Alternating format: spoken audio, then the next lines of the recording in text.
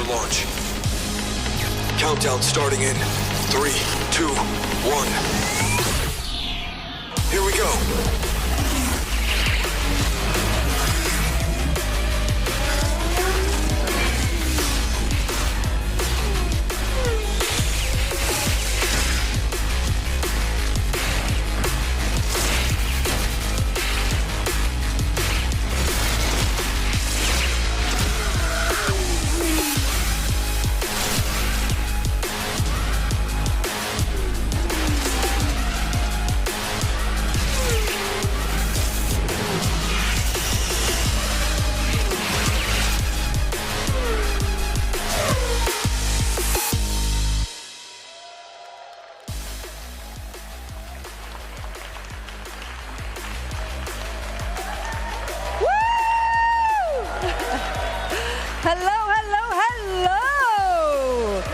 And a very warm welcome to a special day here in England. We're at the home of Red Bull Racing for one of the most exciting days of this tournament thus far, the grand finale for the maiden Red Bull Faster tournament. I know so many of you have been eagerly anticipating this moment, and in fact, we couldn't have picked a better place. And for those of you who are at home, I do want to give you a moment here, a brief opportunity to have a look around the room, because this venue is nothing short of spectacular. 15 Formula One cars. Obviously, the main prize for today, however, is the Red Bull Faster trophy. Yeah, give it up. Come on. There we go. Well done. But it really is a place and a space that captures the essence of racing and competition for what is one of the biggest and most highly contested Trackmania tournaments ever.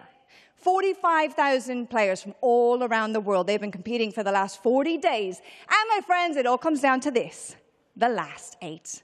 But guess what?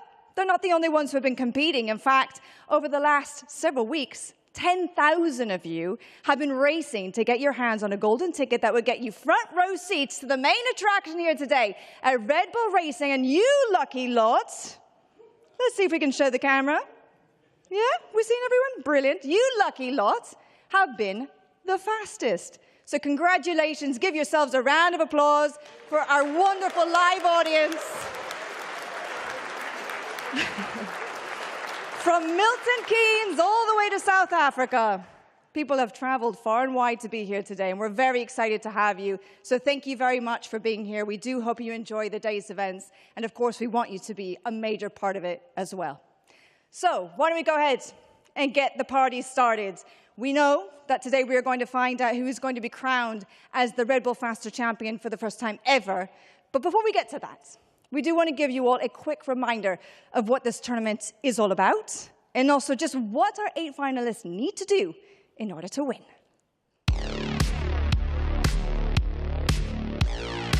Red Bull Faster is the ultimate test of speed and skill in Trackmania. And to live up to that name, this brand new event features a completely unique format. In the first 2 weeks, thousands of players competed in the initial online qualifying stage. Only the 100 fastest made it to the second online qualifier. From there, just 8 elite racers earned their spot in these live finals. The semifinals see the players split into 2 groups of 4. They will race across 8 tracks. The 2 players with the most track wins will advance to the final. To win a map, a player must have the strongest remaining health bar after 7 laps are played. In the grand final, 4 players go head-to-head for the trophy. Once again, they will battle across all 8 maps.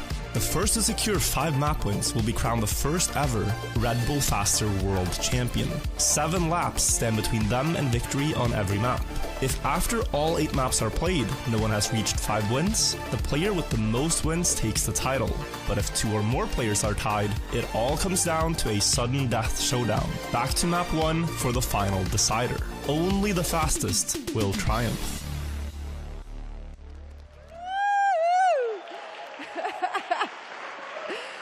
Only the fastest indeed, from 45,000 to just one. Only one person will be standing on this podium, and only one person will be able to get their hands on this trophy as the Red Bull Faster 2025 champion. Now, to put on the best show for you, we need the best, right? And I'm not talking just about the players, but I'm also talking about our fantastic commentary team. You already know these guys very well indeed. In fact, I'm talking about two absolute legends of the casting world. Take the book of superlatives, just go ahead and throw it at them. We don't have enough time to go through all of the adjectives to describe them, but they are absolute goats in their own right. So please help me in giving a very warm welcome all the way on the balcony up there to Medic and Virtual. Thank you so much, Sarah. Thank you to the people in the audience. We are up here on the balcony and we have a gorgeous view.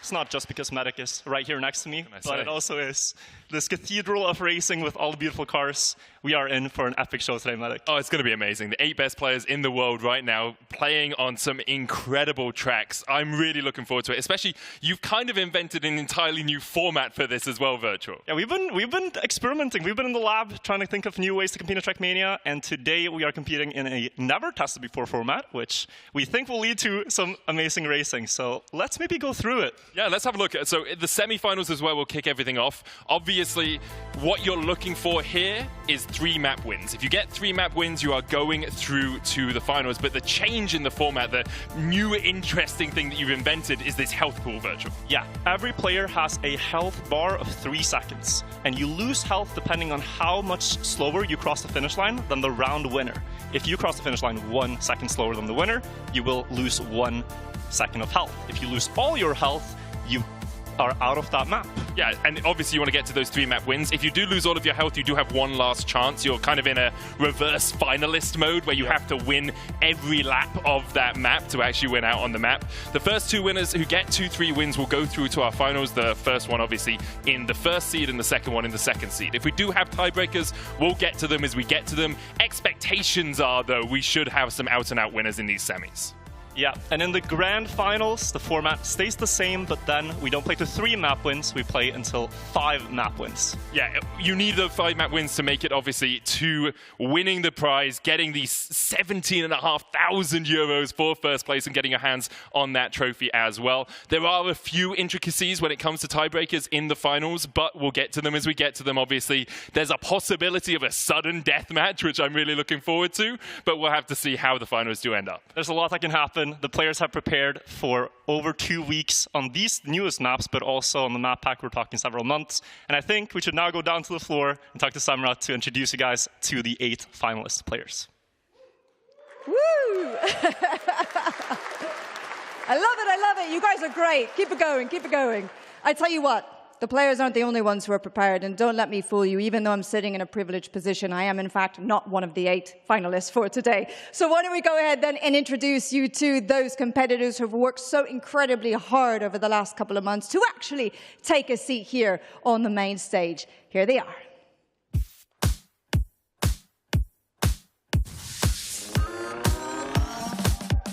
I've been gaming for around 15 years and started with Trackmania in 2011. I've loved racing games growing up, and so I found a few that I'd liked, but when I found Trackmania, it was the craziness of the game that really drew me to it, and I always wanted to be the best at a racing game.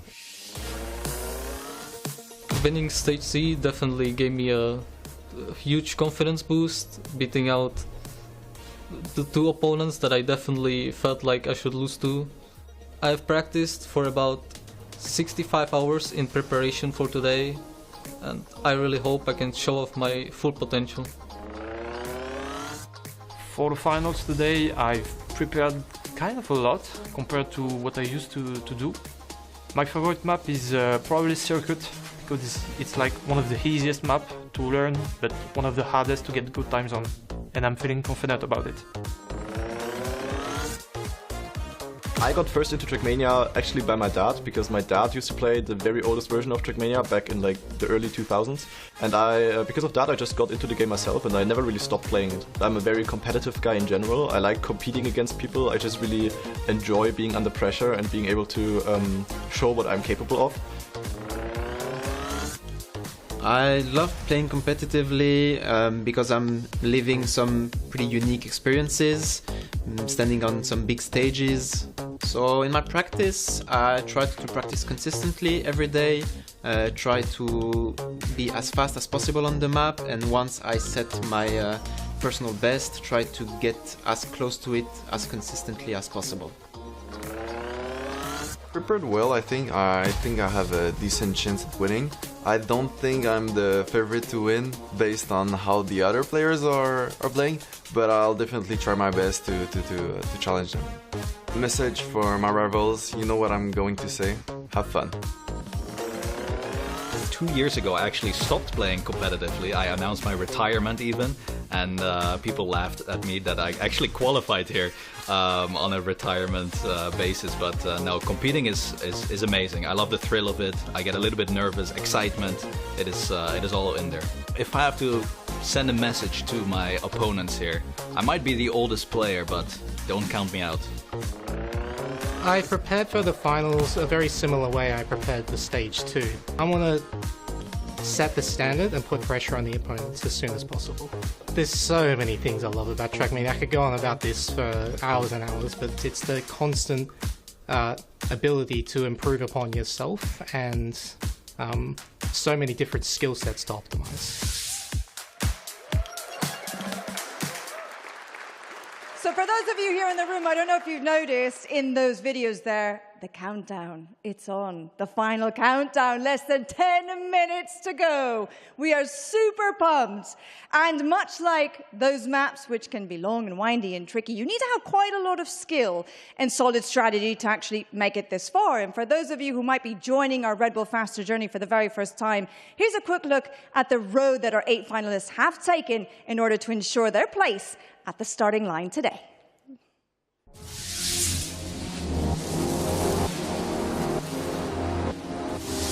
It is amazing what we are getting to see top level Trackmania here, and players put under a lot of pressure.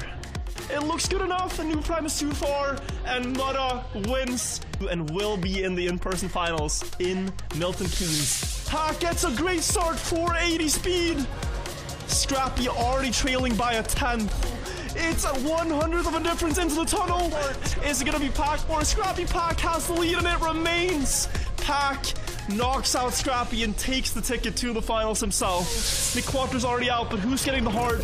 Musa is getting caught up too, but he crashed. He crashed the finish pillar, and Alcon beats him by 300ths. Up the hill and towards the wave. Great drift by Alcon. Still maintains that on the second turn. The left-hander is bad for Brent. He respawns. The bounce remains. You have to be vigilant and do it properly. Releases a lot. Air brakes at the right time.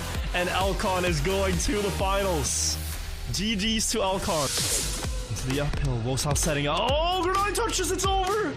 If Wosal recognizes this, it's over. Grenadi has made a mistake. Gets that setup right. Drift right, almost touches the wall on the outside, but it's enough. Wosal beats Grenadi in the finals and takes a spot in the top 8. Solja, Marmeladi, and Rossi. Triple knockout possible. Musa made a mistake. That's one spot up for grabs. And here comes Lingo back as well. Solja trying and almost sniping them both, but it remains. Does he? To stay alive in the tournament by 1,000 of a second. Mime going in first on the blob, bounces quite safely, and he gets it by 1,000. Mime restores the health by 1,000th of a second. Grenadi with 2 health can afford to tank 1 loss if it so happens, but someone crashed. Someone crashed. Mime has crashed, and Mime is out. And the top 4 are in. We have Carl Jr., Spam, Uffy, and Grenadi advancing to the in-person finals.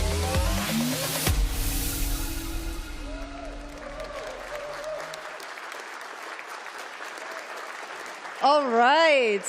Well, I'm really happy to say that I'm in quite some esteemed company indeed. I'm sure you know this wonderful man standing next to me here, a very important Trackmania player, Scrappy. I'm sorry to mention this. Unfortunately, you just missed out on being there today, but at least you get to be with us, right? We get to have a nice little conversation now, and we get to borrow from your invaluable insights. The first thing I want to start with, actually, is word on the street is you have a door to give away? Am I right? Is there something to be revealed there? No, that's just a chat meme. Don't give it any attention. It doesn't exist. It doesn't exist. There is no door. No one's gonna win a door. No one in this audience here is winning a door. No one. No. I feel like someone's just playing coy. I'm not sure I should believe you, but okay. I'm just joking. Maybe there's a door backstage. Who knows? Ooh, okay, to be continued. Anyway, let's talk about this competition. Now that you've had the opportunity to take part in it, I would just love to get your thoughts as to how this whole thing has played out over the last couple of months. Yeah, so I think over the last couple of months, the maps have been really great. The format was very interesting. It also seemed like that many of the players were really, really interested. Like, it was just overall a good experience, not like the usual competition sometimes can grind out. It's so hard to get good, but this one was actually fun and very refreshing for Trackmania and everything. And we love fun, don't we? Let's talk a little bit more in depth about those maps that you mentioned, because there have been 8 beautifully crafted and unique maps that have been designed specifically just for Red Bull Faster. So which ones have you enjoyed the most and why? Give me, depending on how long your answers are going to be, give me maybe your top 1, 2, 3 maps. Top 1 to 3 maps. Well, I think the maps overall, like all of them, were kind of on the same level. There's a few that I didn't enjoy as much as the others because they were a little bit inconsistent in some ways. Maybe I've gone out on those maps. Maybe. No, like some of the tricks are cool as long as they're consistently perfectly done and people can do them. It's really cool to have like real life combined with Trackmania. Like these are tricks from different Red Bull competitions around the world. So it's really fun to play. Favorite map for me personally probably was Downhill, even though I lost a life on it to some unfortunate circumstances. Well, I tell you what, I have a funny feeling we'll be seeing you sometime very soon, but over there rather than standing next to me. Congratulations, anyway, overall, on a job well done. And thank you very much for being here. Yeah, give it up for him, for Scrappy. Enjoy the day as much as you can. And speaking of those maps, guys, I would love for you to give more of a detailed analysis as to what we can expect then. Yeah, thank you, Samra, and awesome to hear from Scrappy that he got to be here in person in the audience. We are now going to get ready and take a look at the first semifinal and the maps that were picked in it, Medic. Yeah, I think we're going to go through all of the maps first, and then we will see the selection order. So let's start off with Aerobatic. I love the drop into the start of this one. A lot of full-speed sections here, which means people like Muddo obviously are going to get a bit of an advantage, but a very intricate section through, is it Hangar 5 in the middle, Virtual? Okay, Medic. It's Hangar 7, a real-life location that Red Bull owns, where they have a lot of planes and whatnot. We also have Circuit. This is a map that is based on Formula driving. We wanted to include it, some technical parts, a lot of drifts. This is likely the map we're going to see the smallest differences between the players, and it could be down to the thousands. Yeah, very excited to see how close Circuit is. Showdown as well, one of the newer maps, came out for Stage 3, so the players have had some time to practice on it. I think this is one of the more Trackmania of the maps, like a lot of different styles, a lot of different sections, and then a few very intricate parts throughout it. Feels a lot like a final boss stage in a video game. Here we have Alpine. This is a fan favorite because of the tricky railing that you have at the ending, which has led to so much different strategies being developed by the players. Do you risk it? Do you safe it? Also just like a gorgeous, stunning Alpine. The scenery on all of the maps is absolutely gorgeous, including Downhill. A lot of dirt on this, a lot of making sure you keep the gear, avoiding the penalty grass, making sure you have enough speed to go through some of these transitions, because it is very easy to lose half a second just by losing your gears. And so many like sliding specific mechanics in Trackmania. And here we're going underwater on Splash, down with the fishes, the Joels and Twitch chat, if you will. We have also a beautiful beach aesthetic here. Surfing is featured, jet skiing, and this is also ending with a big bounce to the finish. Yeah, a lot of water riding on Splash. Climb, Deep Dip inspired. Like, Deep Dip just took the Trackmania world by storm over the last year. Obviously, congratulations to you on playing it so well. Sadly, you can't play this map as well as some of our players. I really can't, and the level on that map is incredible. It's a very precarious map to drive. And Rooftop here, the 8th and final map of the map pack, inspired by parkour IRL in free running and such, and we have some tricky drifts here, long drifts that you will see, and also some balancing parts. I think Rooftop's going to be another close one. Like, things like Circuit and Rooftop to me really are the ones where we're going to see a 1/10 of a second between all of the races. This is the semi-final map pack, though. We'll start off on Aerobatic, picked by Mudder, then we'll move to Circuit from Vocile, Showdown from Carl, Alpine from Gennady, and then get into the second half of the pack as well. Yeah, and in the second half, the pick order is actually actually reversed, so Mudda picked Rooftop as map 8, but we'll go through them in order. We have Downhill as map 5, picked by Grenadier again, We have Carl on Splash, we have Bosal picking Climb, and the final map was Rooftop by Mudda. It features all the maps. It's really the order of them that's important for the players, because if you pick your map first, you can get off to a win, and as we mentioned in the format, you win 3 maps first, you are automatically in the finals. Yeah, it's very possible we'll see someone going through just through those first 3 maps. Like, Carl has a very good start. Circuit, Showdown, he's very good at those. Obviously, Aerobatic maybe a little bit more Mudda favored. Yeah, and we've had the chance to talk to the players at a dinner yesterday, and we heard a lot of them, like Renati, say, man, I really like the difficult maps, because I think my opponents will crash there, and I don't think I will. So I think that's why he opted for Alpine here. Yeah, especially with the format, there's going to be a lot of those mind games going on. We're going to hand back over to Semra, though, and she is ready to introduce our finalists. Let's go down Semi-finalists, both of them. Thank you very much, guys. My friends, I am very delighted to say that the moment we have all been waiting for is finally here. The players, they're in the zone, and they are absolutely fired up and ready to put the pedal to the metal. So help me in putting your hands together as we bring out our 8 finalists onto the stage. Woohoo!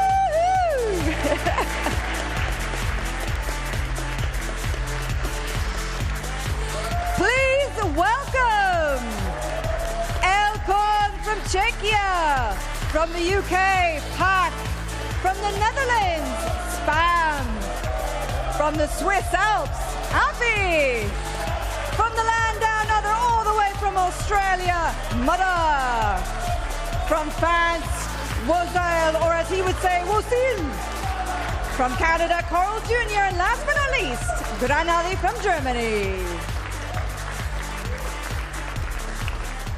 That's right, keep it going, keep it going, keep it going, yeah, woo! Hello, hello, how are we? Yeah, feeling good? Feeling excited? Oh yes. Yeah, oh yes, all right. Spoken like a true champion there. What about nerves? Yes. Always nervous. But plenty of adrenaline pumping through the veins, and you guys are ready to go, laser focused, I imagine, right? Absolutely. Absolutely, that's what I love to hear. Well, best of luck to you all. Have a wonderful time, and most importantly, have lots of fun, and may the best man win.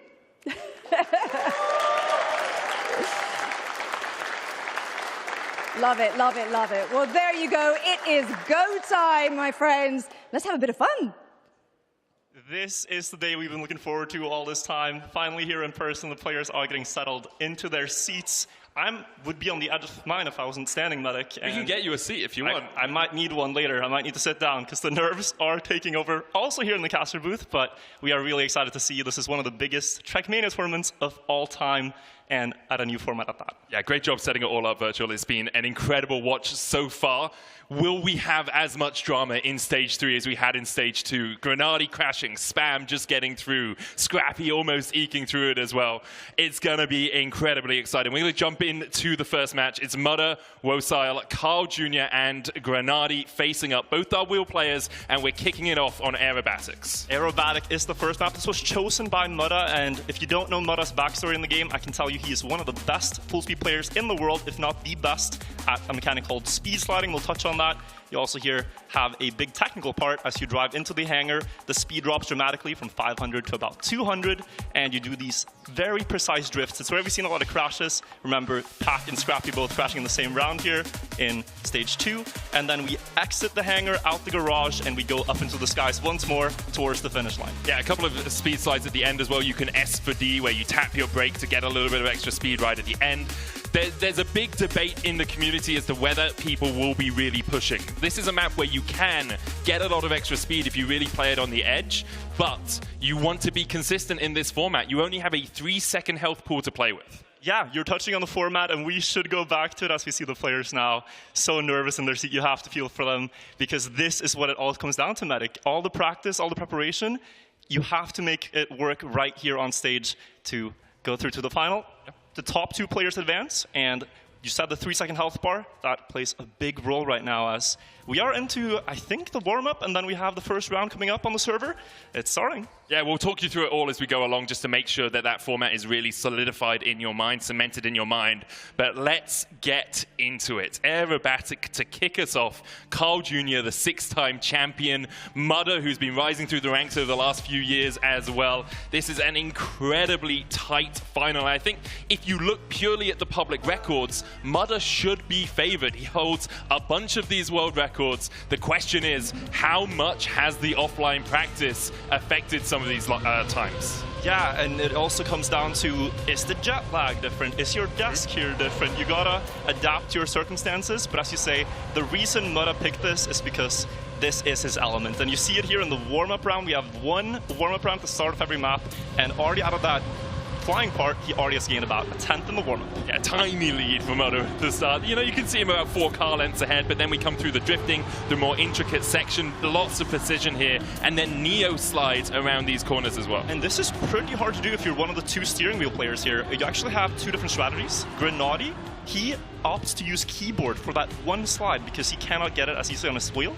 Mudder has his wheel configured a bit differently, and he can flick it just enough to get the drift around that corner. It has a slightly smaller turning radius on his wheel. And here you can see the warm-up is a nail-biter. We had all 3 players there with 54.7s. Want to touch on the world record? It's a 54.170 by Mudder. Yep. And anything in the 54s is a winning time here. Yeah, really, we're looking 54.7 and below is going to be good on this sort of map. But here we are into round 1 of map 1.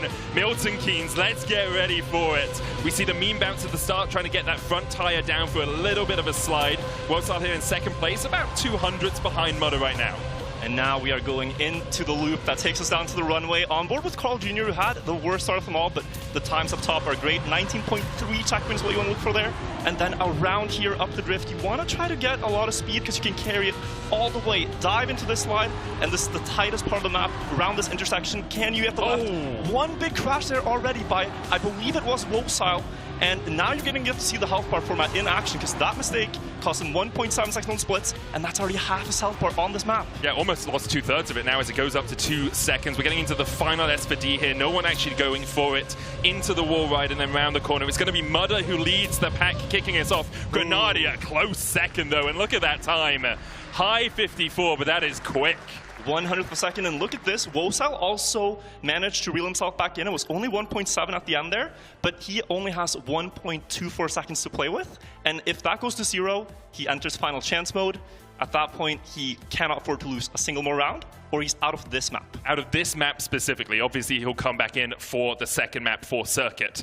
We'll see again if Mudder can keep this lead going. Obviously, won by about 100th in the first one. Carl Jr. lost a little bit as well. You can see the health bars underneath their names on the left as well if you're trying to track it through the race. Here, Mudder not off to a great start. Grenadi out in the lead. Yeah, Mudder didn't get that mean bounce the way he wanted. He had 471 speed. You look for around 480 for a perfect one, but now a stellar drift from Mudder, and he maneuvers all the way up into 1st place, passing Wozal as well, down into the downhill drift. Is he going to hit the timing? Goes wider than the others, but still makes it through. Has a lot of space now to set up the slide, and it looks like they all get it. What a race we have here, Mudder. Everyone within a 10th of each other right now. Carl Jr. trying to catch up as well. He's about a 10th and a half behind. Grenadi, though, only 300s. We can see all of the racers ahead of Carl Jr. here. Mudder looking for that SD. We'll get into that final wall ride. Mudder still out in the lead. About 700s in the lead overall. Grenadi and Wozal almost tied. It's a 10th in the end, and Mudder coming out strong on his map pick.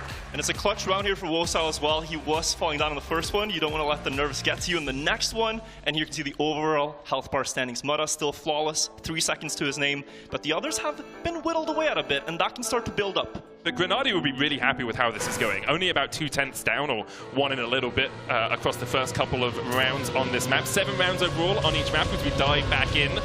Doing our best Felix Baumgartner impression as we jump down. That little detail. We're on board with Colin, and we got a 475 start here, so pretty solid. But now, again, we have to wonder. Mudder with a big mistake, ladies and gentlemen.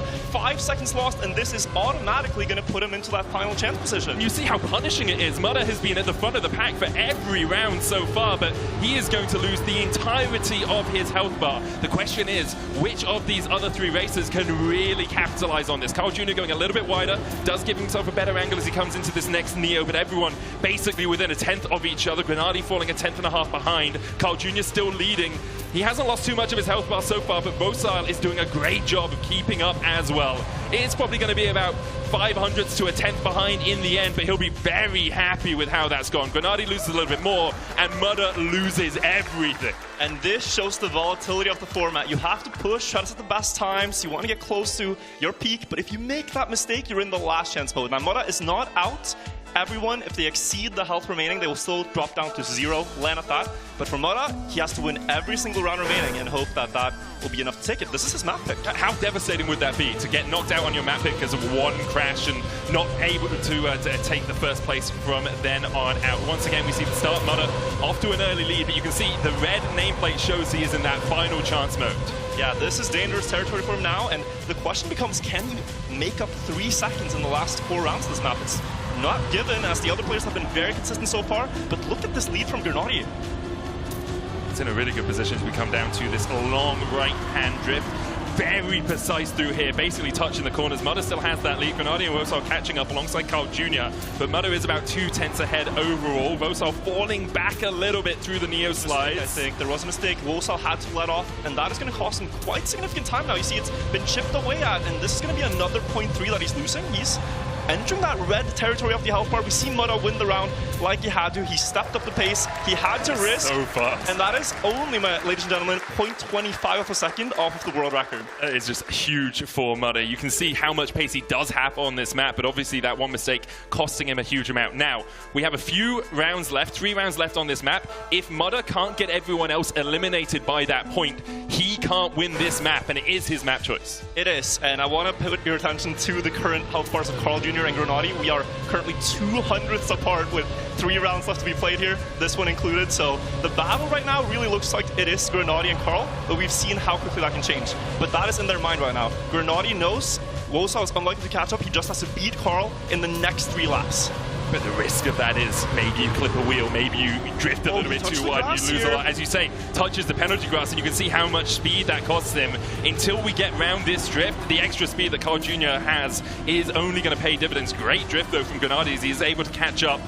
Remember, this is the section he plays on keyboard, mind you, and now he takes the wheel once again with his hand. Very close. All 4 players in close contention, but we see Grenadi go out wide. That's actually not that good here. You want to straighten out, and he might get caught up to a little bit, but it should still be his round win, and this is going to put some pressure on Carl, because in this format, 2nd place on a map is worth the same as last. Gives you nothing whatsoever. Carl loses almost a 10th. Mudder is out of this map, out of his pick. That one mistake really costing him a lot. So now we'll see the battle between Grenadi, Vocile, and Carl Jr. Importantly, if we do get to 7 rounds out of 7 played, and we don't have 3 people eliminated, it is the health bar remaining that determines the winner. It is, and that is going to be the factor on a lot of maps. We expect that to be a factor on maps like Circuit, not so crash heavy, but on maps like Alpine, where that railing can be so decisive, it might be a lot of knockouts. Incredible start here from Grenadi, 484 speed, but Vocile still matches. We have a very fast first 20 seconds. Vocile actually out in the lead early on, but as you said, Grenadi does have a lot of speed coming through this looping. Now we're going to that long right-hand drift, setting up for the left-hander. Grenadi catching up with Vocile. Carl Jr. has a lot of speed coming through here. Vocile still has about a 10th and a half lead overall, but we've seen how quickly that can fall off through this intricate section.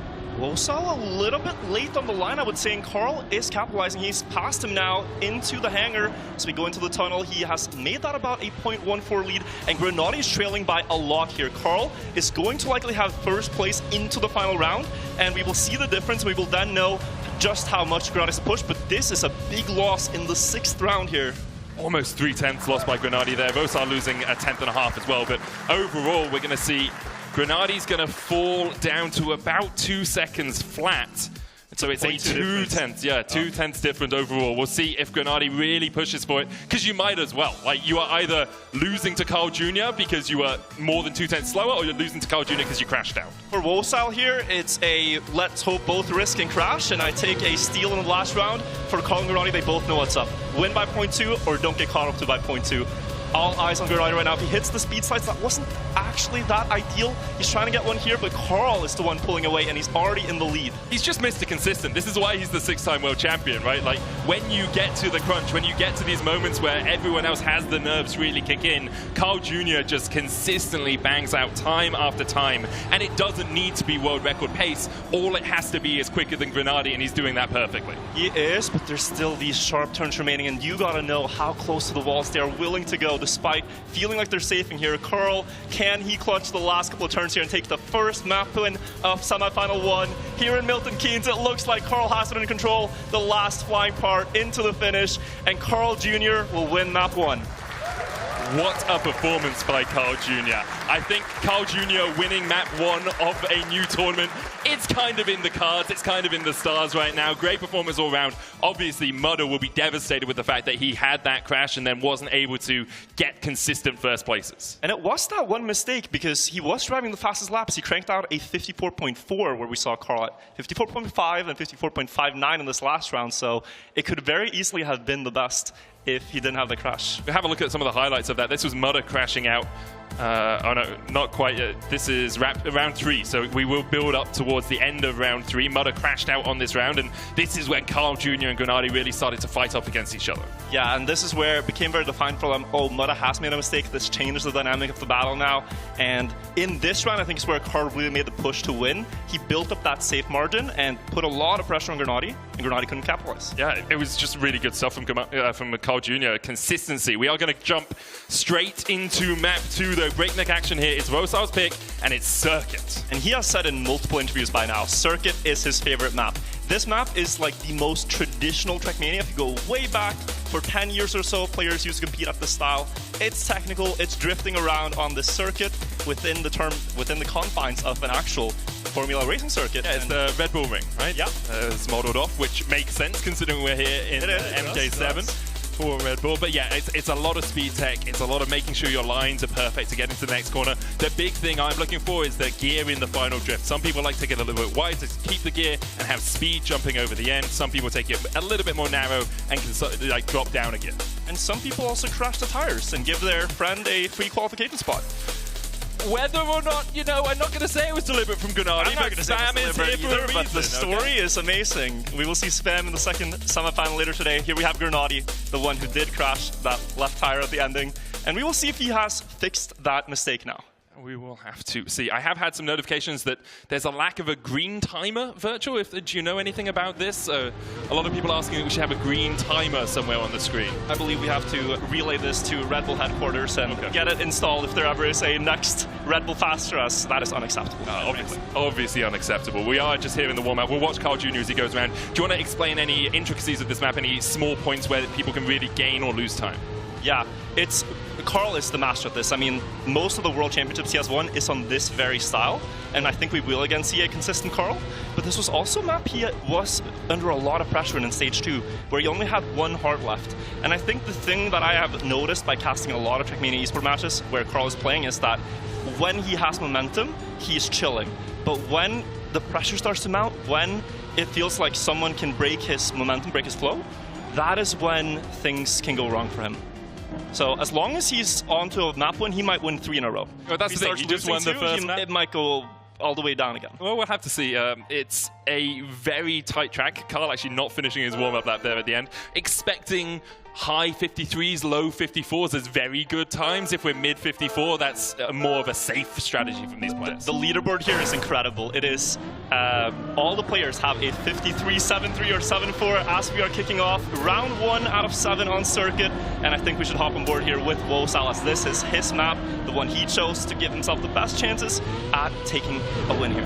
Coming out wide there, making sure you're parallel with the arrow to get a good jump onto the next bit of wood. Then a drift to the left here. A start, no airtime at all.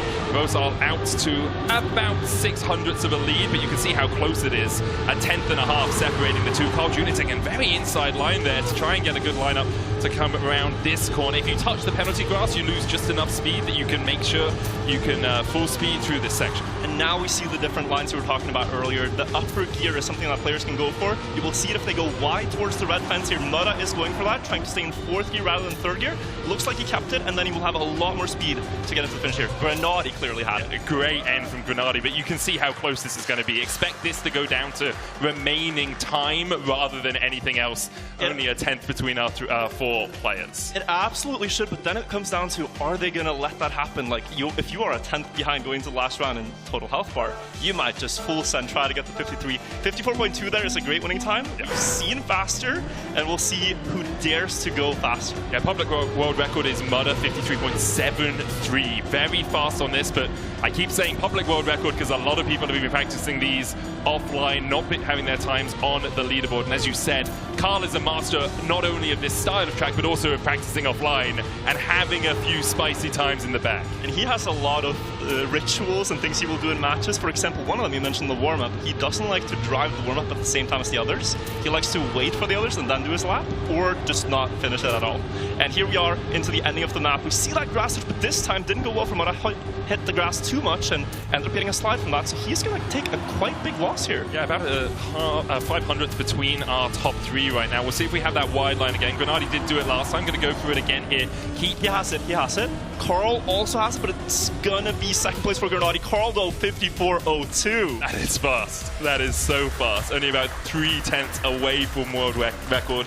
Carl will be just about in the lead, I think, if my maths is correct. Yeah, it's fine. You know, 8,000. That's enough of a lead if you can maintain that through the next 5 rounds of this map. So close, and clearly thus far it's been a match between Carl and Grenady. They're up there in top 2 right now, and Wosal and Mudder will see if they can follow the pace that they've been setting. Remember, though, it's only first place that really matters. So we could have, if Carl wins the first 3 maps, everything resets, basically. Everyone's on 0 map wins, and it doesn't matter if you've been behind for the rest of the maps. It doesn't matter if Grenady has been leading by a long way.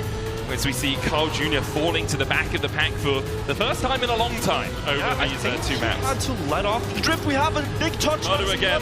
Mudder touching on the inside drift, and we will see what the deficit is going to be. Currently 1 second, with the speed it might come up to 2 seconds, and that's going to be very hard to fight back from. And now, great opportunity for Grenady as his closest rival as of yet. Carl is trailing by 0.2. They go into the drift. Grenady a bit wide here. He's going to struggle to get all the way down on the left side. Still gets there. Does he have time for the upper gear line? Carl tries to attack on the inside drift. He gets more speed, but Wosal is pushing away and taking this one. Great overtake by Wosal right at the last moment. Carl Jr. and Grenady, only 500ths between the 2 of them. Mudder a 1.5 seconds behind, loses all but 1/3 of his remaining life. And look at this, Wosal in the lead on his map pick after these first 3 rounds are played. Like, there's 500ths between the top 3, man. We knew Circuit was going to be competitive, but how close is it right now? It's definitely going to come down to rounds you have to feel. The question is, who can get that 10th? Who can get maybe even 2/10 to really rocket themselves into the lead? Carl Jr. at the back of the pack, but early on, not really too much between these players. It really starts to see the differences at the 20-second mark. You want to see 19.9 on the checkpoint. That is a good start from Grenady. But yeah, after this is where the map gets very technical to drift. And if you dare to push all the speed through the drift, you can gain so much over these straights. Here again, you try to exit the drift when you think you're going to clear the rest of the turn at full speed, and they do it so elegantly. All 4 players within 500s here. This could go anyone's way, but Carl is pushing away, barely dodges the corner on the inside, and gets a good drift setup. That was a fantastic section by Carl. He has a 0.2 lead. Grenady is the only one that really follows closely here. Does Carl hit the last line? Looks good. Grenady misses it, and he might get overtaken here. He gets overtaken by Wosal. It's Carl in first, 53.92. Wow. Okay. That is rapid from Carl Jr. Mudder again having to release as we came around that left-hander means that he falls even further behind. Does still have 2/10 on his clock, so he's not in last chance mode. But you can see, we talked about who's going to find the 2/10. It's Carl Jr. now who's 2/10 ahead of the field. And it's the first time the players play this format, so there's no developed strategy. We might have thought that they would wait until the last rounds and see what they could do then. Would they? But already on round 5, Carl's now built up this lead early on. I think Carl Jr. does have a defined strategy when he plays Trackmania, which is win. Yep. Seems to do it pretty consistently, I'm going to be honest. Lol. Yeah, just win, lol. Grenady out to an early lead here as Carl is in 3rd. Mudder is going to go into last chance mode. He has had a hell of a time over these first 2 maps, just too inconsistent when it comes to making sure that he is not hitting those walls, not dropping out. Carl with a good line, not as much speed going through this section, is going to be overtaken by Wosal and Grenady. Just Wosal with a huge amount of speed, but now coming up into this right-hand drift. We'll have to try and hold this line. line has gone pretty high. But he's able to hold it. Carl passing though, but now Wosal. Oh, he touches. He gets the touch that Spam had in the qualifier. Carl pushes away and he wins another round, and it is almost another 54.10. Yeah, another 2/10 as well. For everyone else on this map, like Grenadi's doing 54.4s, and he just can't keep up with the pace that Carl is putting down. 2 rounds left. Mudder in last chance. Really, it's Carl's to lose from this position. It is, and we will see with 2 rounds remaining, Grenadi and Wosal go all in. This is when you go all in. I need to drive 53s in order to win this map. Both of their personal bests are in the 53.7s, I imagine, so let's see if they can pull it off here on stage. Keep our eyes on Grenadi and Wosal. Obviously on Mudder as well, but he is going to really struggle to get back into this. Needs everyone else to crash out twice, basically. Carl at the back of the field right now, about 800s behind. Grenadi and Wosal looking for a good drift here to the right. Hold as much speed as you can and then carry it into this left-hander. Up the hill they go. This is where we see some difference in strategy. Wosal in this next corner after the chicane doesn't drift sometimes, but rather does the no slide. Here we see Grenadi and Mudder though with the drift, and Carl is actually still in last into this drift. We see a touch by Wosal, likely pulling him out of the battle, but Grenadi can gain some valuable ground towards Carl here. He risks the ending, he has the upper gear, so you will see Carl temporarily ahead, but now the speed advantage happens, and Grenadi wins the round. It's a 0.08. Yeah, it's very quick from Grenadi. Carl Jr. falling a 10.5 behind. Will catch Grenadi up a little bit, but it's 6/10 the gap he needs to make up. So now we fall down to about half a second between first and second, and Carl just seems too consistent for that to be too much of a problem.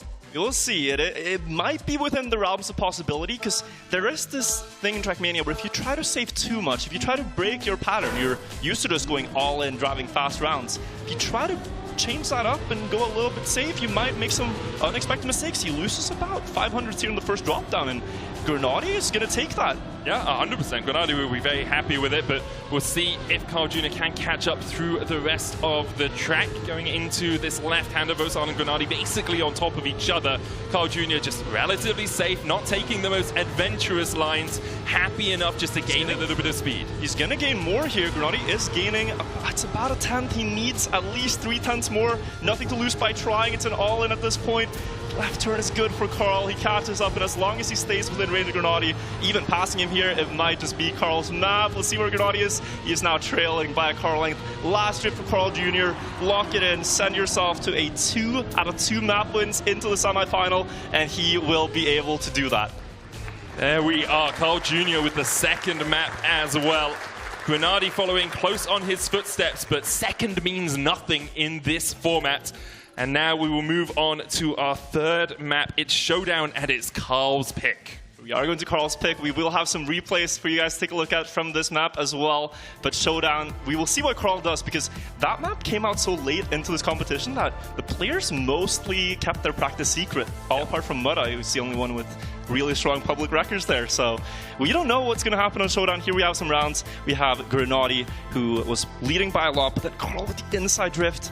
Wosal still taking that round though and showing up strongly. Yeah, both sides have a really good performance, as has Grenadi. It's just they're being overshadowed by the fact that Carl is so consistent, and even when he loses, he's only losing by about a 10th. Mudder has really struggled, and we saw it a little bit at the World Championship as well back in 2024. We did, and it might be some jitters, it might be some adaptations to make on stage. It's also just like, you can have a match you can prepare, and then if it doesn't go your way at the start, you really... There's a quote by Mike Tyson that everyone has a plan until they get punched in the face. And you know, when you get that on stage, you have to know how to respond, and we'll see now if Mudder can do it. He has the public raw record on this map, what it matters, a 58.5, I believe, and we want to see times in the 58-second range. That's the hope, right? And the hope is that Mudder can bounce back, because I think a lot of people have a lot of hopes riding on him. He is a very well-liked member of the community, especially over in Australia, right? Our Australian representative here. The question is, will Carl make it a 3-peat? Will it be 3 in a row for him? He will take a break if it is. Doesn't have to play the rest of the maps because he's already qualified, and then we'll see him back for the finals later on. I think all the players would be fine with that. I think they know going up against Carl, he could just win it all 3 rounds in a row. We've had some matches in the past where Carl won 12 out of 13 rounds in a row to win in regular cup mode format. In this format, we haven't seen before, but Carl could certainly do it. We're on his choice. We're in Milton Keynes. Ladies and gentlemen, are you excited for map number 3?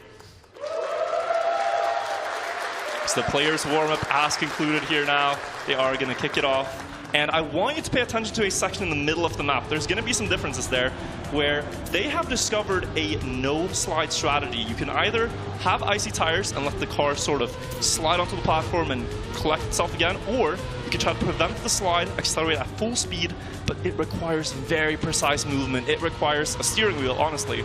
And Mudda and Grenadier just so happens to have one. Well, Mudda often gains like 20 speed there, 30 speed there at its highest point. So if he can do it effectively, as we see Grenadier go into it.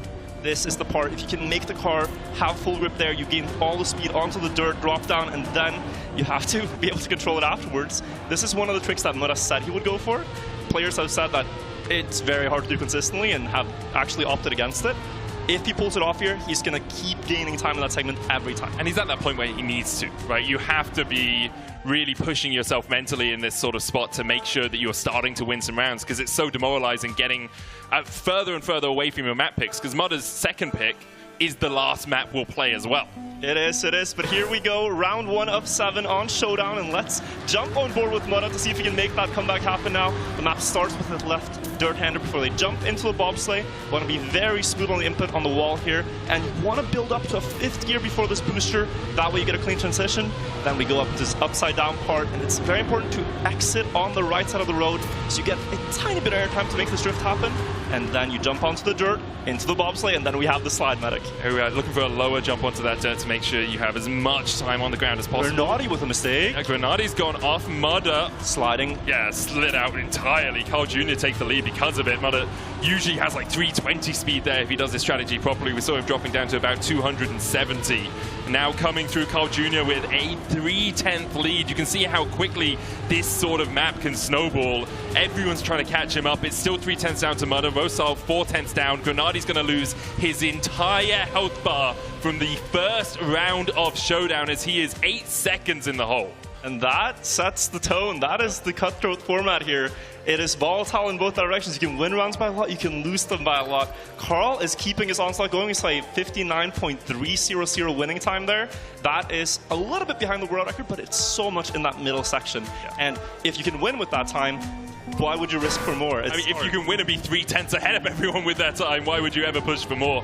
We'll see if Mudda can get that strategy. We'll see if Grenadier can keep it on the road for this second round. Currently, Grenadier out to the lead alongside Carl and Mudda. Rosal just a little bit behind. As I say that, he slams his face directly into the wall, and we're going to see how far behind he falls at the next checkpoint. That feels like an entire health bar gone. Currently 2 seconds. Everyone at the front of the field, though, only separated by about 500ths. Mudda? Yeah, is he gonna go for it? He goes for it. Does he hold it? Because now the speed kicks in. Look at how much speed he has. Past Grenadier and catches back up to Carl, but it didn't gain him the first place yet. He's gonna have to fight for it down this hill and into the drift on the right now. Can he get more speed out of this thing? Carl, it looks better. The setup is wider. Not sure if that favors this ending, but he is gonna try to snipe it away here up the final jump into the can. Players like to turn around here for a bit of a more consistent bounce. Both of them get it. Who's gonna win? It's Carl by 1/10 of a second. Rosal losing his entire health bar, though. Grenadier is out. He lost his last chance, didn't place first. A 58.9 there, very fast from Carl. Strong stuff. It has been a dominant start to this match from Carl. He has played the format to perfection, and he still has full health now after 2 rounds. We'll see if Mudda can be closer when they get to that slide part, because Carl had already built up a sustainable lead at that point. But you can see how much extra speed he has, right? Went down to about 310 as he came out of it and gained so much time on Carl. Let's see if Rosal can get that first place. Hasn't really been too close to it so far here on Showdown. You see the cutthroat nature of a map like this. It might be the first time we see a map being decided by everyone being eliminated rather than by the end of rounds. So Rosal trying to catch up, about 1/10 behind right now as we get up towards this bobsleigh. Mudda with a good line this time will be slightly ahead of Carl going into the bobsleigh, but Mudda's out. made a crashed? small Oh, he just made a small mistake. Okay, we lost him on the screen, and I thought he lost all of his time once again. Carl Jr. out to the lead, though, a 10th ahead overall. Vosal trying to chase him down, but Vosal, unless he can catch that first place, is going to be knocked out of contention here on Showdown. You have to wonder how this changes. If it goes into a 1-versus-1 situation, Carl can make sure that happens, make sure he only has one person in his way between him and the grand finals later on. He wins the round with another 58, and Mudda has a very tall order ahead of him right now. I mean, you're really hoping that Carl crashes, and that just doesn't seem to be what Carl's going to do today. He has been so consistent, so deliberate in how he's playing these maps, and now he has this half a second lead, or 7/10ths lead, 7.5. He can play a lot safer through this map. Yeah, we will see what Mudda can do. It is, as we say in Trackmania, if you bet against Carl in a tournament, you often walk home empty-handed. Carl tends to win everything. He has the 6-time world champion, has won tournaments like the Serrator Cup as well several times, more times than I can count. And now he is winning the semifinal as of right now. Mudda, though, can maybe make something happen. He is one of the predicted favorites. This is a good map for him. He has the public world record. It can go faster than 58.9. And now he's challenging Carl into the downhill drift and the jump on the dirt. Very important to land early on the bobsleigh now. That is how you get icy enough tires. With icy tires, the car steers more sideways. He's going for that no slide. Carl looks like his lead. Now comes the Mudda train, and he's going to overtake. It is about a 10th of a lead down the hill. He has a better setup into this wall, so it looks like it's not that much, but he is pulling away onto the drift. Carl is staying very level, though. Mudda going out wide. This is something he has to release. Carl passes down onto the drop now before they go up towards the can. Carl has another win here, another round win on his hands, and he gets it with a good bounce, Medic. It's just incredible. It's unbelievable from Carl. You see Mudda, 320 speed, absolutely flying through the midsection, and Carl's just like, cool, I'll be consistent everywhere else. You have your extra speed. I'm just going to make up that gap everywhere else. And for Mudda, that must be so disheartening as well, because he pulled off the trick that he is looking for to win him rounds here, and Carl Jr. was having none of it. And in these last 3 rounds now, we're looking for Mudda to win by about 0.3 on average each round if he has to make the comeback happen. That is really tough against Carl when he's gonna drive on autopilot, it seems, 58 high or 59 low. It's just absolute insanity here from Carl Jr., the GOAT for a reason. And currently, no one can beat him. Mudda still getting close, still maintaining that very small disadvantage in the early portions of the map. Now has a good lead as he gets onto the dirt, getting into that bobsleigh, very low jump. You can see how quickly he gets there for the icy wheels. Mudda going out, there's so much speed again. This is good. And Mudda has the lead for what feels like the first time in eternity. 2/10ths ahead has forced Carl Jr. back, but with only 3 rounds remaining on this map, is it enough? Mudda needs to consistently get these 3/10th leads and hold on to them for the rest of the map. Round this final corner, going into the jump, up to the bounce on the glass. This is a good time, Medic. This is a really good time by Mudda. It's a 48 of 58.8 by Mudda. And he gains almost that 0.3 that we talked about. Massive, but he has to do that 2 more times. Currently 0.9 behind. That will drop to 0.6 as we see round 5's scores be enacted. Can Mudda do it twice more? Can he finally claim a map off Carl Jr.? This is what it takes if you want to go there, if you want to get to the final. Carl might get there as well, but getting a map right now where Grenadier and Vosal can only sit and watch has to be a good way to get there. Mudda now, though, trailing a little bit as they go into the bobsleigh. Carl pulling away by about a 10th, but that slide in the middle is Mudda's ace card. If he can hit it, that is what is going to win him a few tenths, and then he has to hold on to it. We're going up to it right now, and this is likely where he has to make the breakaway. Low jump onto the bobsled, icy wheels, get up to that 100% before you come through this checkpoint. Mudda going wide, let's see how much speed he has. That is so fast, Mudda! Had to take a slightly inside line as well because he had too much speed going through, but they're out there basically on top of each other. Carl Jr. ever so slightly ahead, 500ths as we come towards the final couple of corners of Showdown. Now to the left, Mudda getting the advantage. They get through that turn onto the reactor as he tries to get the bounce. It's going to be about a 10th to 10th and a half here lead for Mudda overall. Ooh. It's a big chunk, sub 59 again, but it's not enough. Mudda needs more.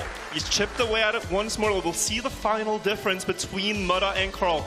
Right now, it is about 0.4 of a second that Mudda needs. If he delivers a stellar lap here, it could be enough. It's all coming down to this. Carl has to hold on. And it's a lot easier to chase than to be chased. That's something they say in mountain biking. It applies here too. You know you're going up against a guy who can drive 58.8. You have to deliver here for Carl as well. Mudda licking his lips at the possibility of taking a map off Carl. For Carl, he's already got 2 in the pocket. Just needs 1 more to make it through to the finals. Once again, leading the charge here in Trackmania. Carl Jr. coming in for the drift. Mudda as well, a little bit of a wider line there as well. Yeah, as you say, low speed for Carl. Both of them about even as they jump towards the bobsleigh. Mudda going wide again, 320 speed, and he's going to accelerate away from Carl as they come into this right-hander. Carl trying to catch up, but Mudda is down into the drop, very high on that virtual. And he is in the lead, but it's not enough yet. There's only a couple of corners remaining. Carl looking at the possibility of a grand final already. 3 maps in a row, a hat trick for the Canadian. Needs to stay within 0.4 of a second. Last jump up, Mudda is ahead, but it will not be enough. Carl Jr. is going to the finals. And what a performance from the Canadian. No surprises that he made it, but the style in which he did was sublime. 3 in a row for Carl Jr. once again, and now he gets to sit back, relax, and watch as everyone else fights to play against him. The match continues, and basically it resets to 0. All the other players now might know that Carl would have won at the end, and they have a chance to beat each other. We will have 1 more person advancing from this match into the finals, but that performance from Mudda on Showdown is crazy, because the other players said they could not hit that slide, and they knew about it. It's just so hard. It really feels like Mudda kind of came into his own when it became that 1v1. For Grenadi and Wosal, you wonder a little bit, like, they've had to sit and watch. Mudda is warmed up, he's comfy right now, he's really thriving and very fast on these maps. The question is, can he maintain that momentum? And with the speed he's going at the moment, can Grenadi and Vosal catch him consistently?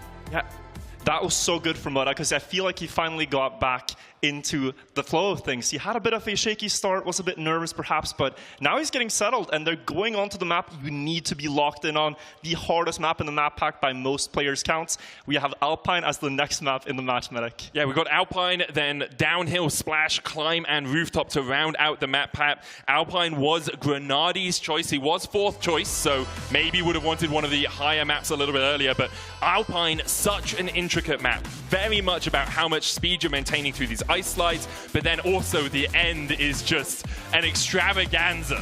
Yeah, the ending here has been hotly debated, how consistent it can actually be driven. Some players say it's consistent, some players have different lineups for it. What they do is they go across the skiing rail and they put their car sideways to balance across it. If they nail that, it gains about 0.6 of a second against not doing it, and it becomes a mind game when your health bar is the amount of seconds you fall behind the winner. So do you dare to go for it? You can still clutch up here in the last couple of rounds if you have a health bar remaining, but I think we will see mayhem here remaining. I think that the players are going to go for it from the very beginning and hope for the best. I'm looking forward to it. I've started to see a trick where instead of being purely horizontal on the bar, you get one of your front wheels onto that rail and you just get extra speed out of it, because obviously you're driving during that time. Those small optimizations can really define who takes a win, and it's very possible, again, we'll see this map decided by those health pools being eliminated rather than getting to the end of round 7. We will, and this was picked by Grenadi. He says it's one of his favorite maps. He thinks the difficulty of this map will play into his hands, as he might be able to eliminate the others just by not crashing here. This is one of the hardest maps, and if you were one of the 45,000 players that try this at home, you will know just how difficult it is to get a clean lap through. And for the players remaining now, there are 3 players in the server, only 1 more advance. We've reset the scores. It's a clean sheet. We're going into the round. Let's see who can step up now when Carl's already qualified. As we get end of the warm-up, only 3 races left. 58, anything here is good. Low 58, very good, of course. The world record of 57.5 from Mudda, at least the public one, as we get into the first round on this map. Grenadi out to an incredible start. Both Mudda and Wosal with the icy tires, they're slid out, and this is already a 0.4 or so lead for Grenadi, but remember, this map is all about the end. He's actually 0.7, Medic. That's just such a massive lead, because now Grenadi, assuming the rest of this map goes to plan, doesn't have to risk for a couple of laps at least. Grenadi here up as we get through that ice slide. It's going to be the first into the bobsleigh. We go right, then left, then right again, but you have to avoid the little chunk of dirt that somehow has found its way onto the track and then into this hairpin. What's happening on the splits. Mudda was 0.7 behind. He's made it down to 0.3, 0.4. He drives that bobsleigh part really well. It's one of his strengths, and now the mind games can begin. Do they go left here for the risky path? Mudda goes for the rail. Wosal right behind him. Mudda lands the rail. Wosal as well. Both going to gain on Grenadi. Wosal wins the round. And where is Grenadi? He is over a second behind Nick. Did Grenadi crash or something in the end? A whole second just on the rail? He just lost a second because they got the railing good. That is the mind games there. Absurd. Carl Jr. obviously already qualified, but you can see like Grenadi was 7/10 ahead through the first couple of checkpoints. Mudda and Vosar with an absolutely insane end. Mudda's a flip as well, very low as he came through that uphill. This is going to be a crazy one, Virtual. I think the first rail you go for on stage when you know it's for real probably is the most nerve-wracking moment. They can hit these somewhat consistently in practice, but it's right now when it counts. Can they do it again? It's 7 in a row, Medic. And the start of the map here, Wosal has to lead, but we know how much that can change in that second half. They're really looking just to not slide out or not skid with any of those icy wheels early on this map. Smooth steering the way to go into the bobsleigh. Last time Mudda gained about 1/10.5 through this section here. Grenadi's still out in the lead. Vosar with a good amount of speed as well, and everyone's going to be within a 10th as we come up into the hairpin into that backflip. Yeah, it was a low flip for Mudda here last time. You want to release before the flip and then hold the acceleration all the way through, land in the downhill. It gets it a bit worse this time, and now where do they go? Everyone's all risking. on the rail! Anything can happen! They all make it, and this time it's Grenadi looking to win the round, but Wosal is so close. It's less than the car's 100th of a second. 100th between Vosal and Grenadi. Mudda 2.5 behind though, so he is going to fall behind in it now. Vosal, the one with a strong lead here. 2.983 seconds remaining. He's only lost was 17 thousandths across the course of this map. Yeah, and you have to wonder what Grenadi's thinking now, because the others came out guns blazing. We're going for the risky path no matter what. Grenadi was like, I'm gonna play the field, I'm gonna wait and see. And you know, he's still a second down as long as they keep hitting this rail. That is very hard to make back up. I mean, there are optimizations to be made throughout the rest of the map as well. If you can start landing that rail, we see, you know, you want the low jump early, making sure that you get the nose down on some of these jumps so that you get contact with the road a little bit easier. You can get a little bit more speed out of these snow slides as well. As we get into the bobsleigh, smooth steering through here, very important, can gain you a ton of speed as we steer around now into the hairpin with the reactor up and then on the backflip. A low backflip gains you like 2/10 if you do it properly. It's a faster round overall as well. The splits are better up until this point. Bit shaky for Mudda there on the flip. Not sure what he's going to do. They're all going for it again. And they all landed. This is incredible stuff. And so much speed from Mudda. He's going to almost get back there. Wosal wins the round. Oh, Grenadi, 3,000ths. 58.5 is fast. About a second away from world record, but you can see just how intense these rounds are. Vosal, though, still in that first place, still only lost 20 thousandths across the course of these first 4 rounds. Going into the last 3 now, he is the man to beat. Oh, last 4, sorry, is the man to beat. What's crazy is that this has been the most consistent map so far. Yes. It's been the least crashful, which is incredible when we think it's the most difficult. So the players are stepping up to the challenge here. They've gotten warmed up, and they are delivering one hell of a match. So you cast him! You cast him, Virtual! Grenadi crashes out, hits the lip of the half-pipe as he tries to jump out, and this is going to be a massive loss for him, especially with everyone doing the risky fin as well. There's not a huge amount of place where you can gain a second across the course of the rest of this map. Through the bobsleigh though, Vosal about 2/10 behind Mudda right now, looking for that low backflip after this hairpin. Grenadi 2 seconds behind. He's just going to go into last chance mode immediately unless he can find something miraculous. Mudda with a good jump, Vosal a little bit higher, Mudda with good speed as he comes around the final portion of the map into the slide across the ski. Does it perfectly. Mudda gains a huge amount at the end. 4/10, 5/10 his lead. Grenadi 2.5 seconds behind. And what a time to drive on land as well. 58.1 is incredible. It beats most of the world's PB on this track and very close to that sub 58, which we might see at some point. But yeah, just incredible stuff. And Grenadi now, he's down to that final chance. Still not over because one missed rail and the others will be on the exact same health bar. It is that volatile. Really is, but Vosal will be very happy with his position so far in this map. Grenady not so happy, especially with this being his map choice here. Maybe we'll take a little bit of a higher jump to make sure it doesn't cost him again. We get through the checkpoint, everyone within 200ths of each other as we come around to this slide. Now we will see, oh, Mudda leaving the back wheel so close to the rock, has to adapt. This is not going to be the ideal exit for him. Grenady temporarily in the lead, but this is where Mudda tends to get a lot of speed. On this exit here, you want to see about 290. We've seen him in practice up to 296, and now he's going to slowly reel back in Grenady and make it an equal race before that backflip. Very hard to time this one. Requires a lot of practice precision, just a feeling for, am I making the jump? They all get it. Now onto the rail. Vosal in the lead, Grenady close to follow. A little bit wide for Vosal. Off the side, he crashed. Grenady's winning the round, and this is going to have at least one other player there in final chance with him, I think. How far behind is Vosal? Has he finished the map? 4 seconds straight into the last chance. The checkpoint's so far away, you still have to come round that top corner, take the safe route most likely, because you don't want to lose more time.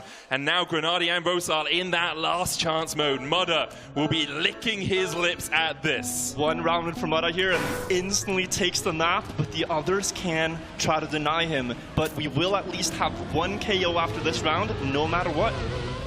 We will. Either Vosal or Grenady are going out. Obviously, we'll have another chance to get through the rest of the map for Grenady! Again with the touch, and I think we know who the KO is most likely to be. Grenady falls at the first hurdle of this map, but there's still a few more that these players have to leap over. Vosal trying to get that line through here into the bobsleigh. Mudda is going to gain a little bit more speed, has not just a little bit through not just a little bit. Here he comes again, just like on Showdown. 296 equalizes his world record speed there. It's the same level of momentum, and he caught a 0.3 to Vosal from the ice slide to here. Now let's see, can Mudda win it straight up? Will Vosal be able to contest for this round too? The landing is better for Mudda. They both go for the rail. It seems to be the strategy. Who hits it best? Equal-ish. Vosal has it! Vosal's angle coming off it was just that little bit better. He got the grip a bit sooner, and Vosal keeps himself alive in this map. He needs Mudda to crash on the final round, otherwise Mudda just has too much of a health pool. But if we do get into that 2 people in the last chance, I can't remember what the tiebreaker rules are. I think it's who's won the most rounds of this map. You will have to see. I'm going to look it up while you talk, Virtual. Yeah, another factor to consider here is that Mudda should also, if he is equal to Vosal at that point, just go for the safe finish. Risky fin! Risky fin! The crowd is with you, Medic. If I was there, I would go for the safe, but we don't know. Mudda has this good rhythm for it by now. He's hit every single one, and it would be a massive flex to hit it in the final round as well. But look at this. Vosal is up to a 0.2 lead and to the ice again. But here is where Mudda gained everything and more back last time. Slightly earlier dive, straightening out a bit earlier. That leads to more speed on the platform. Then entering a bit later, smoother on the wall. You can see the car just bumps a little bit less, and then keeping more grip. It's 288 this time though, and so the gap will not be closed as much, but still about a 10th in his favor through all of that. And Vosal has a chance, but it really hinges on whether or not Mudda wants to impress the crowd. I don't think he should. I'll be honest, I know I cheered for it, but the same... Oh, he's going for it! Oh, he manages to land it. Crazy. Give it up to Mudda. Mudda lands it in the end, takes the first place, the 58. Who does that, Medic? Who takes the risky fin when you can just save? It's the Thunder from Down Under, man, and he's bringing the action to us here. Mudda, only the second player in this first semi-final to get a map win after Carl Jr., and we wondered if the momentum from Showdown would continue. It was messy at times, but it did in the end for Mudda.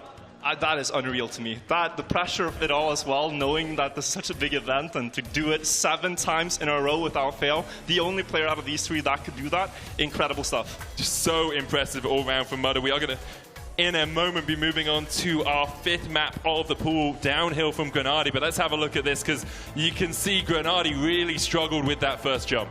And it is so hard when you make a mistake you are not expecting. You're like, where do I adapt? Do I jump higher? You might jump too high, and so it just sort of breaks your flow. It's easiest when things work, and they did work here for Mudda, but yeah, twice there, that jump, going just a little bit too low up the mountainside, and then Vosal having that one mistake on the rail is what led Mudda to winning. But Wosal, incredible, hitting 6 out of 7 times as well on the risky. So impressive all round from everyone in this. I think your map pick seems to be cursed generally at the moment. Mudder crashing out on his, now Grenadi crashing out on his. Only Carl Jr. has actually won his map pick right now as we move into map 5. Downhill, Grenadi's pick. It's a bit more of a, I'm going to call it a simpler map in terms of there aren't as many like super flips and there's not as a rail you have to grind on at the end, but no sliding through this map is so vital. Yeah, this is a dirt map. On dirt, the car in Trackmania slides, and there are so many little mechanics when it comes to sliding. It is probably the hardest thing to understand. We talked about speed slides on the first map. That is something you can do on dirt as well, and you can do it already at 200 speed, not 400. We also have a bit of a battle of input devices now, because on these styles, steering wheel tends to be superior, tends to be king, because you can make very gradual adjustments. And then, if you look in the middle of the screen, you have Wosal tapping away on a keyboard. And if he can beat it, you can beat it as well at keyboard at home. Just takes practice and comfort in Trackmania to play your own input device the best you can. And action keys tend to help sometimes on these sorts of things as well. I wouldn't know anything about that. No, you just use when you press the key a different amount, right? That's your style? We should get back to the cast here, Okay, Medic. cool, yeah. Should focus on the show, about 34% through it, I think. Yeah. First semifinal.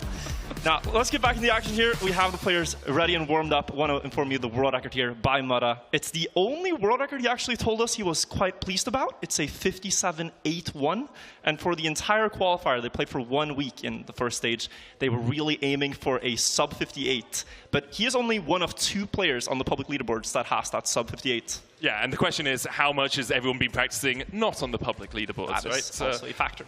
We will be looking for those low 58s if we can see them. Obviously, 0.2 to 0.8 kind of the range that would be a good score on this map. But the question is whether you just want to go for consistency as well as we do jump into the warm-up. You can see that Grenadi. Love that expression. He was locked in at this. You have to be, right? We talked a little bit about it where I was saying maybe the crowd would distract you and such. You're like, no, you are locked in. All you see is the map ahead of you.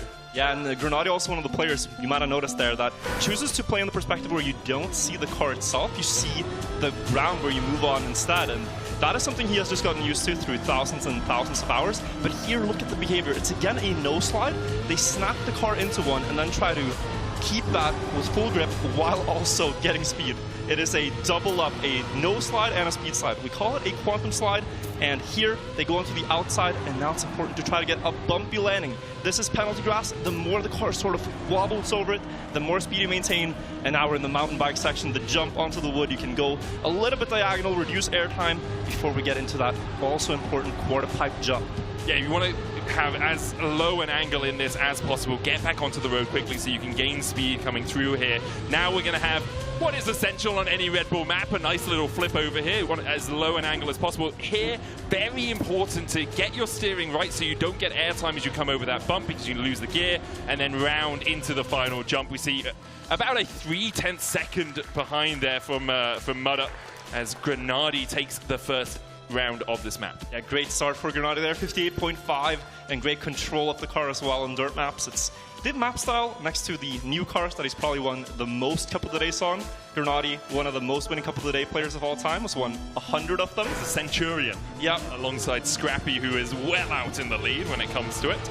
But perhaps Cup of the Day practice not as powerful as some of the practice Grenadi's been doing, as he's here and Scrappy is sitting in the crowd instead. Mudda out to an early lead here, about a 10th between all of the races. We come down onto this jump. You can see as they go round towards the left. It can be a little bit risky and slide out towards the right here, but you want a good angle into this. So easy to get a little too close to the rocks as Grenadi does exactly that. And from winning the round to this, and this is going to keep accumulating a lead for the others because he's less speed for this jump. It doesn't really equalize until the quarter pipe jump, and Grenadi might be in danger of going all the way down to 0 on his health bar. Mudda pushing away in the lead as well.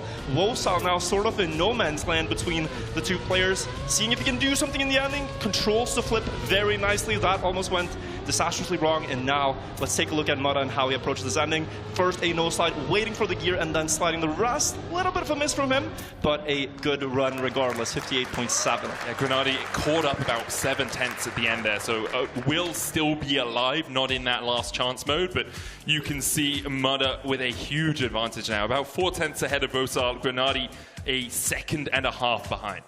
Yeah, can see also on the player cameras now. Right now, Mutta is hyping himself up, keeping his nerves calm. In the play-ins, he had a heart rate monitor on when he was playing, and he reached about 150 heart rate in the comfort of his own chair in his own home. I can only imagine halfway across the world on a stage in front of this crowd, it has to be higher, but he's still doing a good job of keeping that under control. He really is doing a good job of keeping the maps under control after the disastrous first two for him. It feels like Carl Jr. coming off, like leaving the map, actually took off the training weights for Mutta. As we get down into this jump, avoid as much of this penalty grass as possible. You want a nice low angle into this jump. Mutta did jump a little bit further than he would have wanted to, but he's still about 2/10 ahead of Rosal, who is about 500s ahead of Grenadi. Basically, both of them on top of each other right now. A bit of a high half-pipe jump there from Rosal means that he will lose out on Grenadi into the flip. Grenadi a lot higher though. Rosal will have more time on the ground, which does give him more speed, and Grenadi is getting caught. In the end, will be able to maintain that advantage. Oh, what a snipe! What a snipe! I think he has it. Mutta. He does! 6,000th the difference in the end.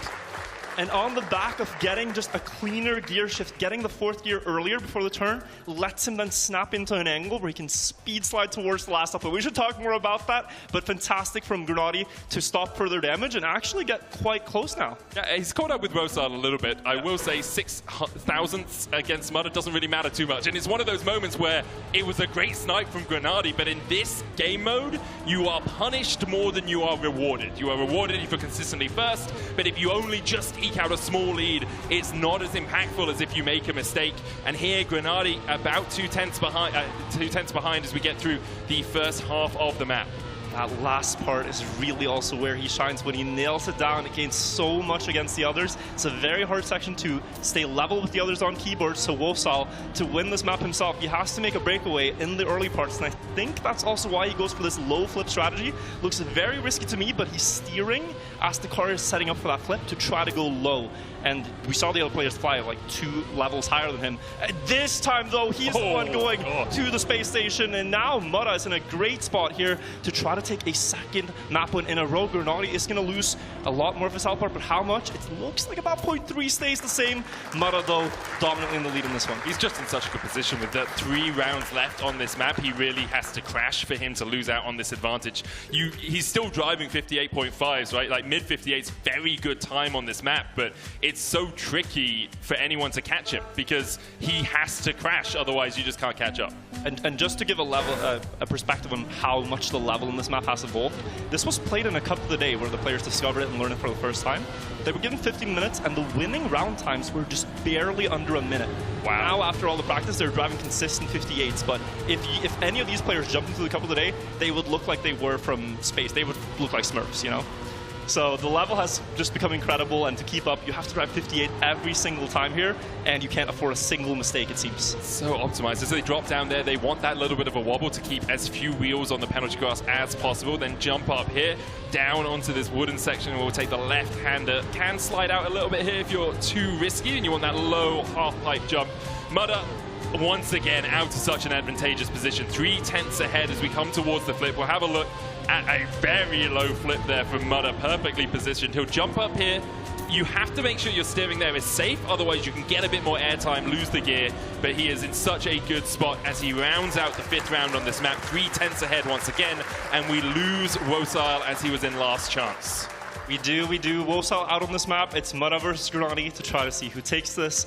The 2 steering wheel players seems like that is indeed the superior device, but also this feels like we're just watching an expert archer shooting bullseye after bullseye after bullseye, 58.5 on repeat, and it seems like he can just keep going. I don't know what Grenadi is going to have to do here to come back. The health difference is monumental. 2 rounds. Walk over to Mutta's wheel and unplug it or something, I feel, is the only way really that Mutta is going to be stopped on this map. He has obviously just won out on Alpine. Now with a downhill win, he would be 1 map win away from joining Carl Jr. in the finals. And remember, he started off the first couple of maps crashing out. He went in the last chance very early. Grenadi has the lead here. 2 rounds left on downhill. It's less than a 10th between the 2, though. It is, and Mutta gets a slightly better downhill drop there, a little bit more wobbly across, so that lets him keep more speed. Grenadi holding on fighting valiantly for this. He is going to have to try everything he can and hope for the best, but at the quarter pipe jump, Mudda's made it all but an equal race to the finish line. They both go on the right, try to get a small speed slide.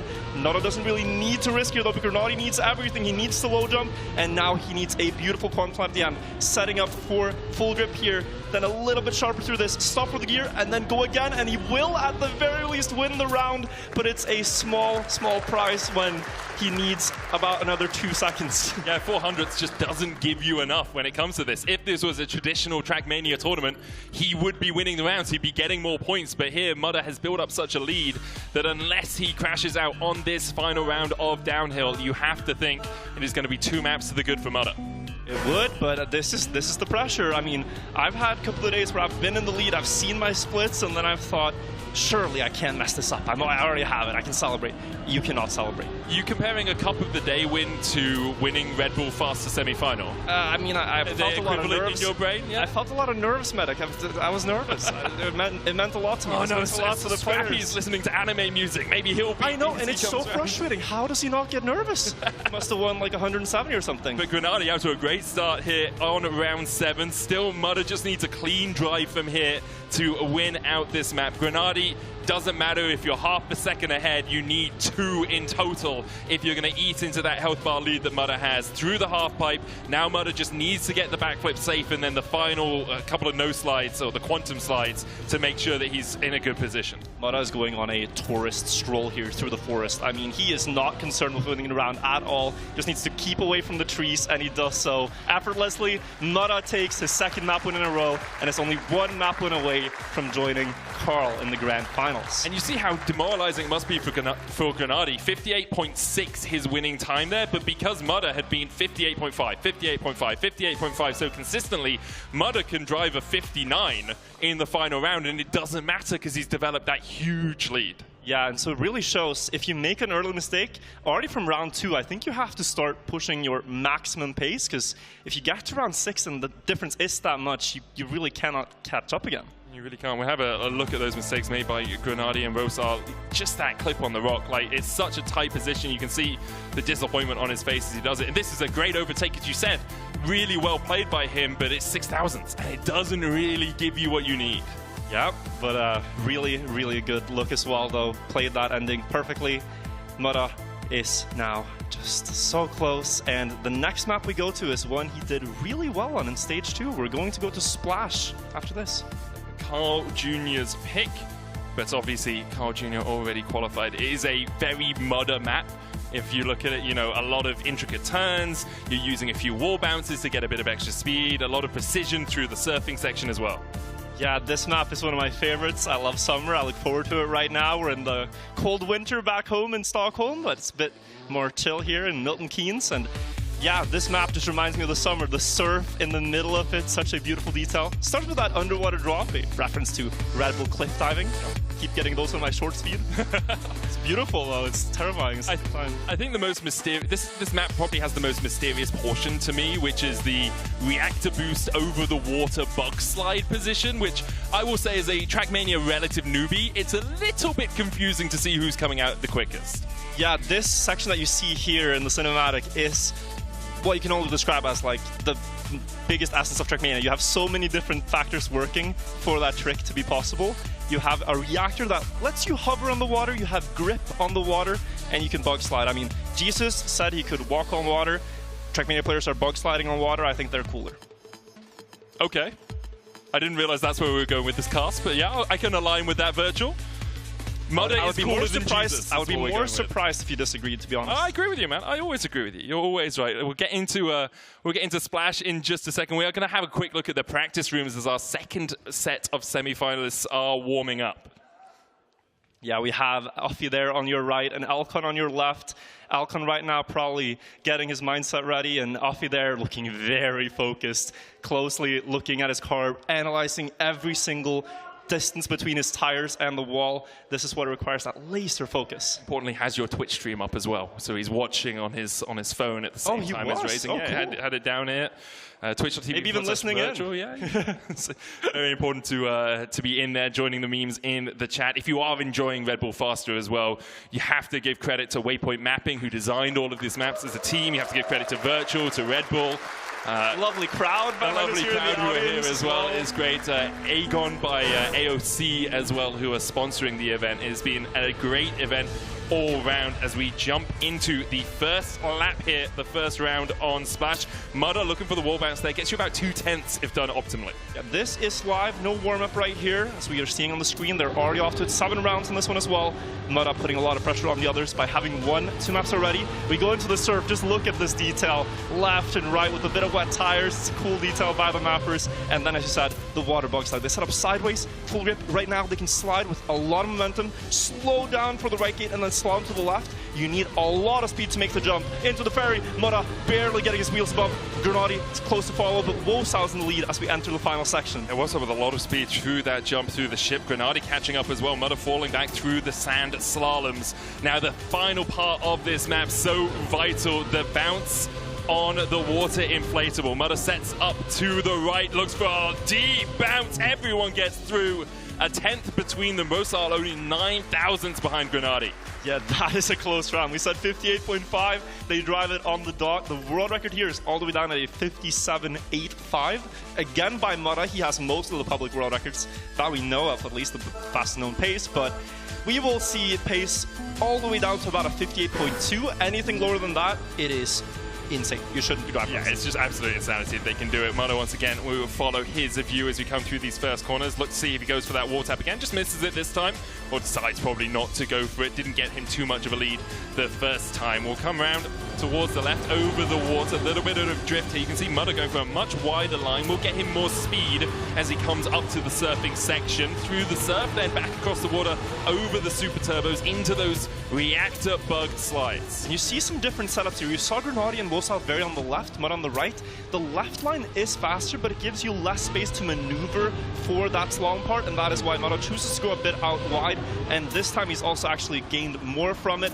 First place up in the last sand turns, but Wosal is closing in a little bit around the final banner, and then we go up onto the springboard, dropping onto the water inflatable. Who is going to take it? Mudder has a 0.1 lead, but the bounce matters a lot. He raised plants and actually gets passed by both. Did he finish? I don't know if he finished. Because this... Oh, he did. He did. No? No. Did he DNF? Yeah, I think because he wouldn't have time.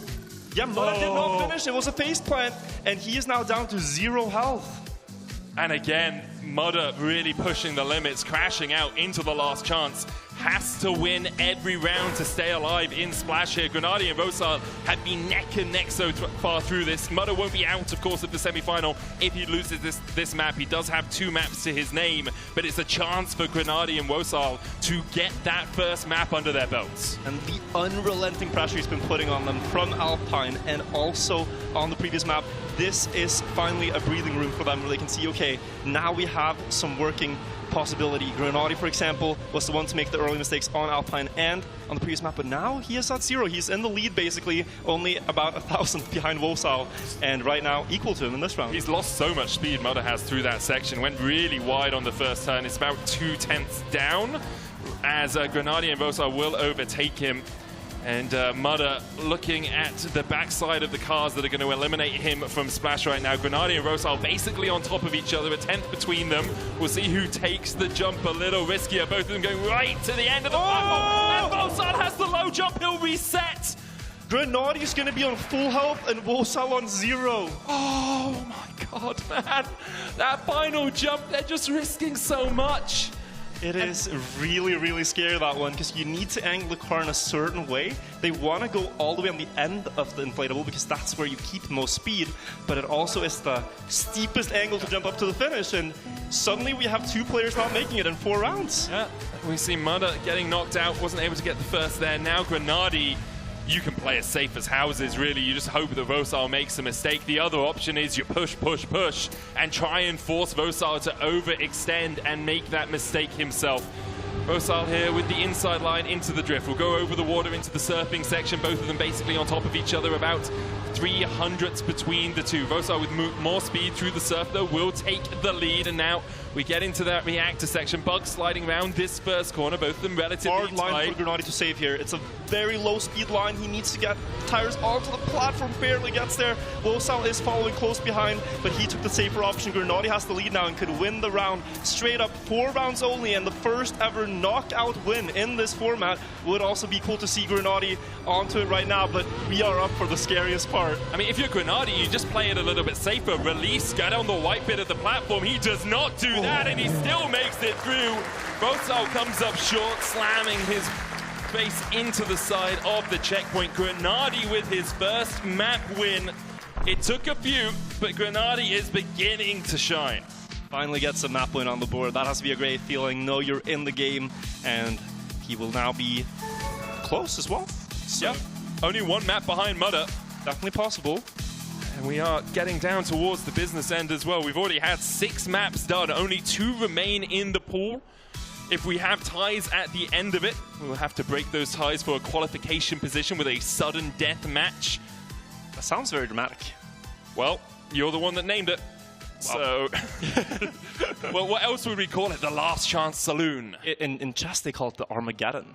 That's even more dramatic, I'm going to be honest. That is pretty dramatic, but it's kind of cool. Let's have another look at this. A lot of crashes on Splash. Yeah, it is that angle. We might see it later. We have the water bug slide here, and that ferry jump is really difficult. Like, you need speed. But here it is. Mara jumping on the red pill, but just getting sent too much forwards, not enough up, and that's your health bar. Yeah, it's all about how much nose down you're getting really here, how much angle you get so that you can get that high bounce. Obviously really tricky. A very hard part of the end of the map can really dictate how the entire map goes, right? Like if you're getting through that jump or not. We're moving on to our next map though. Climb, the choice 7th map of the 8. It is a choice. Rosal picked it, yeah. So a little bit of frustration there from Rosal on Splash, but this is his pick. This is the map that is based on Deep Dip 2, a Trackmania event that I hope a lot of you guys enjoyed. There might be another one in the future, but a climb up a tower. This time we have a climb up a Red Bull can, or around it in circles, and we're driving on these very thin ledges. You'll start to see some obstacle elements here. A 180 through that checkpoint on the wall. They have to get over the bar, trying to clip, and then again a low jump here onto the next quarter pipe. And then after we come through that, you'll go round here. Water wheels as you hug the plastic wall, jump up onto the dirt to get rid of the water wheels. Make sure you keep the gear because it can be very tricky in that position through a very intricate plastic section. And then after that, a little backflip just to round things out, where keeping that gear is super vital as well. I've seen a lot of releases happening just before. Right here. Yeah, we have this backflip, well, semi-backflip, I guess. You go backwards, release a tad, keep the gear, then go through, and then a half-pipe jump up into the top of a Red Bull can. And I mean, this is a really difficult ending as well. You need a lot of speed to get up to that can, and everybody wants it. Yeah, they really do. I do love the ending in the Red Bull cans, though. I really enjoyed that when they brought it in for Showdown and for Climb. Those stage 3 maps have that little bit of extra spice, but there's so many portions of this map where you are half a wheel off the wall. Yeah, and I think it's so vital that you just track how close these guys' wheels are, because all it takes is an extra 5% of an input for you to fall off. You can see there, Rosal actually clipping his wheel on the inside. He is playing with the limits right now. And there's a good example. That was a warm-up. So you really have to know your limits on this map, know the car, how it handles on all these different surfaces. That red stuff you see is plastic. That is a very slippery surface, just to make it even more difficult for our pros. And we are off to the first race. Carl Jr. holding the world record here, a 52.78. Very fast. Actually set that in warm-ups earlier today. Mudder in second place as we see him at the back of the pack right now. Rosal going for this drift. Mudder setting up very wide. Will carry a lot of speed up here, but you're going to lose it as you go and flip down towards the other side. Rosal did clip on the pole, as you say. Mudder looking for the low jump here. Will get a little bit more speed than Grenadi coming out of it. Rosal about 7/10 behind through this plastic section. Up onto the dirt. Hold that gear as you go round now into the plastic. Mudder sliding all over the place as Rosal will catch up. Vosal gaining quite a lot back. It was 7/10, down to 0.5 now, and now we have the first backflip, or half flip if you will. They have to land and go all the way back to the back wall. That's where a reactor booster sits. They get more speed. Grenadi leading right now, but he lands a little shaky. Mudda a bit closer, but Grenadi's going to win this first round. Mudda second, Vosal third. 5/10 between the three of them, 53.6, a really good time there on climb, especially when we're in rounds like this. I have been wondering, would you say this is a harder track for a wheel player, for a keyboard player, for a joystick, gamepad player? It depends. This is a map that actually could suit keyboard because you have to do these very quick movements from left to right, and that is where it's very hard to move an entire steering wheel from one side to the other, whereas just a key press can take you only 100th of a second. And what is this? We have a clip, I believe, or am I seeing things? No, I thought I saw it as well, but it does look like everyone is on top of each other. I will say Grenadi's turning circle a little wider on his wheel than Mudda, so Mudda has a little bit more ease in going very quickly from one side to the other. Currently he is in third place, around 2/10 behind, as Grenadi is out to an early lead once again. Vosal sandwiched between the two of them. Mudda we saw struggle through this plastic section on the first round.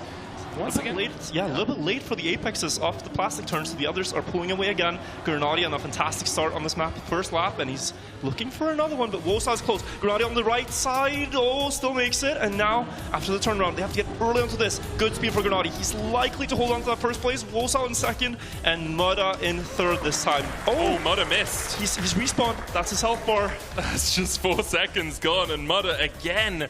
The consistency just isn't quite there. We saw it at the World Championship last year, 56% crash percentage or something in his rounds. Here we're seeing it again, just can't quite keep that consistency. And he's such a fast racer, holds so many world records. If he could just solidify that, he would be one to watch. And the interesting thing about Mudda is that only 1 year ago he was playing controller, and he had been playing controller for all his Trackmania career.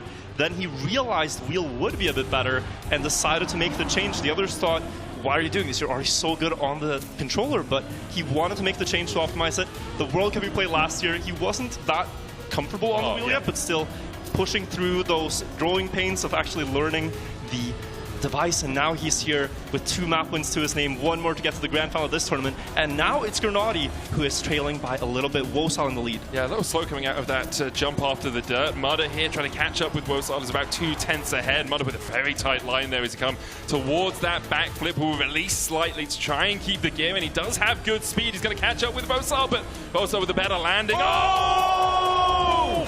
That's a respawn. He's on 0 as well. Grenadi. Again? Yeah, he's going to be on 0. I mean, yeah, he's going to go down to 0.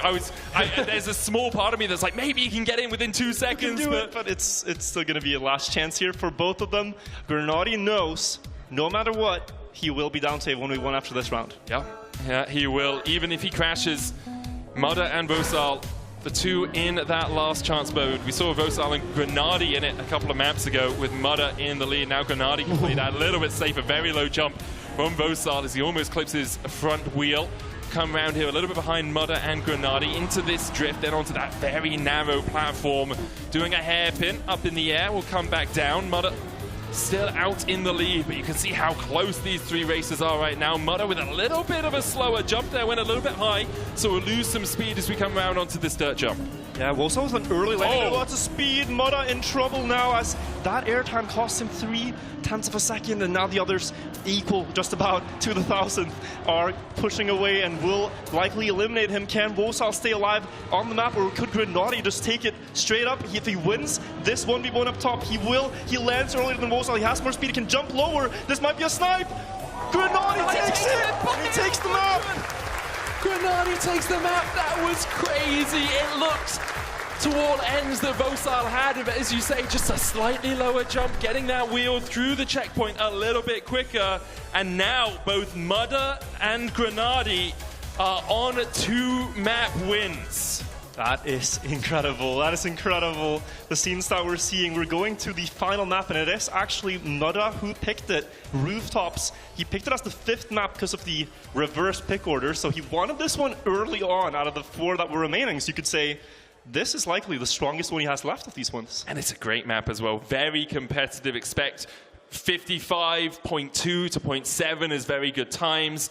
There's not a huge amount on Rooftops that can really upset you. We'll have another look at this because, again, it was a map fraught with danger and fraught with crashes. Yeah, we first had Mudda going down to 0 health, and then Wosal, this just a little bit too low on that jump, and it's understandable. It's very hard to aim, but so frustrating when you cannot get it to work the way you've practiced, and then it's heartbreak on the finish line, being sniped by 100th, not even given the opportunity to get to see if he could make Grenady make a mistake in the last rounds. As we said, it's a format that punishes rather than rewards, right? Grenady was consistent, he was rewarded for that, but how much were Mudda and Vosal punished for the fact that they were just that little bit too aggressive at times. Now moving on to Rooftops, a lot of long drifts in this map. You're trying to maintain as much speed as possible. Some intricate sections as well. There's a few sections where you basically have a car width to drive through, and a couple of times when you're trying to reduce airtime, like this half-pipe jump. Yeah, that quarter-pipe jump, very similar to the one on Climb, but this one higher, and also they have more time to aim it, so they can really perfect their airtime reduction. You have a backflip on this map, standard for the tournament by now, and the ending section is really what is the most tricky on Rooftops. This final drift combination, it starts with this uphill. You want to go around it. You'll see them go very close to this inner edge, and then they jump onto a construction plank. Not sure what this is called in English. Yeah, plank. We can call it a plank. And then a left-right slalom and a flip into the finish banner up there on the top of the Rooftops. Yeah, so a couple of things. When you're doing that tight hairpin bend, you can clip the start of the ramp, which loses you a bunch of time, but also you want a really low jump into the end. If you get a high jump, that's an extra half a second quite easily. If you get the low jump, you are saving yourself a hell of a lot of time, but you're risking clipping on to the start of it. We'll have a look at Grenady as he goes through his warm-up alongside Mudda. Not quite on screen. You can see Grenady behind Mudda right there. So fascinating to see how their movements all like align with the car. I think it's really difficult. I tried it for the first time yesterday to play steering wheel Trackmania, and they make it look very easy. It is not at all easy to do. You have just the car feeling that you have to make it get through. But then again, I have that on keyboard. I mean, I get that. While we are just getting through the warm-ups, importantly, if Vosal does win this map, we will have a sudden death match between Mudda and Grenady, because they're both at 2 map wins. That will be played on Aerobatic. Yeah, we go back to map 1. We go back to map 1. That was Mudda's pick, but he did crash out on it and was eliminated very early on. Let's get into the first round, though, here on Rooftops. It's going to be very close through the first portion. Not a huge amount of places you can lose too much speed, assuming you play properly. Just very tight turns, very intricate. Now we get into this drift where if you misalign it, you can lose some time. You can, and you want to actually not air brake there. It's a very unsmooth looking landing, but it sort of pushes the car into the drift angle. Here we slow down. We try to get the best possible landing, the earliest landing. In Vosal, as you said, if he wins this map, he could deny the others and put them to a final map 9 decider. Here he is with the best lead out of the 3 players. Unfortunate for Vosal that he is essentially out of the running right now. He is more playing spoiler for people. Obviously, you want to win, you want to do your best job, but having not won any maps of the first 7, it becomes a little bit, first 7 becomes a little bit trickier for him to do things. Now we go round here, want to carry as much speed as possible. Vosal will jump up very low into the side. And in the end, I think it is Grenady who takes the win with Mudda about a 10th behind. Barely there. Vosal, I think, is going all out. He might as well. Because he was going for a very risky flip. We've heard the players talk about this, and they say, yeah, I'm probably just going to make sure I get there. If you flip too low, you face plant against the front of the building in front, and that is, just like on Climb, a almost guaranteed 0 health bar. So the players here off to about an equal start. Grenady and Mudda really fighting for that last spot, and after the first round, no real damage done to either health bar. We'll see now, though, if any of them can match that Vosal start from previous round, because he got the quad pep previously. This is where you can try to make a breakaway. And Grenady currently out in the lead. Mudda 400ths behind him. Vosal 2/10ths. And I feel like this is one that's going to go down to who has the most health bar remaining at the end of those 7 rounds. Grenady, though, good flip, carrying a lot of speed through here. Will go into this left-hand drift, holds the line well. Doesn't touch either. Now with this tight hairpin, not too tight. You can see them both giving a little bit of extra room to make sure they're not catching on that lip. Land in the drift, full speed through here. Get all the speed you can for a medium-low flip, we'll say there from Grenady. Half a second behind, though, is Mudda, and then Vosal already losing 2.5 seconds. And that's a strong win for Grenady. He was 0.38 ahead, and he made a 0.5 at the finish line. That's a really good gap for this map, because you see they are basically able to match each other all the way. Wosal now took some damage there, and I think we are going to try to focus on the 1v1 here between Grenady and Mudda, as that is what the story has been of this match. I mean, it's where the fight really is right now. Mudda trying to get back that half a second that he lost on the last map. It was a 55.8 as well from Grenady, which is a very good time, only about 7/10 away from the world record here. Grenady looking for that drift once again. We'll see the train go past. No, that was so high from Grenady, just eking in around the corner into the quarter pipe. Low jumps from everyone.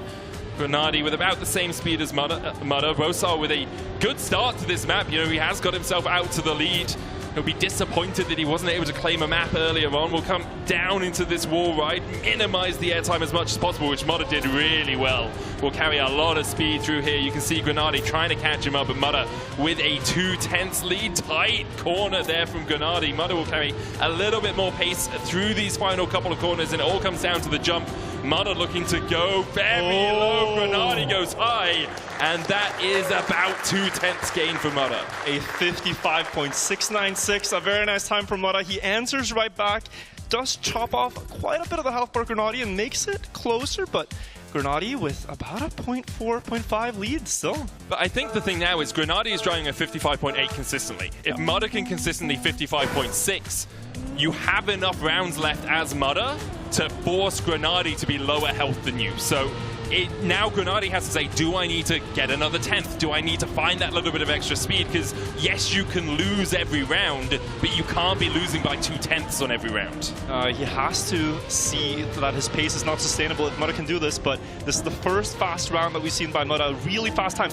What a low jump, by the way, just gets there as the plank is moved into place and now extends ahead of Grenady. This lead is building up once more. The backflip is better for Mudda, and he could just about equalize on the health bars if he finishes strongly here, as he's built up a 0.42 lead. He's 0.48 behind on the total health. Remains to see if he can hit this slalom and the ending jump. Go too low one time and it could be over, so a lot of pressure, a lot of stakes as they go for this flip. Who dares to go low? Mudda goes very high actually, and Grenady chops to do the same, but Mudda is now in the lead. 6/10 loss there for Grenady. Wosal will go into a last chance as well. He's battled well throughout these 8 maps, but his day is pretty much done. A 55.7 for Mudda. Absolutely blistering pace, and consistently between that 0.6, 0.8 mark. Grenady needs to up the tempo if he's going to start fighting back. Mudda actually ever so slightly behind Grenady. Oh no, it's because Grenady's name is indented because you're looking at it. Yep. Mudda ever so slightly ahead of Grenady on the leaderboards right now.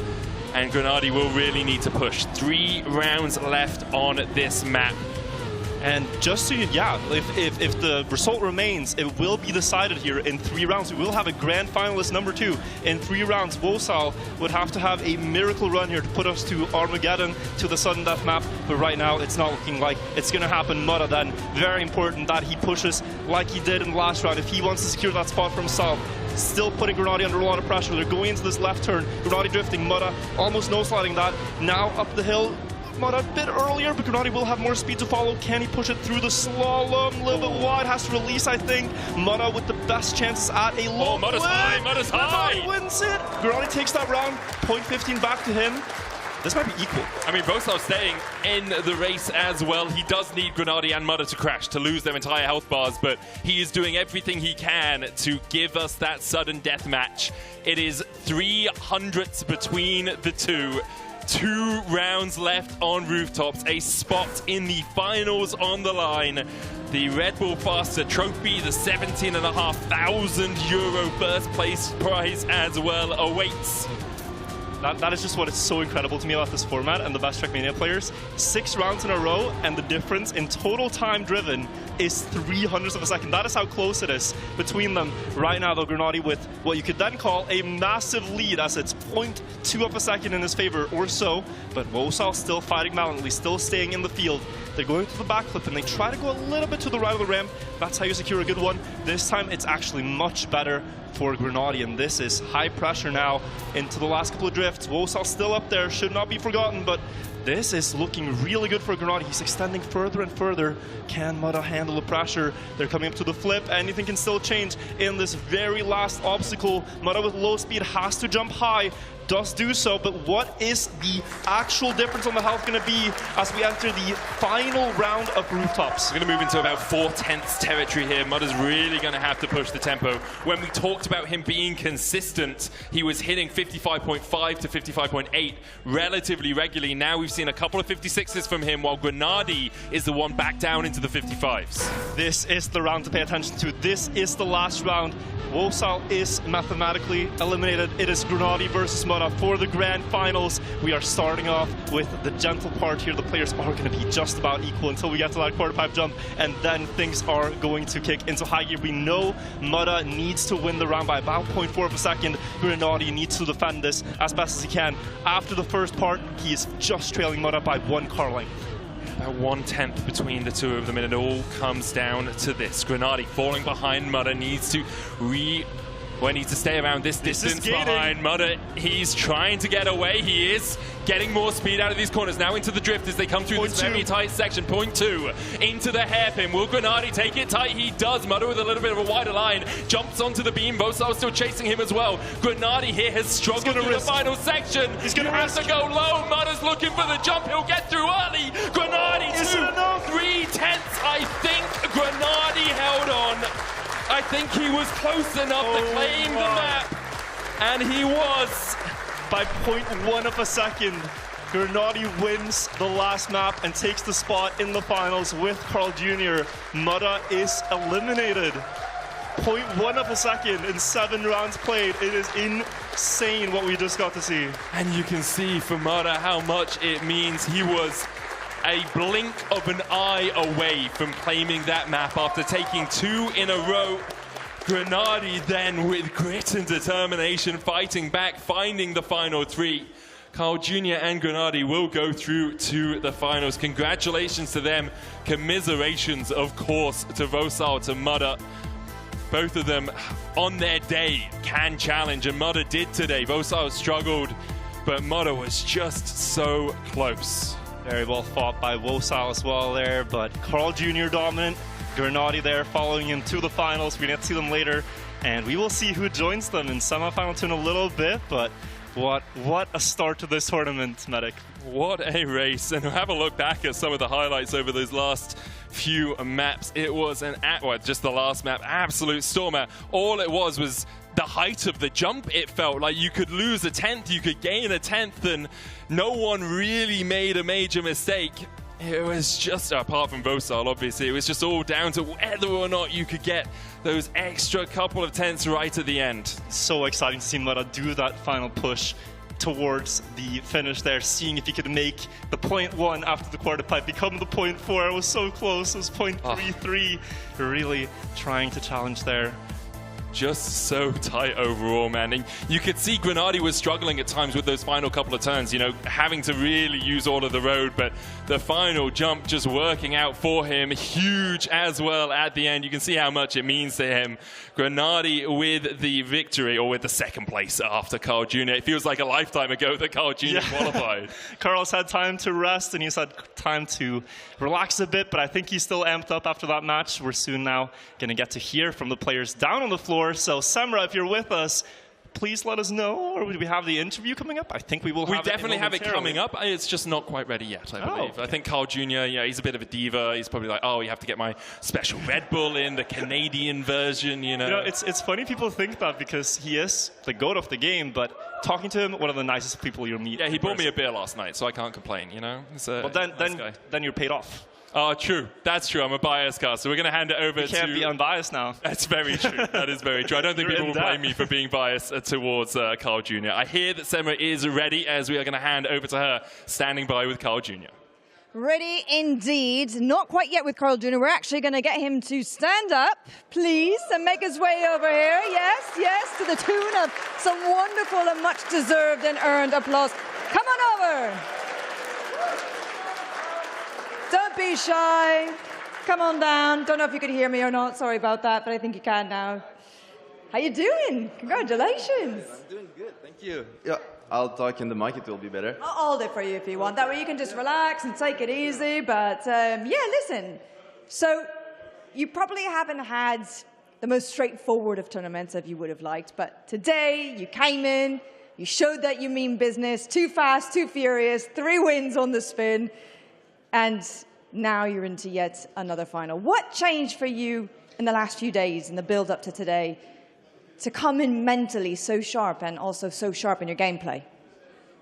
Nothing really changed. I think I just played my rounds, played my game, and finally it worked. But I'm really glad I finished in 3 rounds because the level that the other players had on the remaining maps, I think I would have been out on all maps. So I'm really glad I finished in 3. I love that little bit of humility, but I will say it was still a showcase of absolute dominance yet again from you. And as we said, you've booked a place in yet another final. It's another day in the life for you. I mean, this is business as usual. But having said that, I mean, do you think that that gives you any kind of upper hand, or what kind of advantages does it, in fact, give you over your opponents? The map pick. That's it. Tell me more, tell me more.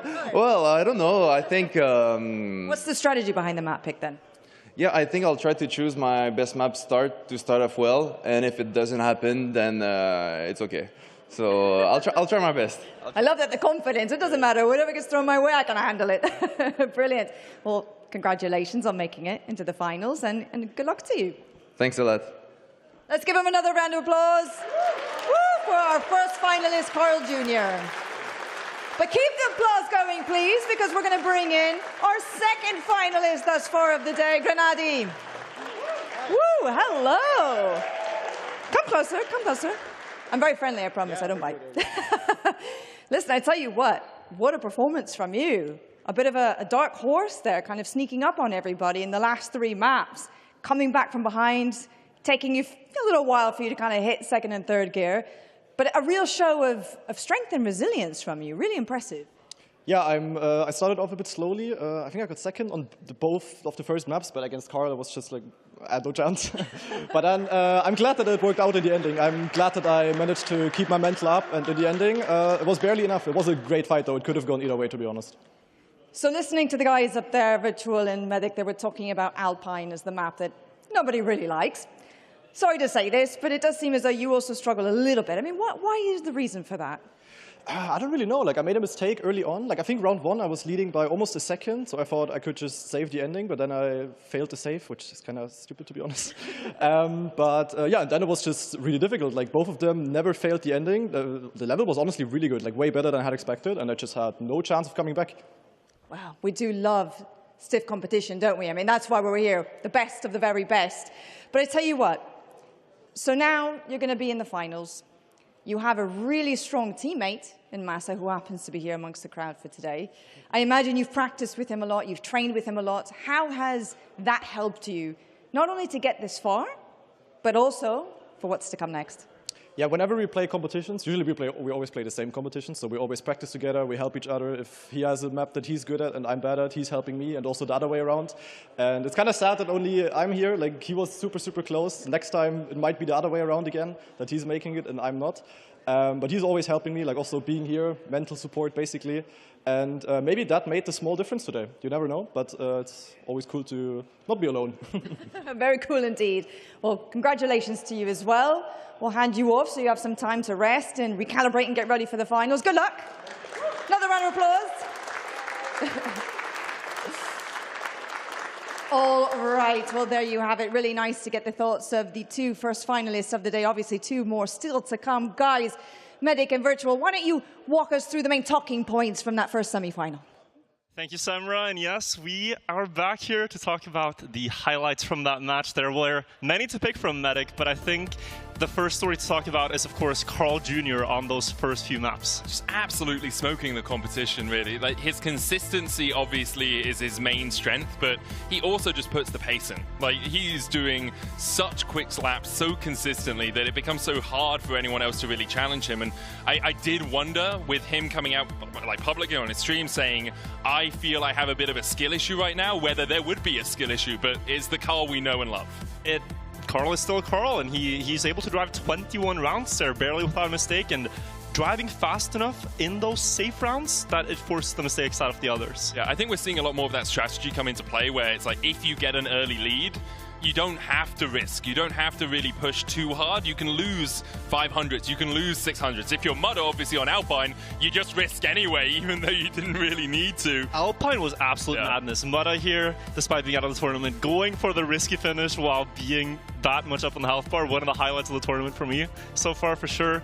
We had Downhill, which saw some mistakes early, and Mudder really playing the format to perfection there, knowing his lead, knowing his limits, didn't risk as much there. Yeah, he didn't need to, and I think that it was this interesting dynamic between Grenadi and Mudder as we got later on. Obviously, Vosar was still always challenging, but after he started collapsing a little bit on Splash with those final checkpoint jumps, you could see Grenadi and Mudder were really the two battling it out to try and get that final map. And so interesting with Splash how it ended up, because this map, we barely got to see any rounds. It was a 4-round affair with the 2 missed finish jumps. Also on Climb, we saw the same kind of thing, so there were some knockout wins there, and that is part of why we see Grenadi in the finals. He was able to be the most consistent on these very difficult maps, like he said he might try to be. Yeah, had a bit more of that endurance when it came to the end, really, right? You could see Mudder struggled at the start, was incredible in the middle, but then at the end, the touch just left him a little bit. A couple of high jumps that just, it was a bit of a struggle. And you can see Grenadi at the end wondering, is it enough? Have I done enough? Realizes he's got it by just about a 10th and gives Carl Jr. the hug. The margins were in his favor. Very happy for Grenadi, and we will soon have an interview with his teammate who was playing the qualifier and almost got through to join him in this tournament. They traveled to every tournament together. We chatted with him as well in person here. So, Samra, I hear you're down on the floor with Massa. Speak of the devil, we were just talking about him a few moments ago with Grenadi. Look who we managed to find on the floor. Woo! Trackmania player for Big, teammate of Grenadi. Obviously, Mas, I've got to start there. You've got to give me your thoughts, because that was an incredible finish, wasn't it, for Semifinal 1 from your teammate? Honestly, that was one of the most exciting things I've watched. Absolute cinema in the end there. I hope you guys all enjoyed it as well. And shout out to everyone involved in this. This was amazing to watch. All right, so what can we expect then looking ahead to Semi-Final 2? Now that we've had a little bit of the lay of the land, we've seen 2 new maps that were introduced as well. We've got 4 other really interesting competitors in the mix. So what kind of things should everybody at home here in the audience be looking out for? I feel like we have a nice set of players coming up into this next semifinal. We have like very strong and fast players, and also like one of the veterans, Spammy, being more of a more conservative player and very consistent player. So I feel like in this format, as we just saw, anything can happen. And yeah, I'm looking forward to see what's coming up. Okay, obviously very difficult to predict. As you say, anything can happen. We do like twists and turns and surprises, and we've seen a fair few in the last 2 hours. But if you had to highlight some tactics or some strategies, what do you think it can come down to in terms of the difference that can be made? I feel like you really have to be like focused on your own game. I've seen some things, like some moments, it also happened in the qualifier to myself, where you really just like risk for no reason. I've seen like Vosar do that on a map where he didn't have to risk, but he did it due to the format. And I think it will come down to just people focused on their own gameplay and do not fail. I think that is so important. I don't think you want to risk just to take someone out. I think you want to take it like the long way. And I feel like that will make the difference, and that also made the difference in that match, that you play all the 7 rounds and don't focus on knocking someone else out. So it sounds like slow and steady to win the race then. Okay, one final question. I would love to get your thoughts about Red Bull Faster and just what this competition has meant so far to the community. It's a great Trackmania community, isn't it? Very special indeed. And how it can actually help the growth of the game. Well, I think this tournament showed, also to other brands hopefully, what's possible in the game. And how many players are actually like playing the game even. And I think the player count was pretty amazing. The community was celebrating Red Bull all over the place. Everyone enjoyed their time. Also online on Twitch, the live streamings. Like everything went well, like over a period of like a month, I believe, maybe even longer. Everyone was just spamming Red Bull's amazing, the competition is amazing. So yeah, I think the sentiment is pretty good, and we should keep going events like this. Beautiful. Well, thank you very much. Enjoy the rest of the day. Yeah. And I'm sure we'll see you very soon indeed. Give a round of applause. Massa, everyone.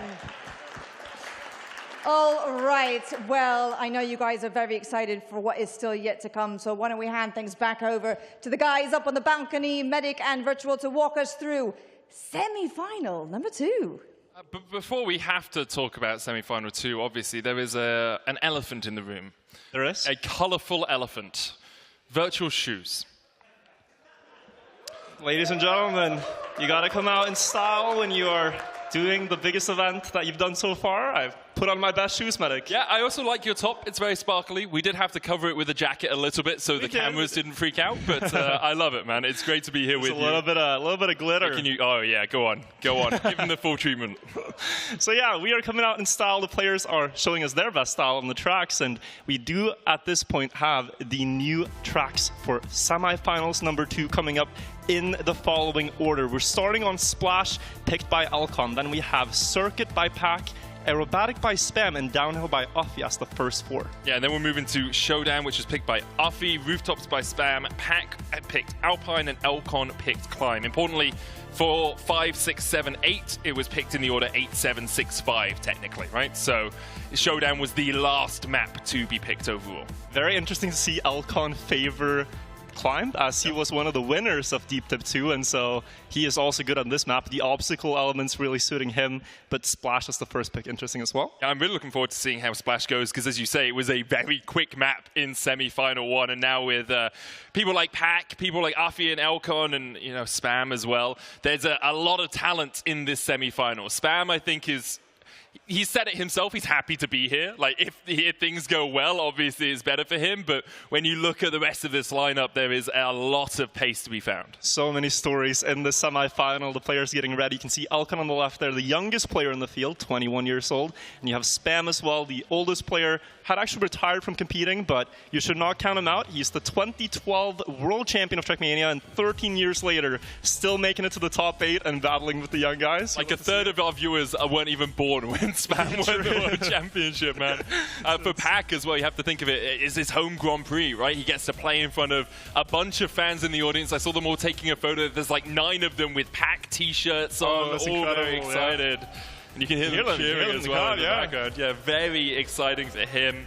Getting to play on home soil. We talked a little bit about it with just how fun it is and how endearing it feels to you to be able to play at home or to cast at home or whatever. Absolutely, and then of course, last but not least, Uffy, a person who is pretty quiet, pretty chill by himself, but the pace he delivers on the server and how consistently, it is a joy to follow. We also have the players, and we're soon going to see, they're driving with some really exclusive car skins. Muscle was touching on how much Red Bull has done for this event, and they also went out to make custom car skins for all the players with their country represented on it as the colors. So you get to see some new skins there on the server. Yeah, I'm really looking forward to it. I saw Spam's one on Twitter as well. There's some very cool things in and around. I believe we are just getting ready to get on into the server. I see Pack saying, hey.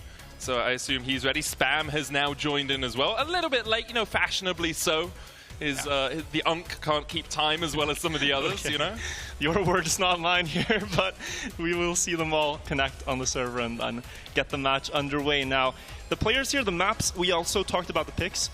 Circuit by Pack, the second map. This track Circuit is a purely technical one with the drifts. That is the style that Pack became world champion on. Another world champion in this heat in 2016. So we're seeing the players pick for their strengths, and hopefully we will have a really close match here. I don't predict a blowout. I don't predict the 3-0 by any player, but nobody has played this format before, so we'll see. Yeah, we'll have to see. I think Pack is one of those players that on his day, if he's in form, can do a Carl Jr., can just blow you out, especially if he has that momentum, if he's got the home crowd behind him. We'll jump into the warm-up here for Splash. We talked about it a little while ago, but we'll hit back on the format just to make sure that everyone understands what's going on. All the players have a 3-second health pool. However far you finish behind the player in first place is taken off your health, and if you lose the entire 3 seconds in these 7 rounds you have on the map, you get one last chance, and if you don't win from then on out, you are eliminated. The player with the most health at the end of the 7 rounds wins, or the last player standing. Most of the time we have seen that be the player with the most remaining health so far. Incredibly enough, all these players are able to hold on to that 3-second health bar throughout the rounds, but one big crash is all it takes to put you down to 0 in this competition. So it is cutthroat. It is, you can drive fast, try to win rounds, build up a lead against the others, but if you make contact with a wall, if you miss the jump, importantly this ending bounce on the inflatable, that could be you down to 0 again. So it's you get pushed and pulled in various ways, and you have to try to make the best of it. I wonder if the players will adjust their ending line slightly. Having seen Vosal crash twice, having seen Mudder crash out as well, do you just want to make things a little bit safer here on Splash? Get your eye in, get a good start, and then make sure that you are not losing out in the first few rounds.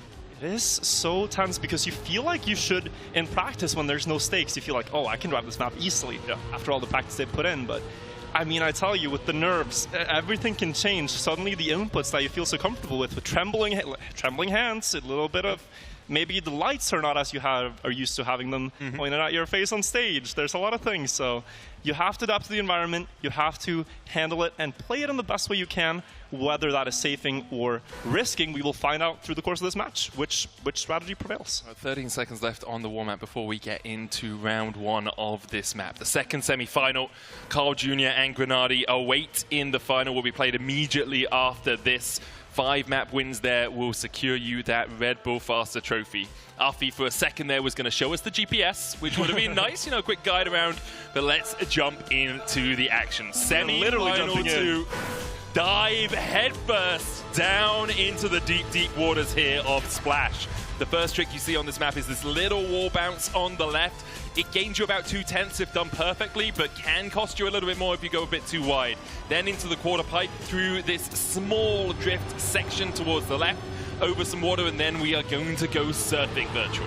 We are through the wave here. I just love this detail with the surfing graffiti on the blocks. We then follow that up with one of the most complicated tricks in this set of maps, the water bug slide. Elcon with a new line I haven't seen, going very late for that. Might have opened for him, but this was a mistake, and he will have to go in the lower part of the ferry. This is going to cost him about 2 to 3 seconds overall, so already a big chunk of the health bar is missing there, and also Spam hitting one of the blocks will be losing some time, but not as grave of a mistake with the reactor booster active.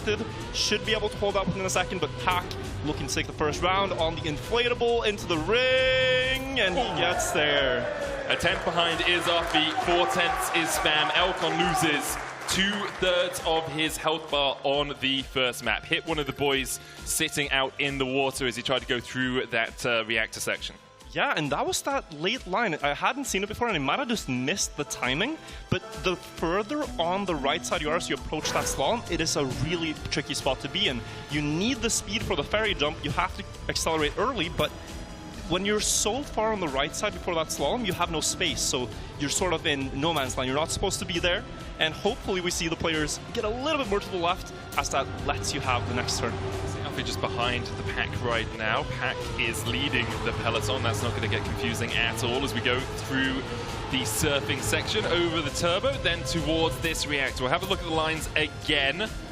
It's relatively similar. Packed out to that strong lead, needs enough speed to get. The jump goes wide, and we'll have enough to get towards the top. All 4 of them landing in the top side of that boat. Pack still out in front, about 1/10.5 ahead of Spam, 2 ahead of Elcon, and 3 ahead of Afi. Small slalom section here as Elcon is trying to catch up with Spam and Pack, and Spam has closed the gap on Pack. Now we jump down all the way to the end of the bouncer. Spam's low though! No. And that's a whole health bar lost. The time is gonna tick down.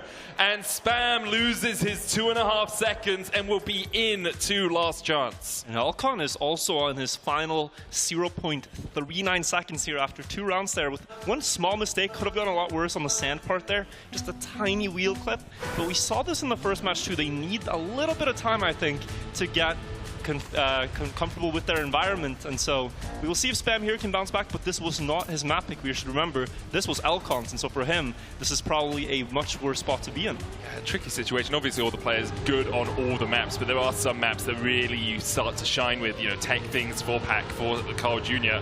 Here Elcon was looking to make a splash with Splash to kick us off, but currently sitting in 3rd spot behind Afi and Pack into this bug slide section again. Very tight line from Elkon as he sets up to get out towards the right side of this jump. We'll get across. Pack with good speed though, and the nose down. And we'll get back across the water into the sand slaloms. There were some inputs there. I think they've been studying this because that looked different than what we saw in stage 2. We see Pack though closing in on Elkon, more speed onto the road. He actually goes left there to get the road earlier, and now Elkon 0.1 behind Pack, could be chipped off his health bar further, but he makes it a little bit better on the finish jump, and Spam, unfortunately, is out of this map already. Locked out after 3 rounds. For Pack, you can see that the last jump, he's not wiggling, he's not going to the side of the road. It's like, I'm going straight, I know I have a lead, I don't need to risk anything with already being a 10th up. Yeah, and it's working out for him so far. We're paying attention to Elkon off you. 0.8 or so behind Pack on the health bar with half the map played. He needs to start gaining some ground, but Pack has been relentless. 0.5, 0.5, 0.5 as the final time. Can anyone match that or beat that in the last half? Or will Pack crumble? That's always a possibility here. It did go for the wall bounce there. Didn't see how much time he lost. Only about a 10th behind Afi and Elkon to kick things off. 500s between the first two. Want to ride high on this wall, come down through the surfing section. You're very wet wheel, so it's hard to control. Over the turbo, once again into this bug slide. Elkon very tight again. It's definitely his strategy to go through that checkpoint, basically horizontal, and then work his way back around. Jumps up onto the top of the boat, gets the nose down as well to get that extra traction on the road. Both Afi and Elkon basically on top of each other, but Elkon is bashed into a bollard, and now it's Afi and Pack fighting for the spots. Afi here can make a little bit of a return towards Pack. See how much he can gain on the last bounce. Pack just going straight, Afi going further on it, and that's going to gain him another 10th actually. So 0.3 shifting in his favor now. Elkon will be down into that last chance mode. As you say, it's about 0.5 between the two, between Pack and Afi right now, with 3 rounds left on this map.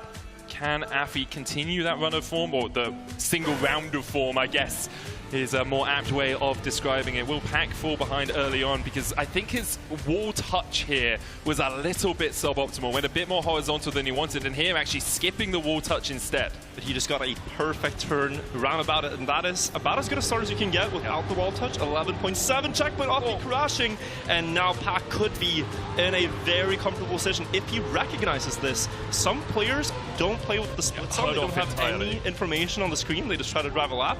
Musa was talking about that could be a strategy, but here we see Pack is still holding on, and when he sees the differences, he should on paper be able to close out the last 2 rounds of this. He's got so much experience in this sort of situation as well, so consistently in the finals of whatever World Championship is going on, of whatever tournament's going on. As you said, won in 2016. He's played things safe. Afi's going to lose a 2.5 seconds, almost, maybe even more than that. 1.7 right now as Pack goes straight through the finish. Elkon DNFs, Afi's a 2.6 behind. 2.6, so that puts him down at just 0.6 seconds health. Pack would, but it's 1 crash. If you miss the slalom, like, Afi's going to be in the lead, and by 0.6, which is a dominant lead on this map. So, you know, it's comfortable right now. The question is, how does he handle the pressure? So, eyes on Pack. Afi just has nothing to lose at this point by trying. Yeah, you've got to really push it, right? Try and eke out every little minute bit of time that you can. Pack still not really looking for that wall bounce. Afi goes for it, and you can see you do get a lead from it if it's done optimally. About 2/10, 10.5 as they come through this checkpoint. That round towards the left, but Pack can play this very safe. Doesn't even need to ride all the way up on this wall. Will still get his back wheel up near that dirt. The scary part is right here, because you kind of have to go for this bug slide. You need to time it right, and you want to be on the left side. Pack here has a lot of space, sets up the car. Does he have the speed to make it? That looks good, but it's only barely. And if the wheels clip, it could have gone south. He still is looking to win this round, despite only needing to not lose it by like a second. And 1 round left to go for Pack, it seems, if the bounce is merciful. Yeah, assuming the bounce is merciful, which is something it hasn't always been through these last few races. Pack once again just going for that straight bounce. Does clip, but still gets himself through. A 10th lost for Afi, but in the end, it's about whether Pack crashes out now on this final lap. Yeah, really, really scary. Important for Afi that he's not down on last chance already, because a Pack crash could actually now put Afi in the lead. Yep. whereas they would be tied at that last chance if that were the case. But regardless, we will see now. 1 round left to go of Splash. Pack has it all in his court. It's just about how he executes now. The hometown hero is doing a good job so far. I say hometown, he lives about 2 hours away from here, but that's close enough in the grand scheme of things, as Pack takes a small lead to kick us off here on round 7. It's less than a tenth between the two, but you can see Pack still relentless in his pressure as he pushes forward towards this bug slide. Alfie will overtake him through the surfing section. Pack taking a little bit easier. Wide here on the bug slide, comes in, loses a little bit of speed there, but should have enough for the jump. Yes, he will. With an air brake all planned out, players usually check their speed there on that ramp, see whether or not they have to air brake in advance. They know the numbers, and now across the sand, it is really that for Pack. Just a chill day on the beach. He should be getting away with 1 map win here and starting the map on a win and going into his own map pick with that next to his name. Well played by Pack, winner of the map. Yeah, really solid there from Pack. Just consistent, right? It didn't need to do anything splashy. Okay, it's the second splash pun on 1 map, Medic. This is Look, I'm just getting more comfortable, you know? I have to get all the puns out. That's how it works. We'll move on to the next map in a moment. Circuit, as you said, picked by Pack. I believe we'll have a quick look at some of the highlights of that map before we jump into Circuit round 2. Yeah, so we have replays coming up. These are the highlights we saw. Unfortunately for Spam, couldn't get off to a good start. That bounce was not merciful in his case, and Alcon had some troubles in that middle part, not getting the ferry jump. That costs so much time if you cannot get the setup. And that baller hit, as you mentioned, kind of sealed the deal in his case. And Offie, a little bit too far behind from some small mistakes. Pack takes it. It just compounds and compounds and compounds, doesn't it? If you start to fall behind, it really becomes a tricky road to walk back because you have to risk. But even when when Alfie was really pushing it, he was gaining 2/10 at most, right? And you've already lost a couple of seconds because you've been trying so hard. We will move on to Circuit next, a very intense map, likely to be some very close scores between these guys, as we see them jumping straight into the warm-up. The question always is, on Circuit, who's going to look for the gear, keep that 4th gear around the final corner, and who's going to drop down to 3rd, lose a little bit of speed, but take a safer line? But it is a preference thing, because it almost balances out. Pack in his, what was previous world record, 53.73. We also have Mutta with about the same time. In that run, he goes for the very inside low gear drift, which is temporarily getting you a lot of time, but then the upper gear catches up with speed, and it's about equal. We will see that at the very last turn. They're about 3 turns away from that. First to jump up here into the long drift to the right, then setting up on the middle of this bumpy road, and here is where you either go wide towards the fence for the upper gear. Pack still on that inside drift, just around the corner, not hitting the tires, ideally, after that's the warm-up's hope. over. Yeah, that's the hope usually. And then we'll see it. We are aware that we don't have game sound right now. I'm sure we'll get that back as soon as possible. So anyone watching the stream at home will get it sorted. And we'll be right back on into the action. We're still in the warm-up right now, still got a minute on it, so hopefully we can get that fixed before we get into the rounds. Great thing with the car sounds turned off is we can hear the crowd. Milton Keynes, how is it? It's woo, apparently. It's funny on concerts when they do that. Yeah. They go like, London, how you doing? Yeah! It always reminds me of like childhood, like you go to a fun park or something, you're like, how are you doing? And you're like, woo, and they're like, I can't hear you. And then you have to cheer louder. And it's like, it's kind of fun, but also I feel really embarrassed. And maybe that's just my British nature coming out. I don't like to shout too. I say when my job is shouting. The job description is literally shout casting. Yeah, that's true. I mean, I live a duplicitous life, obviously. I see that. I get that. I'm going to shout today. I'm going to enjoy the evening. This is the evening we've been waiting for. The players have now concluded their warm-up. We have been patiently waiting. Cool to see some friends in the audience as well. Ladies and gentlemen, we're kicking off Map 2. Pack's in the lead. He won the first one. He picked this one. Is he going to be able to do a Carl Jr.? That is the question. Can he win 3 in a row here? Can it be 3 in a row for Pack? As you say, picked Circuit. World record here, 53.73. Any, like 54.2 to 7 is a very good time here. As we see Pack going a little bit wider than everyone else through that first jump, still parallel to the arrow as he gets the jump across. Everyone within about a tenth of each other, basically just overlapping each other as we come around these corners. Now into this right-hand drift, out of which you can carry a lot of speed down towards the next left turn. Yeah, we see Spam trailing a little bit here. He has had that happen to him in stage 2 as well, and further will lose time on the grass there, touching a bit too much on the penalty surface, but the other 3, 400ths apart before the final 2 corners. All of them getting a good setup, can go wide left, get 5th gear, then set up.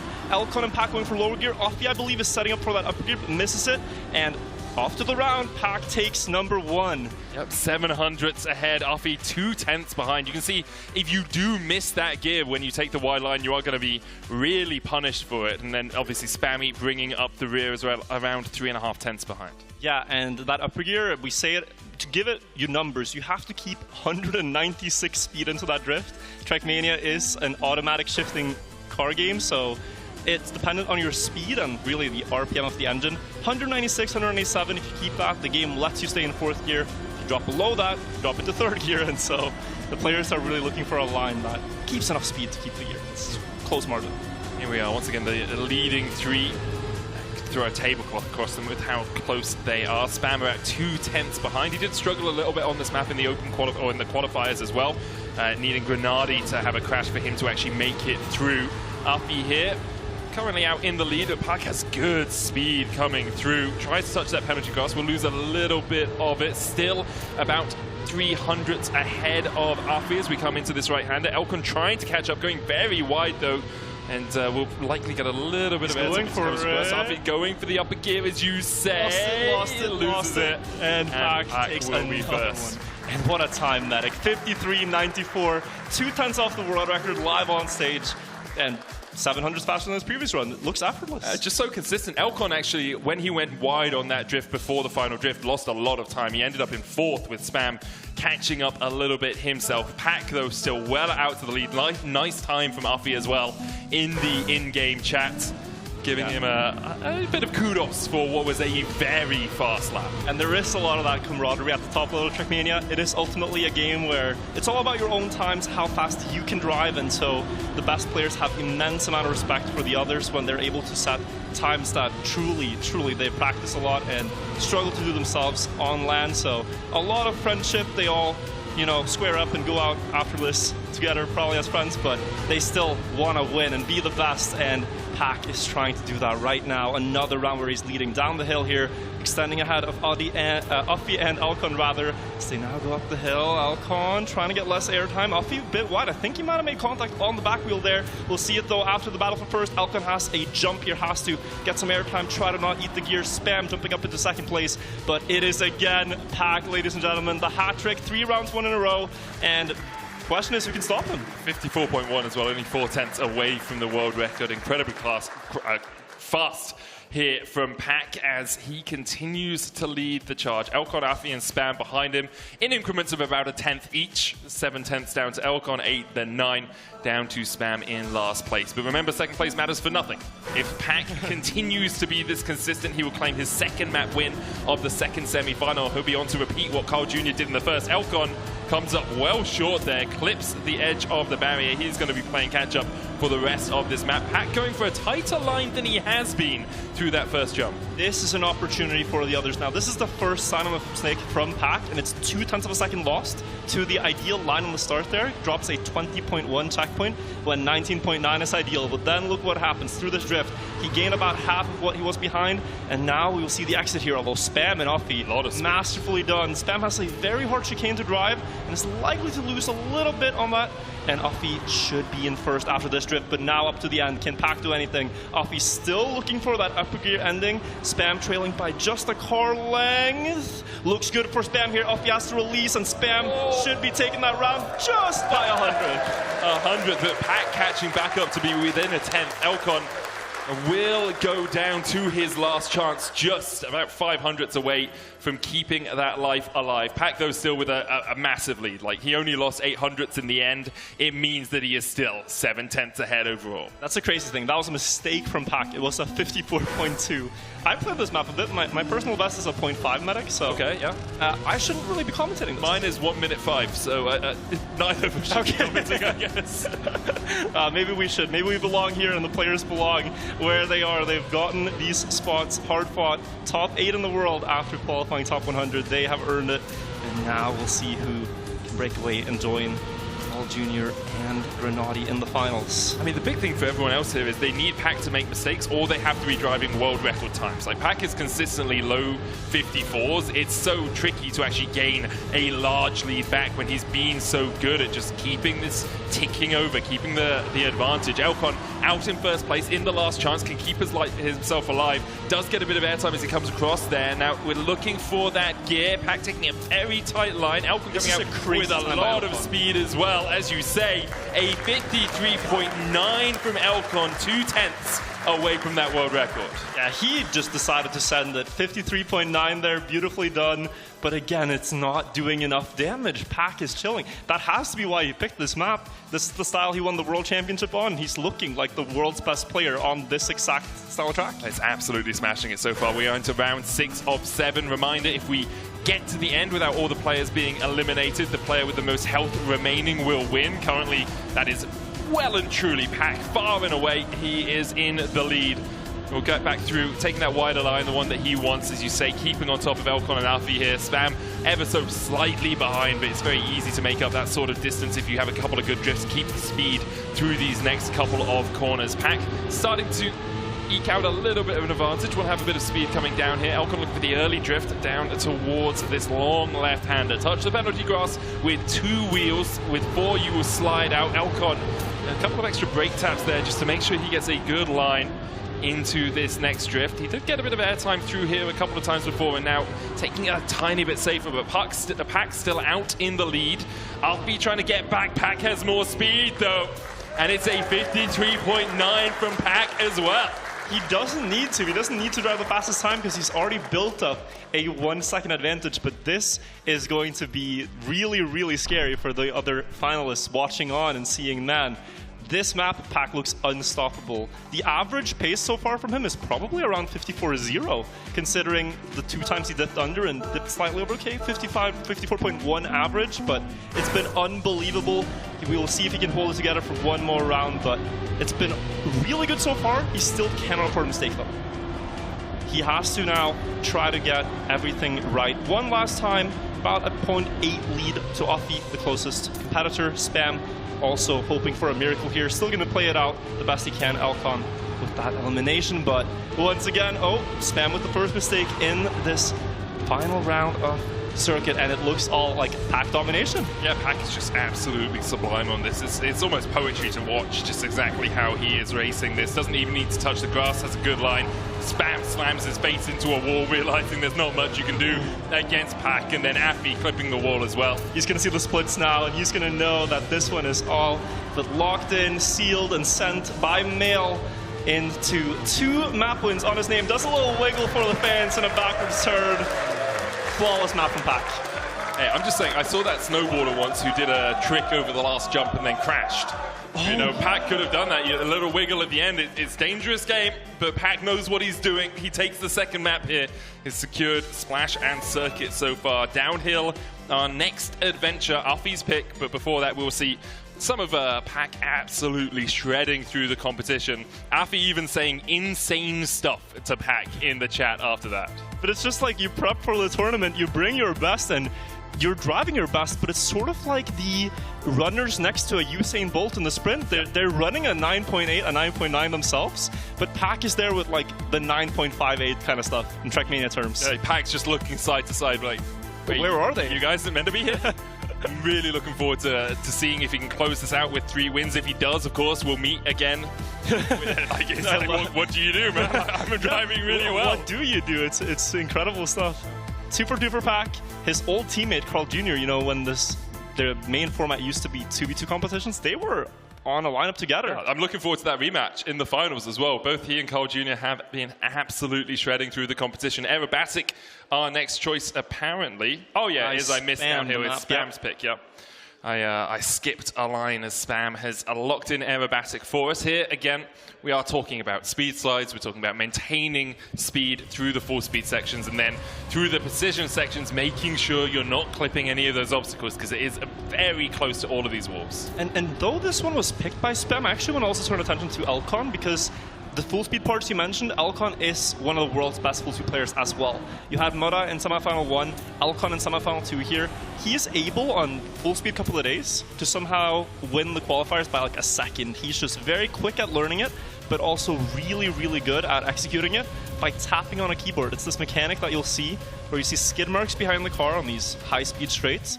And he's able to keep an exact overlap that lets the car accelerate more than normal. So you'll see it here as they do about 2 test laps in the warm-up. They're getting ready, and we'll see who takes it.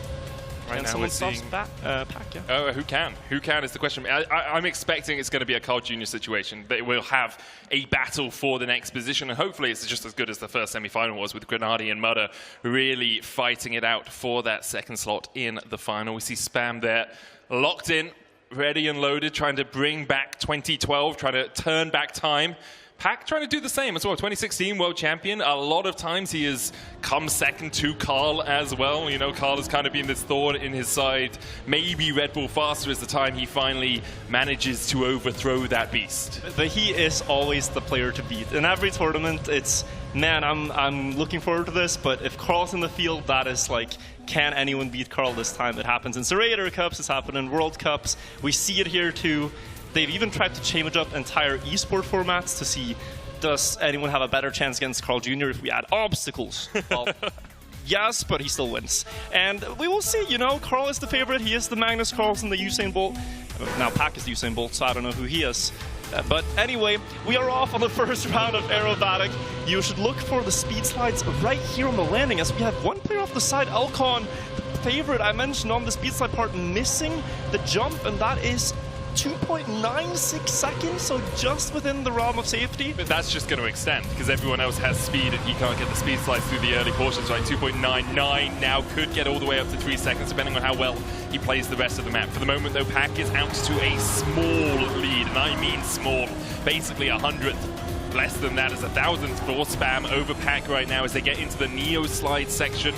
Trying to get drifts off at a speed below where you should be able to drift. Now through this intricate couple of corners, and then we'll come back round to that speed slide. Alcon is 3 seconds behind in total, so he might just lose his entire health bar to Pack, who once again will take first place. Alcon actually DNFs, didn't even want to finish out the map. 2/10 between Uffy, Spam, and Pack. Realize the mistake, Pack keeping the pace up front. 54.5. If you watch stage 2, you'll remember Pack versus Scrappy on this map. An incredible 1v1 to round out stage 2, and Pack did win that one with that pace. It's still at about the same level, but going any faster is extremely risky. So where I think Alcon messed up is on the left here, you can go a little bit off the track, and I think he went just a little bit too much off the track. You're looking for the ability to then get this mean bounce, get your front tire down early, speed slide, get that extra speed, and you can see here, Alcon carrying a huge amount of speed through the loop. Now he's made it. He gets a 0.420 checkpoint, worth noting. A little bit behind Uffy, who got the 0.3. That's the benchmark you want to hit. And I think we had a mistake from Spam. Speaking of hit, did make contact with the wall on the left there. And now through the tight part, Alcon is out of this map. A map that might have suited him, but ultimately, you know, he did not pick it. So there is that. This was picked by Spam, who also made the mistake. Uffy, though, with a great lead against Pack, and this is going to be the biggest lead someone's had against Pack all match long thus far. How much is it actually across the finish line? He gets up to about 0.4, that looks. Yeah, it's a big lead there for Uffy, managing to eke back into that advantage Pack built up on the first map. It will be Uffy in the lead in terms of health totals overall. Alcon will be eliminated, unable to get first place there. We saw another mistake coming out from him. Just a couple of them really costing him quite a lot, but a 15/15, that's the one. Yeah, 1500ths lead there for Uffy overall on this map. It's always a lot of numbers when you cast Trackmania. You got to keep the difference between. Just add in all the points in, say the milliseconds, you know. Yeah, I hope it's understandable, but yeah, here we have Uffy leading this round as well, and Pack did not get a great speed slide, so you see the speed 538, where you usually want to have 550. This can extend all the way down the runway and likely end up at about 0.2 of a gap. For Uffy, that's a lead that he can really begin to work with. It'll be the first time we've seen someone have a substantial margin over Pack across the course of a map. Spam here. He's coming back, though. Uffy, Pack so much speed, and Uffy touches. Now it's a battle between Spam and Pack to see who can close out this neo-slide section better. Spam with a little bit more speed coming through this right and left-hander. Will he S for D? Doesn't go. That might be enough. Back. He has more speed. He has about 5 more speed for the final part because he did that S4D, but Spam holds on and takes the round. And you can hear the crowd goes wild as well. There's a lot of support for Spam in the audience. They know. Such a magical story how Spam got here. And still, of course, all to play for. Pack has gotten a great start, but everyone else on equal footing. And Spam there, fighting back, holding on. He's still in contention. 3 rounds left to go in this. 4 rounds, rather. Yeah, 4 rounds left to go. We'll see if Pack can find that special something that had led him to winning the first couple of maps. For the moment, still looking for that bounce, get a little bit of extra speed through this section. Afi, though, got the best of the first couple of checkpoints into the loop. You can see he's built up about a tenth and a half lead now as we come through this checkpoint. That's a phenomenal start from Afi. One of the fastest I've seen all tournament. Counting stage 2 as well. Can he look to extend this? He did drop below Pack in terms of total health. Pack currently leading this map after that previous round, and now following it up with a good tight part there through the intersection, past the pillar here. Pack staying close, staying in the 3rd gear. Here they go on the inside, drop down into 2nd gear, and Pack is all but closed all of the gap from the start from Afi. Afi still has a chance here though, but there, Pack break tap to try to get more speed for the ending, and now you should see Pack pull away here. That strategy pays dividends, and he gets 600th to his name. Yeah, just that small break tap at the end, giving him, as you say, basically half a tenth. 600ths is huge, but also Pack through the neo slide section just regains so much time after Afi's great start. And it's not that braking on a straight line gains time, it doesn't, but the brake tap allows them to enter a sliding state. They put the car into this tiny slide, speed slide, and that speed slide gains more than the brake tap lost. So it overall pays off about 500s if you get it right. Here Afi again though with a great start, a little bit struggling to keep the next slide going, and will be overtaken by both actually. Yeah, just struggled to keep the speed through that section. Now Spam and Pack out to the lead. Going to be about 2 tenths going back to Afi, almost 3. A tenth back to Pack from Spam, getting to this drift on the right-hander. A nice tight left here as Spammy still keeping his lead. Needs to hold a long drift and then take the outside or the inside line here through and then into the neo slide section. Pack still staying on Spammy's rear though and overtaking him through the neo slides. Just has that more speed coming out of those drifts. Will take the right and the left hander, then the brake tap for the S for D to get him, S4D to get a little bit more speed. You can see Pack is just so consistent. Again, we wondered if he'd find that special something again, and he has managed to do it over these last couple of rounds. He's still doing it. He's still doing it. He's still winning rounds effortlessly. He still has now, let's see the total, down to Afi, closest opponent. It's about 0.4 going into the last 2 rounds. It is still within reason to catch. We saw in the 1v1 with Scrappy, there was a round where both Pack and Scrappy made a mistake. They both clipped on that intersection, the long drift into the short left. That is the tightest part of the track, and just try to pay attention to how close the side of the tires go to the walls. It's always, we're talking pixels to get the ideal line. So here, a lot of open space on the full speed part, but in those drifts is where you have to be laser precise in order not to make any mistakes. And again, great starts from Afi and Spam. Pack trailing by 1/10 this time. We should see how quickly he's able to make that up, especially through this section, that long right hand drifting the inside line. You can see him just really quickly closing the gap. Spam, a sandwich between Afi, Pack though, clips though, and now Spam and Afi have a big opportunity to gain some time, but Spam has lost a lot of speed as well. Afi is going to take off, go to the races, see how far he can extend this advantage over Pack. Spam's going to be able to catch up with Pack, but a wide line isn't a good setup, so Spam's going to end up in 3rd. Afi continues to accelerate away. Let's see what time he gets, a 54.5, and Pack half a second behind. Afi's gonna be in the lead going into the last round here. He's caught up and overtaken by just a little bit. It's 100th or so to his name. This is going to be a nail-biter. Spam basically out of it, but maybe the pressure could make both of them crash. Start is really important now. You have to pay attention to the left front tire, how it lands on the next glass part, and if you see a skid marks are good. That means you're getting the speed slide. Pack has it, but a bit wide. Afi has it just about perfectly, and look at what he's building right now. This is going to go all the way to the runway, and we will see, I think a 0.3 split once more, and then round the tower, the air control tower, we will see what the speed, the total time difference is. Afi about 0.2 up on Pack now, and the difference between the cars is the difference between who wins and loses. They're about equal in total health. The ending here will decide it all. Pack is going to try to make an attack into these last Neo slides, gets the third gear there to get close to Afi, still getting closer on this drift, still 900s, but he has that S4D. He goes for the brake tap up the hill here, drifting early to set it up. Now, is it going to be enough for Pack? He's trying to get closer, 900s. I think Afi should have it and takes a map away from who looked unbeatable thus far and puts himself on the board. It's huge for Afi to be able to secure that, especially since the next map is his pick.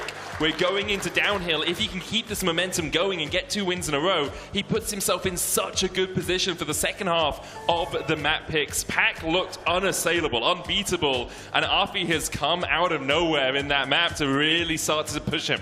It's just that one mistake, that one clip in that tight part. You have to do it 7 times in a row flawlessly, and when it works, it looks effortless. It looked effortless for Pack in the first rounds. We saw Alpine crash out there early, and that is ultimately the mistake that Afi made, but Pack made it a little bit worse the time he failed it. Yeah, Afi was just able to hold on to enough, right? Because usually if you clip in a position like that, you're losing a second and a half. You can see what happened to Elcon.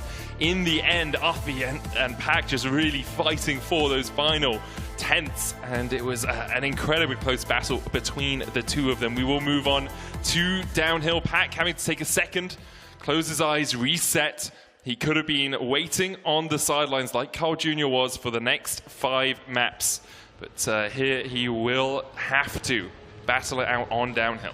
And the players always talk about this in the format we usually play in Trackmania. The main competitive format, Cup mode, you have something called Finalist mode, where once you reach the point limit, once you've gained all the points you can gain, you have to win one last race to close it out.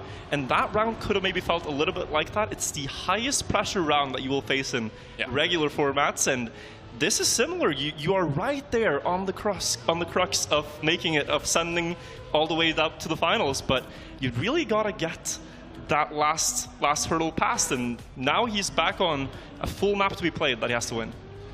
And it's just, you're looking at 7 more laps, you're looking at possibility of you making a mistake, no one else making mistakes, keeping you like within that 10th through the entire map, especially on something like downhill that, although does have tips and tricks and special things you can do on it, is a simpler version of one of our maps. You know, circuit, downhill, I think a little bit easier to be consistent on. See the warm-up here. The players are getting ready on the server. This is the middle part of the map where you have these mountain biking elements, these wooden ramps, and then you have a big quarter pipe jump in the middle where you have to get across, go early on the right side. You don't want to clip the wheels, but it's not too bad. The flip here, players tend to try to do inputs to manipulate a low jump, get as low as they can go, and then up the ending, it's all about seeing the skid marks of the car connected under the tires. That means they have full grip. If they steer too sharply, the car's going to start sliding, and in this case, it's actually bad. It gains speed, but it makes you go too wide, so you lose speed. That makes sense. Pack just showing off a little bit at the end as we get on in to the first round of downhill. Talked a lot about Afi and Pack. Obviously, Elcon and Spam still in the runnings. 3 maps is what you need, and and there's one thing on this map that the players all have been talking about, and it is Elcon's time on this map in day 2 of the tournament. This map comes out, Elcon drops a 58.1 just in time attack, and then lets that stand for the next week and still qualifies top 16. He might have kept practicing in secret offline, but he is very quick at learning maps like this. And he also plays on keyboard, letting him use something called action keys, where he can limit the steering ranges to like 80%, 60%, and that lets him do this ending quite consistently, I believe, on keyboard, because you get very predictable outcomes. So it's one of the strengths of using keyboard. Controller players can also use action keys, but many prefer to just do it by hand, do it by feel. But it's coming up in the ending here, so try to pay attention. If you see no skid marks, it's a very good sign. It's going to go fast. The second they start sliding, it's often bad. Elcon landing a little bit sideways, no skid marks for that first part, then a little bit on the inside, and reconnecting it to speed slide. Elcon's going to win the first round, 0.6. Yeah, really quick there from Elcon. About 0.8 away from the world record, but still a very good time. Pack fell out quite a bunch at the start. I think he made a little bit of a mistake, was half a second down, brought that back to about 4/10, but you can see very easy to lose a lot of time on this, especially with gears being so vital on dirt tracks. Yeah, and also we have had events like there was an event with a 20-minute long map, and there was a 5-minute dirt section on that map, and everyone was struggling so much to understand how Alcon was gaining seconds and seconds on the dirt. Whenever there's a slidey surface, Alcon tends to be one of the favorites, and also Spam here this is one of the maps that he has been putting the most time into. I don't think he would ever call it his favorite, but he has been studying it because you need to give yourself a winning chance on all maps. Pack and Spam out to the lead here, about 2/10 back at Afi and Elcon, trying to get the bounce there where your car wobbles a little bit to avoid the this is dangerous. Too much. Elcon very high on the jump, has to slow down a little bit to make sure that he doesn't slide off towards the side. And now coming into the quarter pipe, you're looking to land nice and low. Everyone does. We'll get into the backflips.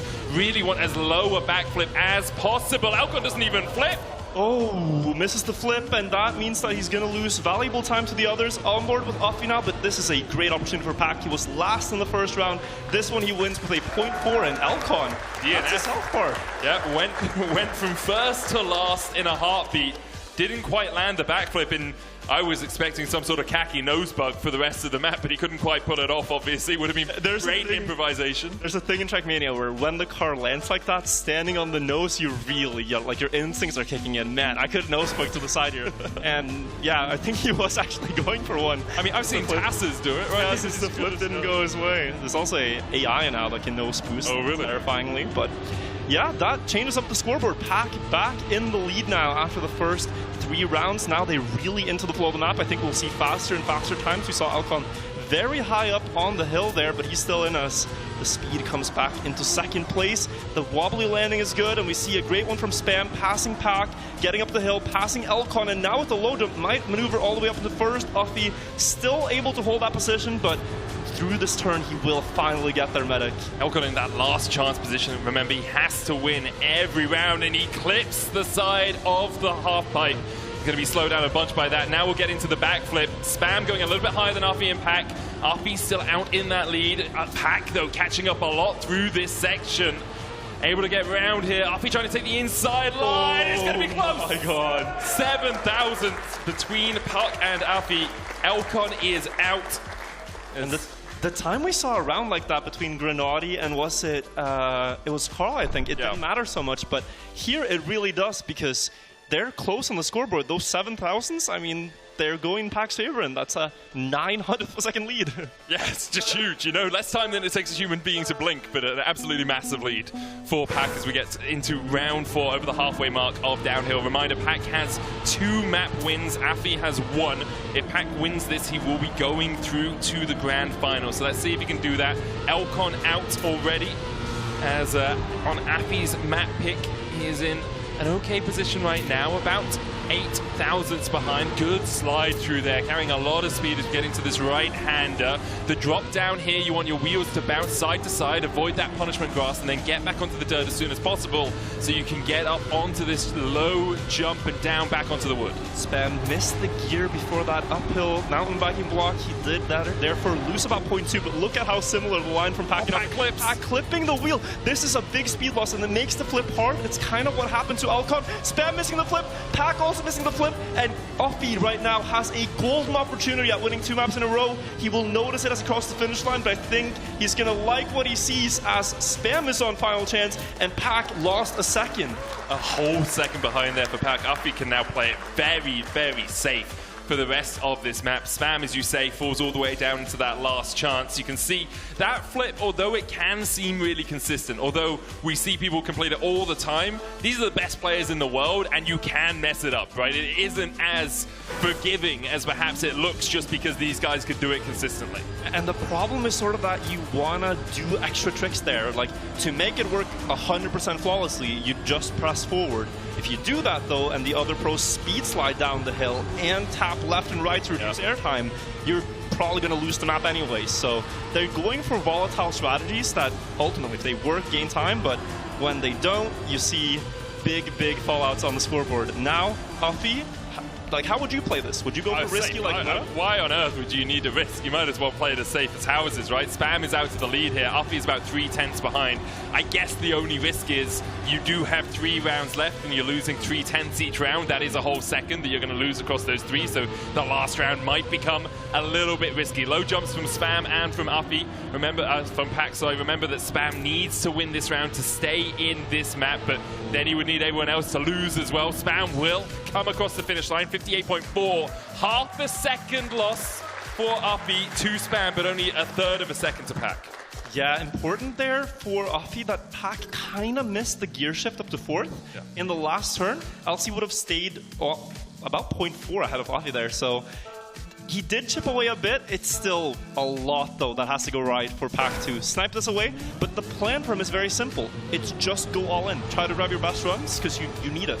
I mean, the thing is, though, Uffy lost 0.3 on that last one. If that happens twice more, I'm pretty sure like Pack is catching up, right? It is very close between the two of them. So Uffy does need to push a little bit more than he's been doing, especially if Pack is upping the tempo just that smidge. Uffy here keeping track of Pack around the first bend. We're going to drop down into that uneven bouncing section, and he's keeping Pack in his sights, which is vital for him. Spammy's fallen off the pace a tad, about a 10th behind, but he's going to catch up through this mountain biting section, and now we'll get round towards this left. Low jump is what you're looking for through the quarter pipe. Pack's clipped before, doesn't do so this time, and is actually going to gain a little bit more time on Uffy as we come down. Low jump from Pack, low jump as well from Uffy. Spam went pretty high, neither of them getting airtime across here. Low jump for Pack, but look at the speed that Uffy is going to keep as they get next to each other across the line. 200s between them. So clutch from Uffy there to not let that lead get out of hand, to not let it get that close. He has so much to work with here in the last lap, which is going to be a 1 versus 1 Spam with the KO here, and now he knows exactly what he needs to do. The difference is about 0.6. Pack has to go all in. The world record is 0.6 faster than what we just saw, so you know it's possible. Break the world record, Pack. Come on. It would be insane. Family and friends are here supporting you. You might as well do it now. 58 low, 57 high is what you're hoping for. Literally probably impossible to do in round, but if there's one player who can do it, perhaps it's Pack. He's gonna go for it. I like the perhaps thrown in there. Literally perhaps. Well, let's see. Uffy currently keeping him on a short leash. Pack unable to get that early lead that he would really be looking for to put the pressure down onto Uffy. Reminder, if Uffy wins this, it's 2 wins apiece between Pack and Uffy, and if either of them win, they go through to the finals. Uffy here with a low jump, and you can see Pack unable to get that lead that he really wanted. He really needs a mistake from Uffy. Here's where it could happen, but neither of them both getting across the quarter pipe jump effectively. And the flip, is it going to go right for both of them? Yes, good landings, and now even if you fail the no slides here, it should be all but done. Uffy knows he can save this out. He will lose some time, but Uffy takes his 2nd map in a row, and the map he picked, importantly, and matches Pack at 2 map wins. It's a level game for them. It's incredible all round from Pack and Uffy. If you're Spam and if you're Elcon, you're thinking, I need to start winning soon, because as soon as Pack and Uffy win, they're out. Obviously, they qualify for the finals, and then it's just 1 map for the other one, and you're out, and you're running out of maps, right? We're already 4 out of 8 done. We only have 4 left. We'll move into the second half of them, but we'll have another look at some of the ups and downs of this track. So we had Elcon there driving so fast in the early round, and then, yeah, he was absolutely going for a no-spug medic. As you can see on the replay, steering to the right with the wheels, realizing that, oh, the flip didn't work, so I'll try my best to get a no-spug. Didn't get it for the fans, but now the health bars are reset. He has another chance. We also saw Spam there not getting the flip, and that was really the round that sealed it for Uffy. It really was. Now as we move into Showdown, I believe it's Uffy's map pick. It was the last map available as well, importantly. This one doesn't carry as much weight as someone picking it in the top 4. We will move on to Showdown. Last time we saw this map in the first semi-final, there were a lot of crashes. That battle between Carl Jr. and Mudda was absolutely incredible to watch. We'll get into the warm-up. The question is, like, do you think we're going to see anyone using the Mudda strat to try and get that extra speed? No, I don't think so. I really don't think so, because the players have been quite scared of it. They've been opting so much for consistency, because one big mistake and, you know, your health bar is too far gone. So what Mudda was doing was very hard to match. I think we will see some no slides, but sort of a safer version of it where you go low and then snap into one. Offie, though, is one of the proponents that just sliding around the turn is faster, and that is what he has been doing in the current warm-up. The players are on the server getting ready. You can see it here. Love the aesthetics by the maps here. They're all made by waypoint mapping, and this, to me, feels like the final boss stage of the video game. I mean, I love Showdown as a map, and as you can see, we're going to get through at least Showdown and one more map. Rooftops will be after this, but for now, we have up to 7 laps on Showdown to feast our eyes on. The question is, who will come out to a lead here? World record is from Mudder. Pack very close behind, only 300ths behind that world record. So it does feel like, it feels like a traditional Trackmania race map. Like, this is something you would build for people to compete on, and Pack obviously has a lot of experience on those. Yeah, we had like the first 2 map packs where Sports Red Bull are involved in, and for the last 2, they let the mapping team build something very Trackmania. So this features a lot of surfaces, a lot of styles, some grass, some dirt, but ultimately you need to master everything to win this map. Offie going for some style, maybe resting up a bit. You know, you have 20 seconds, you want to drive and be all serious, or do you want to just chill, stretch your shoulders? A lot of different things you can do in a warm-up. But ultimately, when the clock here takes to 0, you have to be ready to go. And we are, so we hope the players are. High 58s, low 59s, very good times here if you can hit them. Expectation is middling 59 is where we're going to be as we get into map 5 of the second semi-final. Both Affy and Pack just 1 win away from that finals, from a matchup against Grenadi and Carl Jr. later on today. Let's get into it. The first turns as we get into the first bobsleigh. Pack leading the pack, Spammy just a little bit behind everyone, basically within a breath of each other. Over the turbo, now we'll go into this looping section across the plastic and down. The important part really on this map is coming up after this next couple of drifts. You have a jump into the dirt. You want a low jump here, maintain as much speed as possible, land low on the bobsleigh. Spam very late on it. The icy wheels now very easy to slide out, but everyone maintaining about the same amount of speed. Affy, Pack and Elfon on top of each other. And they're all sliding, so none of them going for that no slide strategy we saw from Mudda, but that means we have a very close field, because that is one of the most differentiating parts of the map. Now look at this race, all 3 players within a 10 going down the last hill, and we will see them turn around likely for this bounce. Rather going straight, and it's going to be close. Who takes it? It's Pack by 300, say 58.9, high 58, low 59. But again, Pack showing that right out the gate, he is ready to go. That is so fast, but such a risky map as well. There's so many bits. A small clip here, a slight oversteer on the bobsleigh. You're sliding out very, very quickly. Great round coming out in the chat as we jump into round 2 of the Showdown.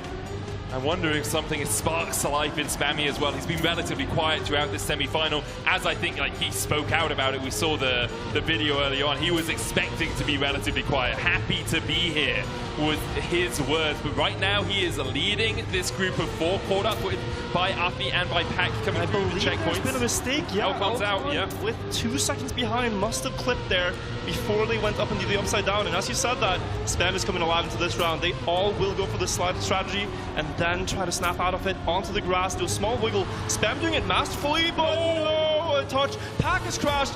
This is a mayhem. Huge. Offie has a golden opportunity here, because Elcon, Pack both onto the red health bar. Spam will basically be with him there, but it's a golden chance to take the first spot in this semifinal into the grand final. Like Spam, he's 2 maps behind in terms of winning and half a second behind on this lap. Elcon and Pack unable to catch up in time. They will lose their entire health bars, and now Affy, he can taste the finals. He can smell the glory of that final 4. All he needs to do is be consistent over these next 5 laps. And you almost take it for granted that, like, whoa, Pack can crash too. He actually lose 6 seconds just like that. And now, as you said, this is Affy's possibility here on his map choice, as we should say. But yeah, we will see what happens now. This drastically changes the strategy for Pack and Elcon. For them, it's all just about risking. Spam now also could start to think about winning this map. He's probably been waiting for an opportunity like this where people make mistakes.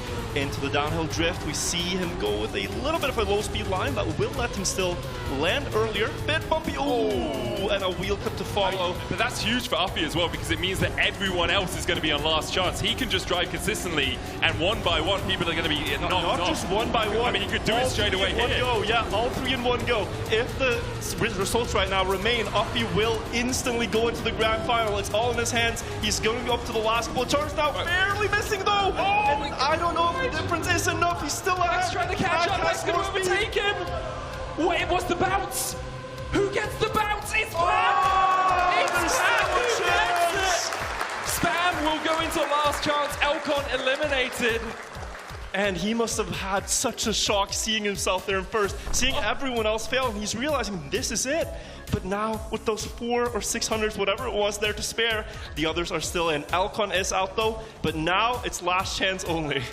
Last chance for Pack, last chance for Spam. Affy has every chance in the world. Just finish the map for the next 4 rounds and you are basically in. Affy, easier said than done. I mean, 100%. A little bit. This is dangerous because he might not get the 5th gear in time. He will lose a little bit more over the straight, but there's no crash. Just these small differences in the run that can make you fall off your ideal trajectory and suddenly things can go wrong. That was the wheel clip for Spam this part last round. Importantly though, like for Uffy, he's making Pack and Spam race each other. Like one of them is going to be eliminated after this round, and Pack does fall behind a little bit, gets the nose slide, gets a bit more speed. Uffy falls down to 3rd place. Spam still in the lead though, as we come into this wall ride, going down, jumping across, looking for the final drift really of the map as we come up towards it here, and then we'll go into that jump. It's Spam who takes the lead, a very wide line though. Uffy's going to have more speed going into the final jump. Spam overtaking him though, and it's all down to the bounce. Who's going to get it? It's Uffy! And Uffy's through to the finals by 0.03 of a second. This time it goes his way. He redeems himself at that very same section of the map in the end. Double KO, 3 map wins in a row, and he's going to get the 3rd finalist spot in the grand final later. 1 more up for grabs. Showdown is a bloodbath, man. Like, just immediately everyone on last chance. Uffy the only one to hold his nerve. Next up, we'll be moving over to Rooftops, which was Spam's 2nd pick.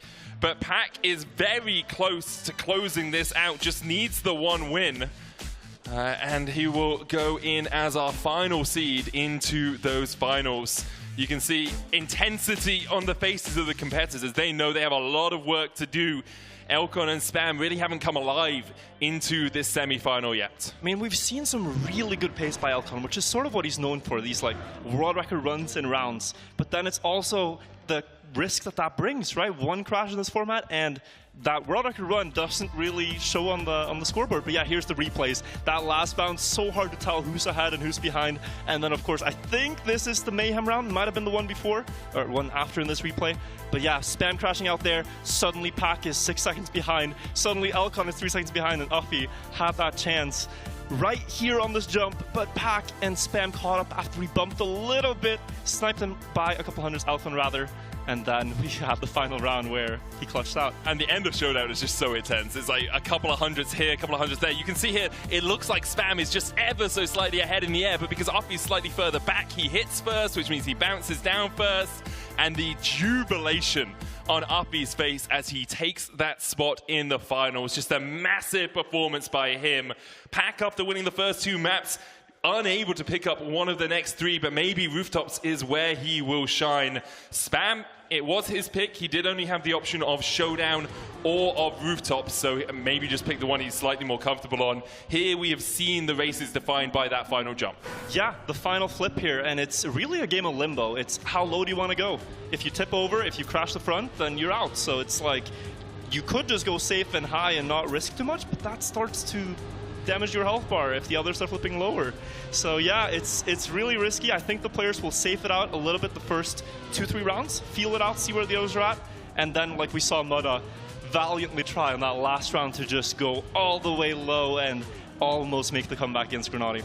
How low can you go?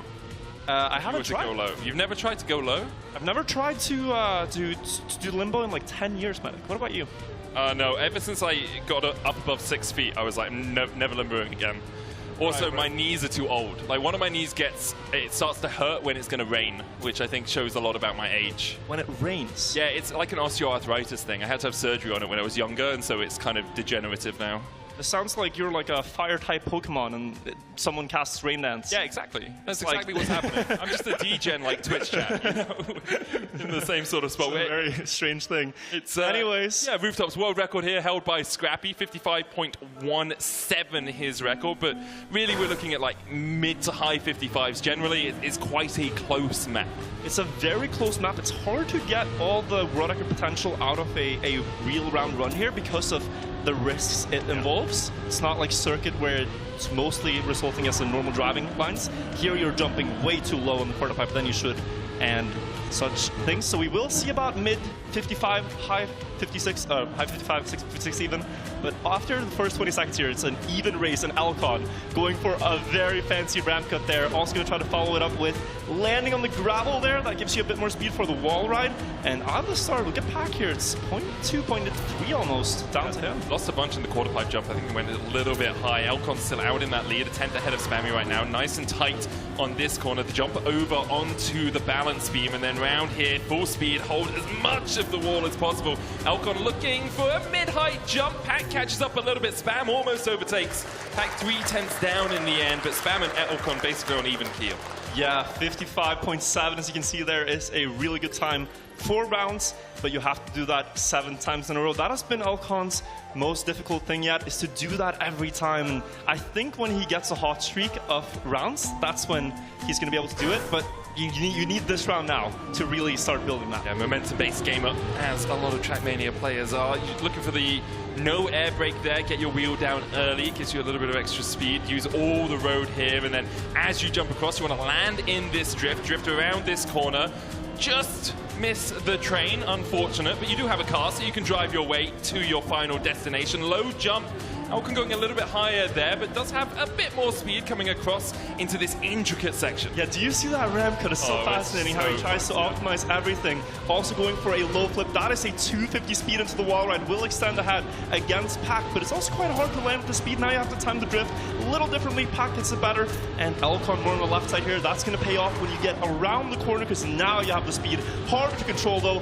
Easier for Pack as the car will slow down naturally towards the corner where you want to go. And now the flip, ladies and gentlemen. Who goes low? Pack has a great one. He will snipe Alcon by 300ths of a second and keep himself in contention with the others. Yeah, it's going to be such a close one here. You can see basically everyone within a 10th of each other as we come around. Alcon with a bit of a lead, 2/10 ahead of Spam, who's about a 10th ahead of Pack. So all it takes is one mistake, all it takes is one low jump that hits the checkpoint, that hits the wall, can really cost you a lot. But importantly, Alcon is starting to build that streak now. Last time I said something like this, I cursed the player, I prayed to God, but I don't this time. But it does bear pointing out that this is what he needs. He needs that momentum, because when he's feeling it, when he's flowing, the confidence, that's when you see these insane laps happen. And he's going very close to the edges. He is, maybe a little too close to the edges for my comfort, but these players are so accustomed to pixels away from the wall. And again, he's going to go for this tiny off the edge there and gets close to Spam. You just see all the micro precision required to get to the stage. Just dropping that front left wheel off the edge of the ramp, which means that he then gets the nose down, gets more speed, and you can see how much speed he's carrying through here as well. Trying to catch up with Pack, who is about a 10th ahead. He sets up wide for this. Pack going narrow means that he doesn't carry as much speed onto this beam jump, but as you said, harder to control, but Alcon has to use all of the road through here. Spam clips against the wall. He's going to take the long way up. Pack gets through first. 4/10 behind is Alcon, but a really nice adjustment there from Spam. As soon as he clips, realizes, if I reset, I'm going to lose all my life. So if I take the long way up, I can still hold on to some of it. Very quick thinking, keeps in the race, and the others, we've seen people miss that flip. It could happen. It's a really tough stage now for Alcon, because he knows that with Spam down there, it's unlikely that he's going to win the map, and it's all on him to keep this match going. Pack is 1 map win away from the grand finals himself and knocking out the other 2. If we do end up with a 2-map win, 2-map win, 1-map win situation, it will be sudden death between the two winners with the two players with 2-map wins. We get into the quarter pipe jump once again. Pack going nice and low, Alcon low as well. Both of them about even speed coming in here. There's the little nose down that Alcon does. Try and get that traction a bit earlier. Both of them jumping across into the quarter pipe, the backflip. And now both of them are really even coming into this drift. Great drift there from Elcon to pass Pack up the hill. He does like going in with a lot more speed here, but it is hard to control. Gonna go over the middle of the bubble. That's gonna give him a lot of airtime. Now Pack answers back, and with the flip will decide this round. Pack gets a great one. That's a great flip. Gains so much health against Half a Elcon. second down to Elcon. Pack's flip. He was an arrow going straight to the bullseye of that finish line. Spam even catching up in the middle as well. For Pack now, a 7/10 lead over Elcon with 3 rounds left to play. Yep, this is looking great for Pack, and I'm sure he knows it, and I'm sure that's when you start to think, and maybe even overthink, but you can't let yourself do that. You just have to honestly turn off the interface, play 3 more rounds, and hope it's enough, I think, is the best strategy. Don't think too much about the numbers, just do more of the driving. And just let the muscle memory kick in, right? Really push yourself to get those times, because you do need to be eating into it. And that is going to eat into the back of your mind as well. We come into the quarter pipe jumps once again. Oh, so close. So low. Elcon with a bit of an advantage. Spam actually catching up to Pack here as well. Elcon, can he carry the speed through this next section? Into that back flip. We'll look for the extra speed onto the wall ride. Elcon actually jumping the gravel, and because of that, Pack with the low jump, the extra speed, sets up wide for the drift, carries more speed through here. He does take a tighter line into this hairpin bend though, and Elcon can catch up a little bit, but can he control the speed through the beam and through this tight left-right-hander? Great setup for Pack. I think he's going to have about a little bit more speed and catches up make again. it an equal round. 1,000th the difference between the two. 2 rounds left between Pack and a finals. And the question is, can Elcon and Spam somehow stand in his way? And they're trying. I mean, they're increasing the pace. They were on 0.6, even 0.5 pace, Elcon, until a little bit of a too high backflip, as you mentioned. And now Pack is still able to match everything they put out. So either you try to go faster and risk the crash, or he's just going to win the war of attrition. Elcon clipping the first wall ride and not getting the speed. That is going to be him down to final chance. And now Pack should also recognize this. The final very much within reach now. It really is. Just play it that little bit more safe. You know, you can have an extra 10th, a bit of a higher jump perhaps on the quarter pipe there, as he does come down just ahead of Spam. 4 seconds behind for Elcon. Will go into last chance, of course, but Pack still looking for that flip, clips the back of the gravel. Spam with good speed though. Pack will lose a little bit of time through here, but Spam isn't really who he's competing with anymore. It's Elcon who is 10 seconds behind and basically DNF'd of this round. There'll be 1 round remaining, and all Pack has to do is hold on in that round. Doesn't matter if he wins, he just has to finish. And it was made even better there because Spam also made a mistake, also clipping the tire. 56.32 by Pack is an insane time for what we have right here. So he is going to be on full health almost. The others on a final chance. 1 round left to play, and the hometown player, we could call him, is very likely to go to the finals if he holds on this round. Give him your energy. You could see Pack in the finals. Here we go. 3 seconds, the margin that Pack needs to remain within, and he should be able to do it. So far, he started off this semi-final on blistering form. He absolutely melted through the first 2 maps. Then Affy mounted a great comeback to win 3 in a row, and now in map number 6, Pack is looking to lock his spot in those finals. Everyone basically on top of each other. A 10th between them. Pack still on Spammy's tail, jumping down here into the backflip, then onto the wall ride. You just got to keep it safe. Safe as houses is Pack, the Giga Chad that he is. You know you are in safe hands as he comes through these final few corners. Spam clipping the wall. The hairpin for Pack now just needs to get through this final jump and then across. It's Pack, and he has smoked them all. Elcon DNFs. Pack takes the slow route. He's got all the time in the world to lock himself into the finals. Gets there, does what he needs to. He doesn't have to risk it, and with the spam crash can even take the safe path. Breathe a sigh of relief there, and I would too. He is in the grand finals with Affy, Carl Jr., and Grenadian. What a lineup that is that we have coming up. Really, really incredible stuff by him. Looked unbeatable for a while, but Affy showed it's possible. He definitely did, and I think with the way the pack was kicking off, we thought it would be another Carl Jr. situation. Alfie really struck back, and I think he'll carry that momentum a lot coming into the finals. I'm really interested to see what our placements are going to, what our map picks are going to be for the finals, because it does feel like if you get a splash, if you get a showdown early, someone is going to be getting knocked out very quickly in those maps.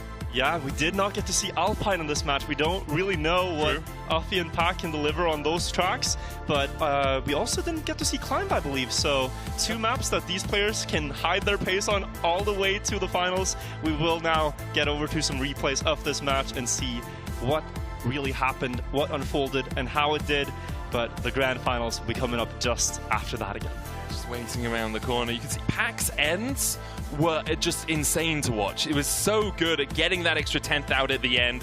Good decision making there from Spam. We talked about it a little bit to make sure that he didn't go right into the last chance, but the consistency that Pack got these low jumps, he could be a 10th behind, and here in the end he's 1,000th behind as they come through the finish line. And it just shows how great these players are, because I think there's a big list of Trackmania players that can drive a 55.6. There's very few players that can do it 6 times in a row, or 7 times in a row, and on stage under pressure like this.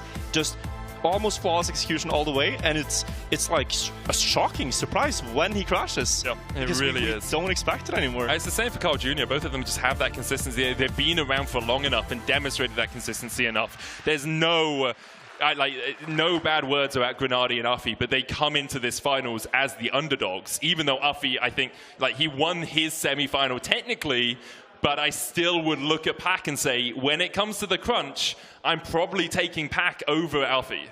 And this is like the factor that many people bet on Carl Jr. for when they make predictions for who's going to win a tournament. When it matters under pressure, you know that he handles it really well. He's limit tested so much. And also just his vision for the game. He plays in the internal camera. He stretched resolution on the monitor to really see the corners and is quick to react to them as well. So not his first LAN tournament. That happened over 12 years ago. Actually, the one that Spam won was Carl Jr.'s first, so all the way back then. And he also has his dad here in the audience cheering for him, coming all the way from Canada. So that's really cool. There's some fun stories in the audience. There's some fun stories by the players, and we should also get to hear from some of them. Yeah, let's hear from Alfie, who's standing by with Semra. Thanks, guys. Yes, indeed, here we are with the winner of semi-final number 2, Afi. First of all, congratulations, yeah. Just give it up, give it up. You can applaud yourself too, you've earned it.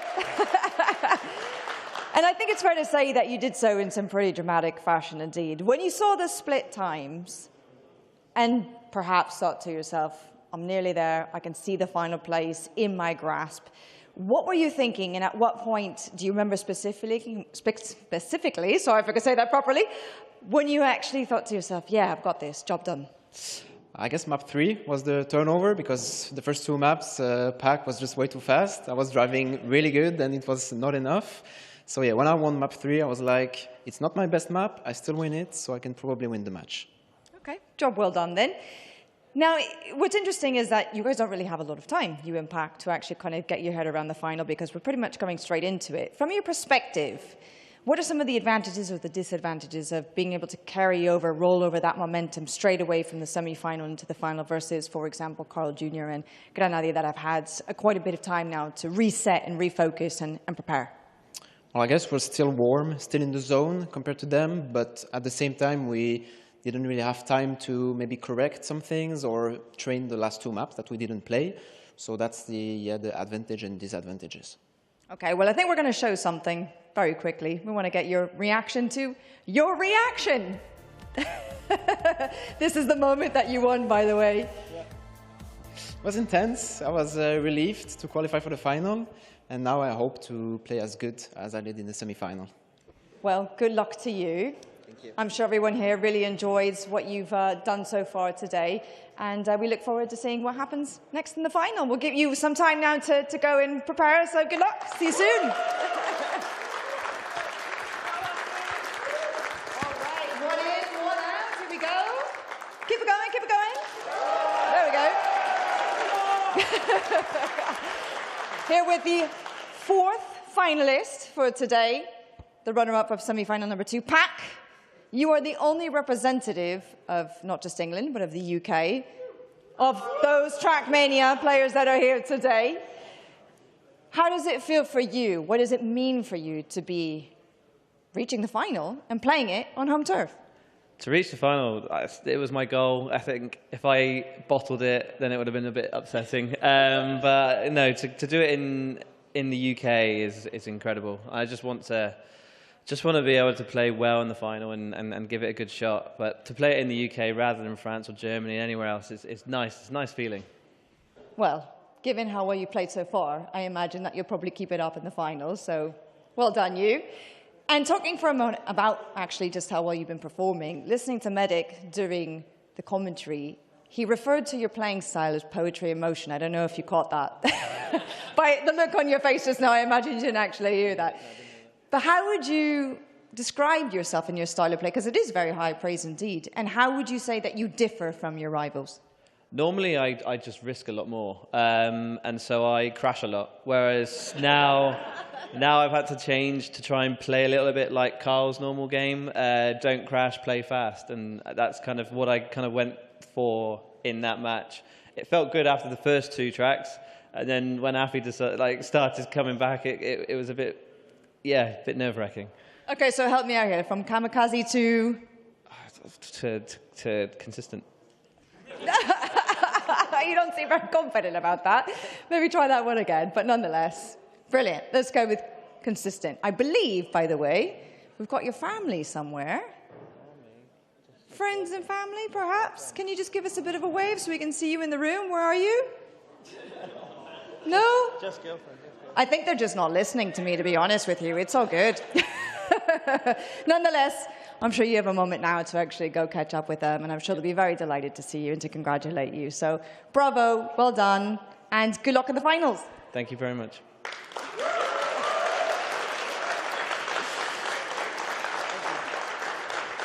All right. Well, we're edging ever closer, aren't we, to the business end of the day. It really is exciting, and you can feel it in the room. It is palpable. But before we get to the finals, guys, why don't we take a quick look back then at some of the main highlights from that second round of semi-finals. Pack when he says that he crashed a lot, because evidently he did not. Yeah, the least crashing of all the players in the semi-finals. We see Spammy here currently suspended in midair, but slamming his the back of his car into the wall. Obviously, we saw that bounce on splash. Very tricky for a lot of people. When you're really pushing it, it's very easy for your car just to not quite have the right angle as it bounces up. Yeah, you need that height from the inflatable block, and it's sometimes a bit weird, maybe a bit hard to control, but we see players able to control it. It's just requiring that little bit extra precision. On circuit, there's no such trick. It was just raw driving in, as you can see on Afi's face here. It was just frustrating, as he said. Like, how do I beat this guy? He's just driving an insane average. Well, he managed to beat him on the next 3 tracks, right? He was able to really bounce back in the fight after it was a huge start for Pack. Downhill, Aerobatics, and Showdown all going the way of Afi in the end. After Pack had such a good start on Aerobatics as well, it looked like it was his map to lose, but Afi really struck back.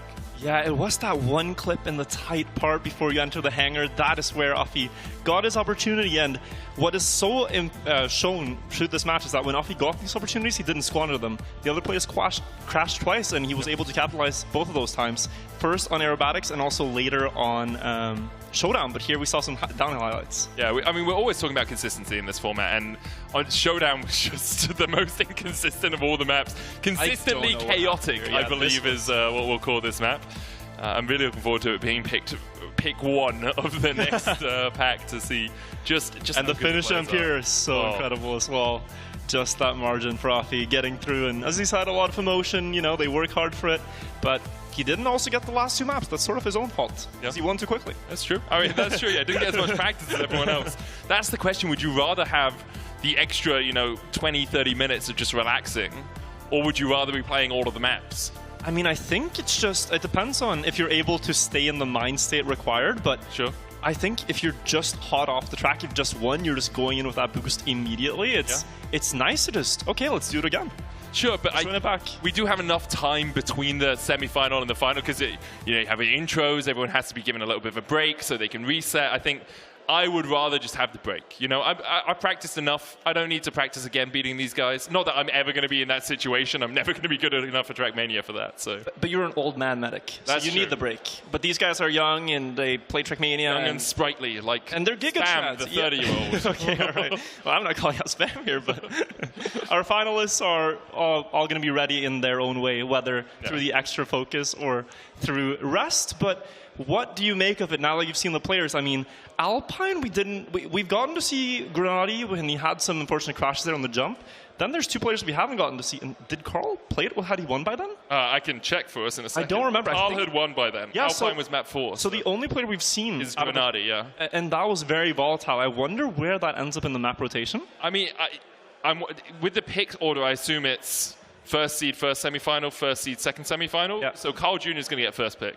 It would be a very Carl thing to do, just say, let's play Alpine and see what happens. Yeah. You know, or like Showdown to kick us off. And he has said as well, like when we talked to him, that like Alpine and downhill, I'm just waiting for my chance on the other maps. He doesn't really believe that those are favoring him. But then if you think about in the grand final, you're playing till 5 map wins, not 3. Yeah. Or if nobody reaches 5, it's whoever wins the most out of the 8.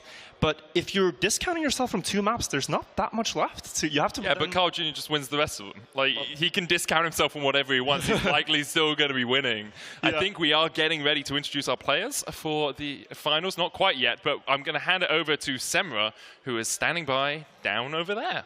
Yeah. Well, I imagine I speak for many of the players, if not all the finalists, by saying that it really is such a privilege to be hosting this tournament at Red Bull Racing. It really, truly is a magnificent arena. And in fact, so much so, Red Bull Faster has been kind enough to actually treat our finalists to a very special tour, a behind-the-scenes look at something that I think so many of us who love racing would actually love to be able to treat it to. So here is a look at their special walkabout behind the scenes at Red Bull's F1 factory.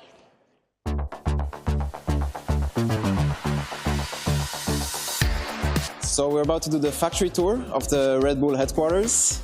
As a big Formula 1 fan, I'm really looking forward to it. I've been following F1 since the last 10 years and it will be amazing. I can't really believe that we've actually got the chance. I'm just super excited to see everything. Congratulations to the players for getting through to the final. So we're really excited to have you here. I do like Red Bull, yes. Yeah, I mean, recent years they've won a lot. I mean, I have a Red Bull cap at home. I didn't take it with me, but yeah, I've been rooting for Red Bull. It's 30,000 parts that make up the car. We're going to show you where it's designed, where it's tested, where it's all manufactured. Really, really exciting opportunity for you.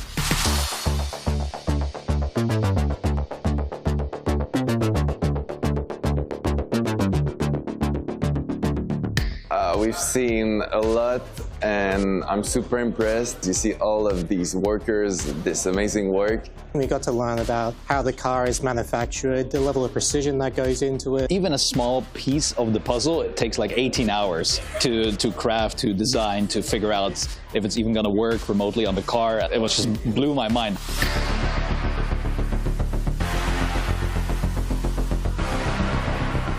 It's amazing to see what's behind the scenes. That's kind of insane. What do you guys produce here? Like, you do some crazy work. I feel very fortunate to have had this opportunity because Formula 1 is something I've followed for 20 years. I mean, this is like, I've been to many Trackmania events, but this is like anything beyond my expectations at all. Like, it was just amazing. It's like kind of crazy. If we say that 10 years ago, it would be like unbelievable. But yeah, seeing them supporting us today, that's also a dream.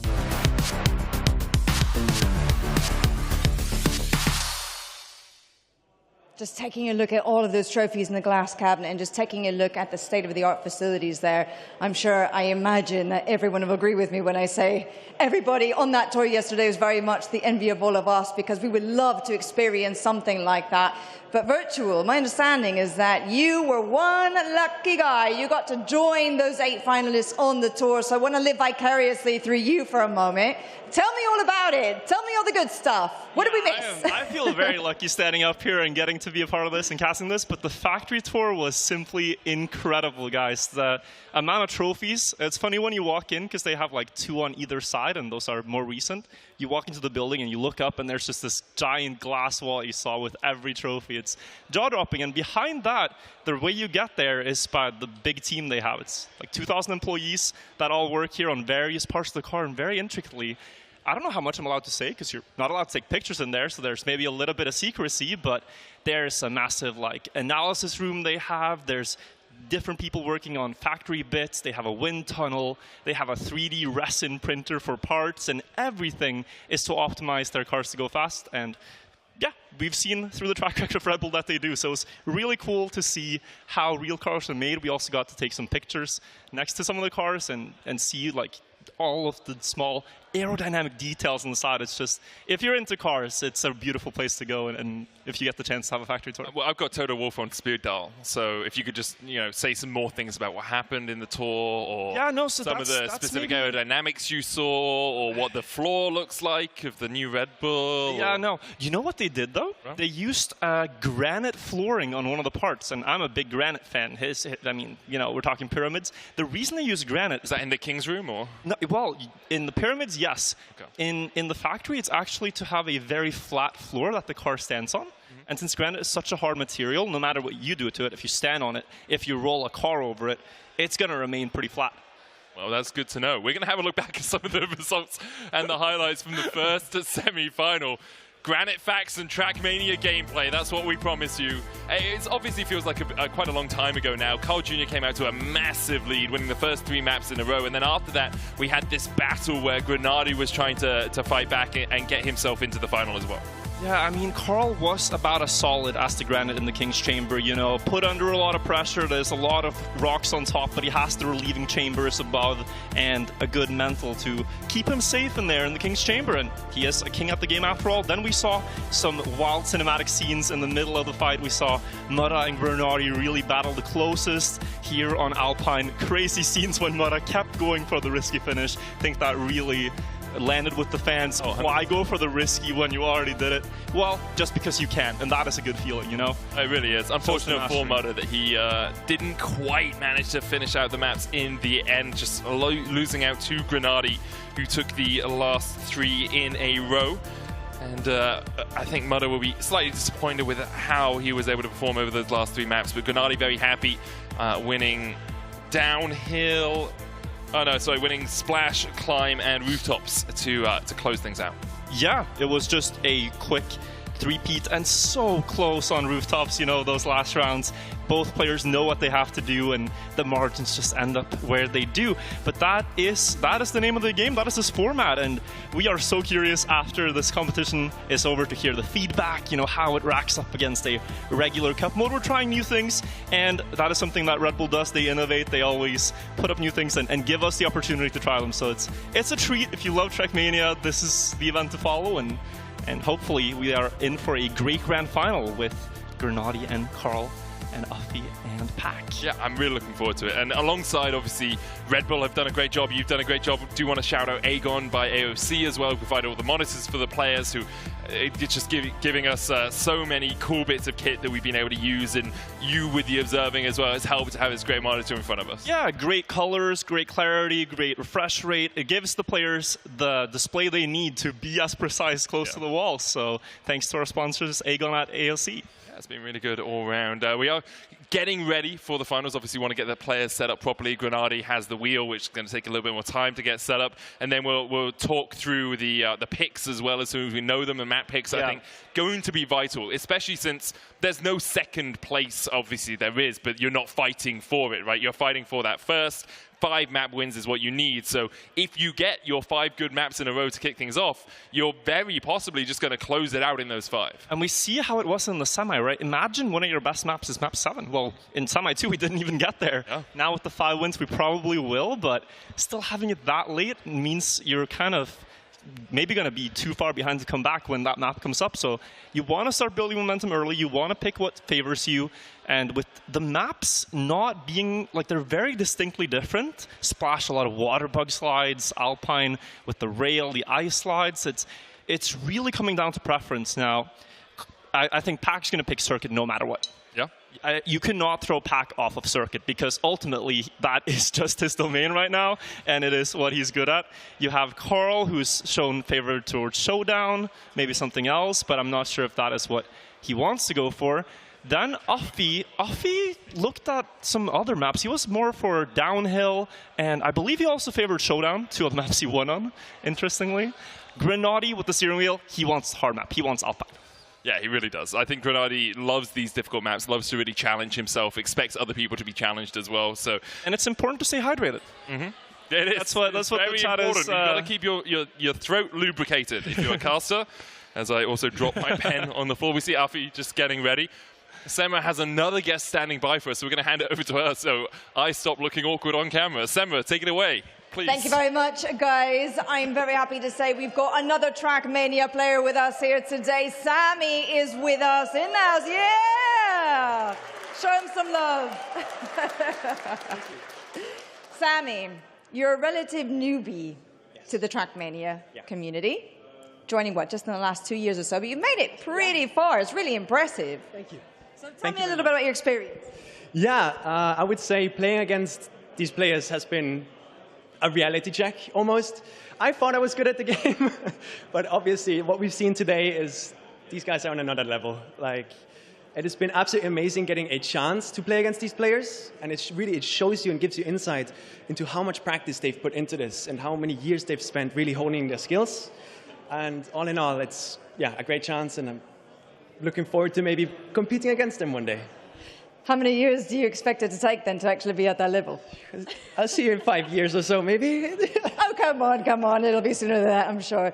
You actually played Carl Jr. in stage 2.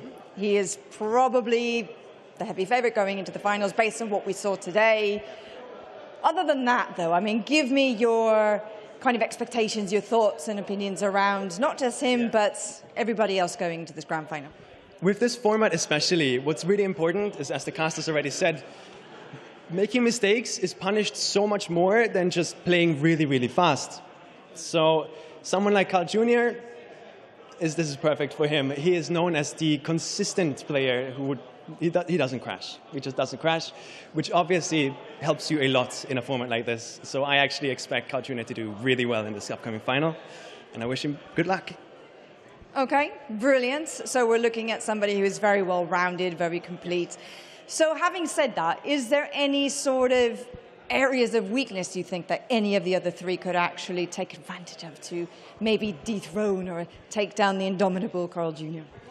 Yeah, I mean, Carl Jr. is definitely known to be better on techie parts, like tech, which is more drift focused. So there's definitely more maps in this map pool that would be against his play style. For example? For example, downhill. Downhill is a very good example that Afi especially has shown himself to be really good on. So I'm expecting this to be sort of a clash between the old school tech, Carl Jr. tech bros versus Afi and Grenady, and on the more new gen styles with dirt and grass and all of that stuff. So it's going to be an interesting battle, that's for sure. It certainly is going to be very interesting, and I imagine strategy as well is going to play a heavy hand in this. It's not just about the maps, it's not just about the different types of tracks as well, but what other strategies do you think might be used? Yeah, I think people are definitely going to start risking more at this point. Interesting. I think Pac said he was going to try and risk less, right? Yeah, it's honestly been crazy, especially on a map like Alpine, seeing everybody go for that rail. It is something I did not expect personally. So I think at this point, yeah, there might be some secret strats that maybe come out where they just full send and they try. All right. Well, thank you very much to you. I hope you enjoy the grand final, and hopefully we'll see you up there one of these days sometime soon. Would be amazing. Thank you very much. All right. Thank you, Sammy. And by the way, I think Virtual actually is with a guest of his own. Hello there, Semra. Yes, I am joined here today by a little bit different looking medic now, as we have Spam up here on the balcony. Spam, how's the view from up here?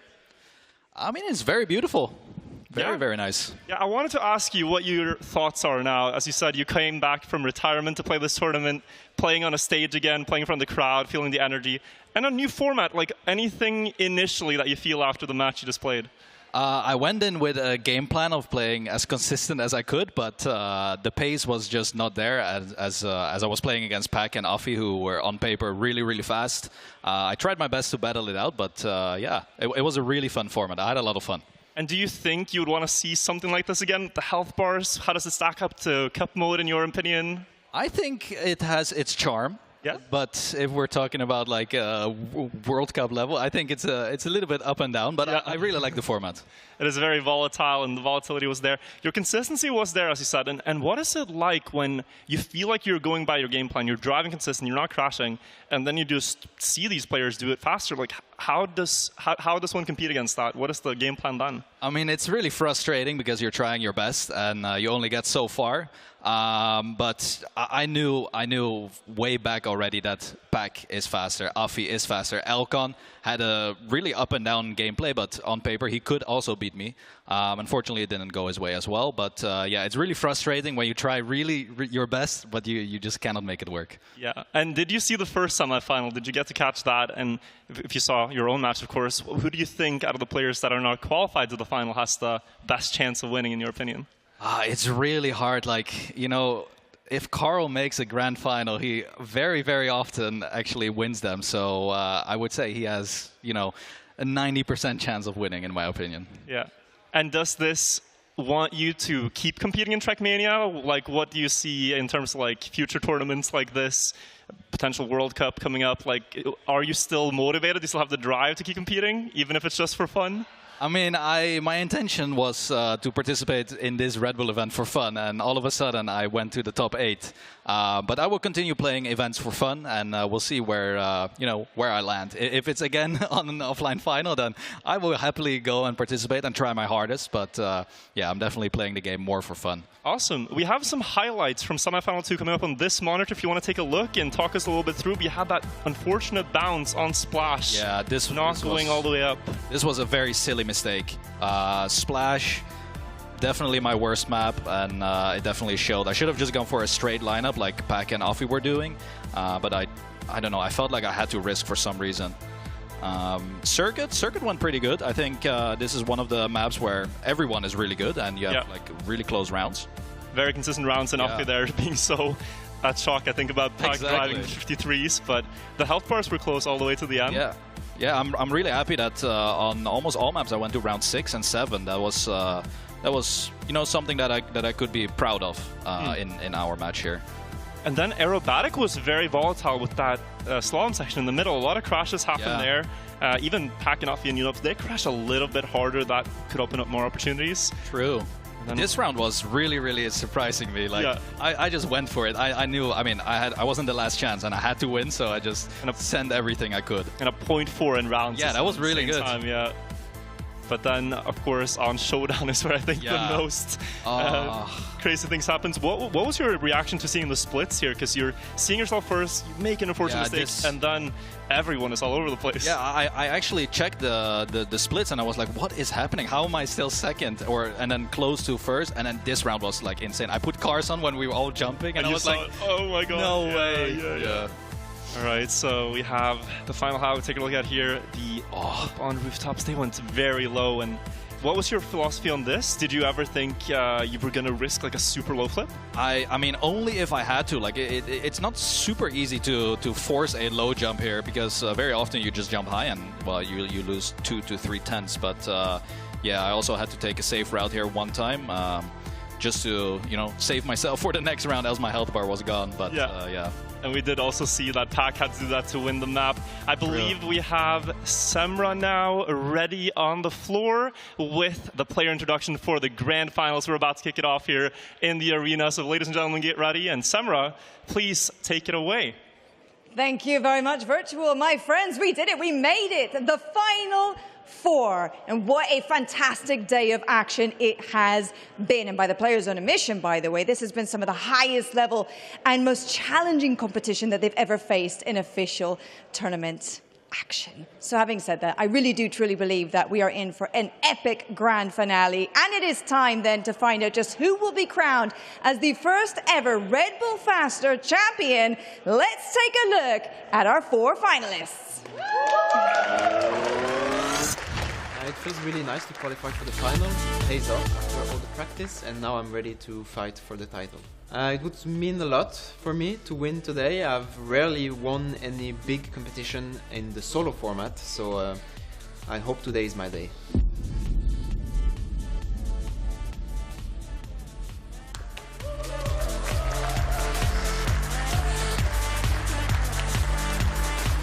Please welcome to the stage your finalist, Afi.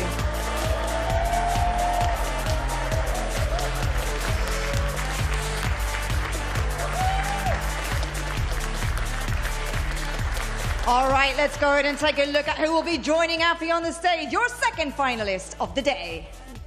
The feeling to make it to the Final Four is incredible. I think I expect myself to always get to a podium, and so to make it through to the Final Four is a great feeling, and it's just something that I've been working towards. So to make it through to the final is a great achievement again.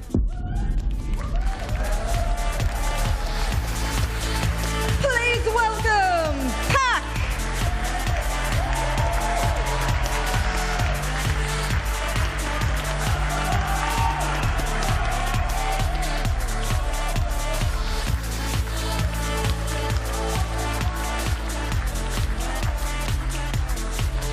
Two down, two more to go. Let's see who finalist number 3 is. Being in the Final Four means the world, but now I need to win the competition. I don't think I'm the favorite to win based on how the other players are playing, but I'll definitely try my best to challenge them.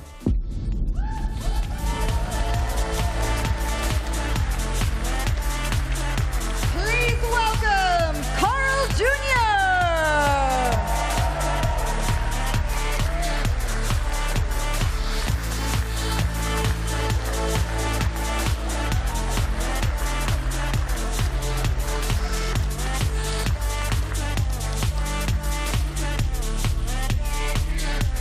And last but not least, our 4th finalist. It feels amazing. The stage is absolutely insane here, and being able to play one more match on it is absolutely great. I'm going to try to win it.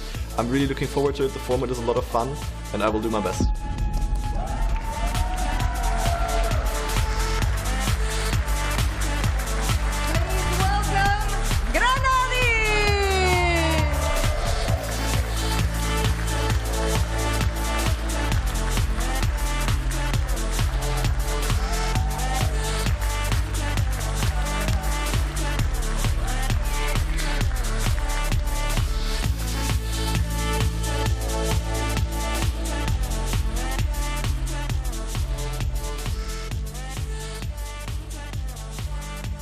All right, so these are our 4 finalists for today. As you can see, they are laser focused, they are revved up and ready to go. So let's go ahead and find out then who is going to be our big winner for the 2025 first edition of Red Bull Faster. Here we go. The finals of Red Bull Faster. Afi, Pack, Carl Jr.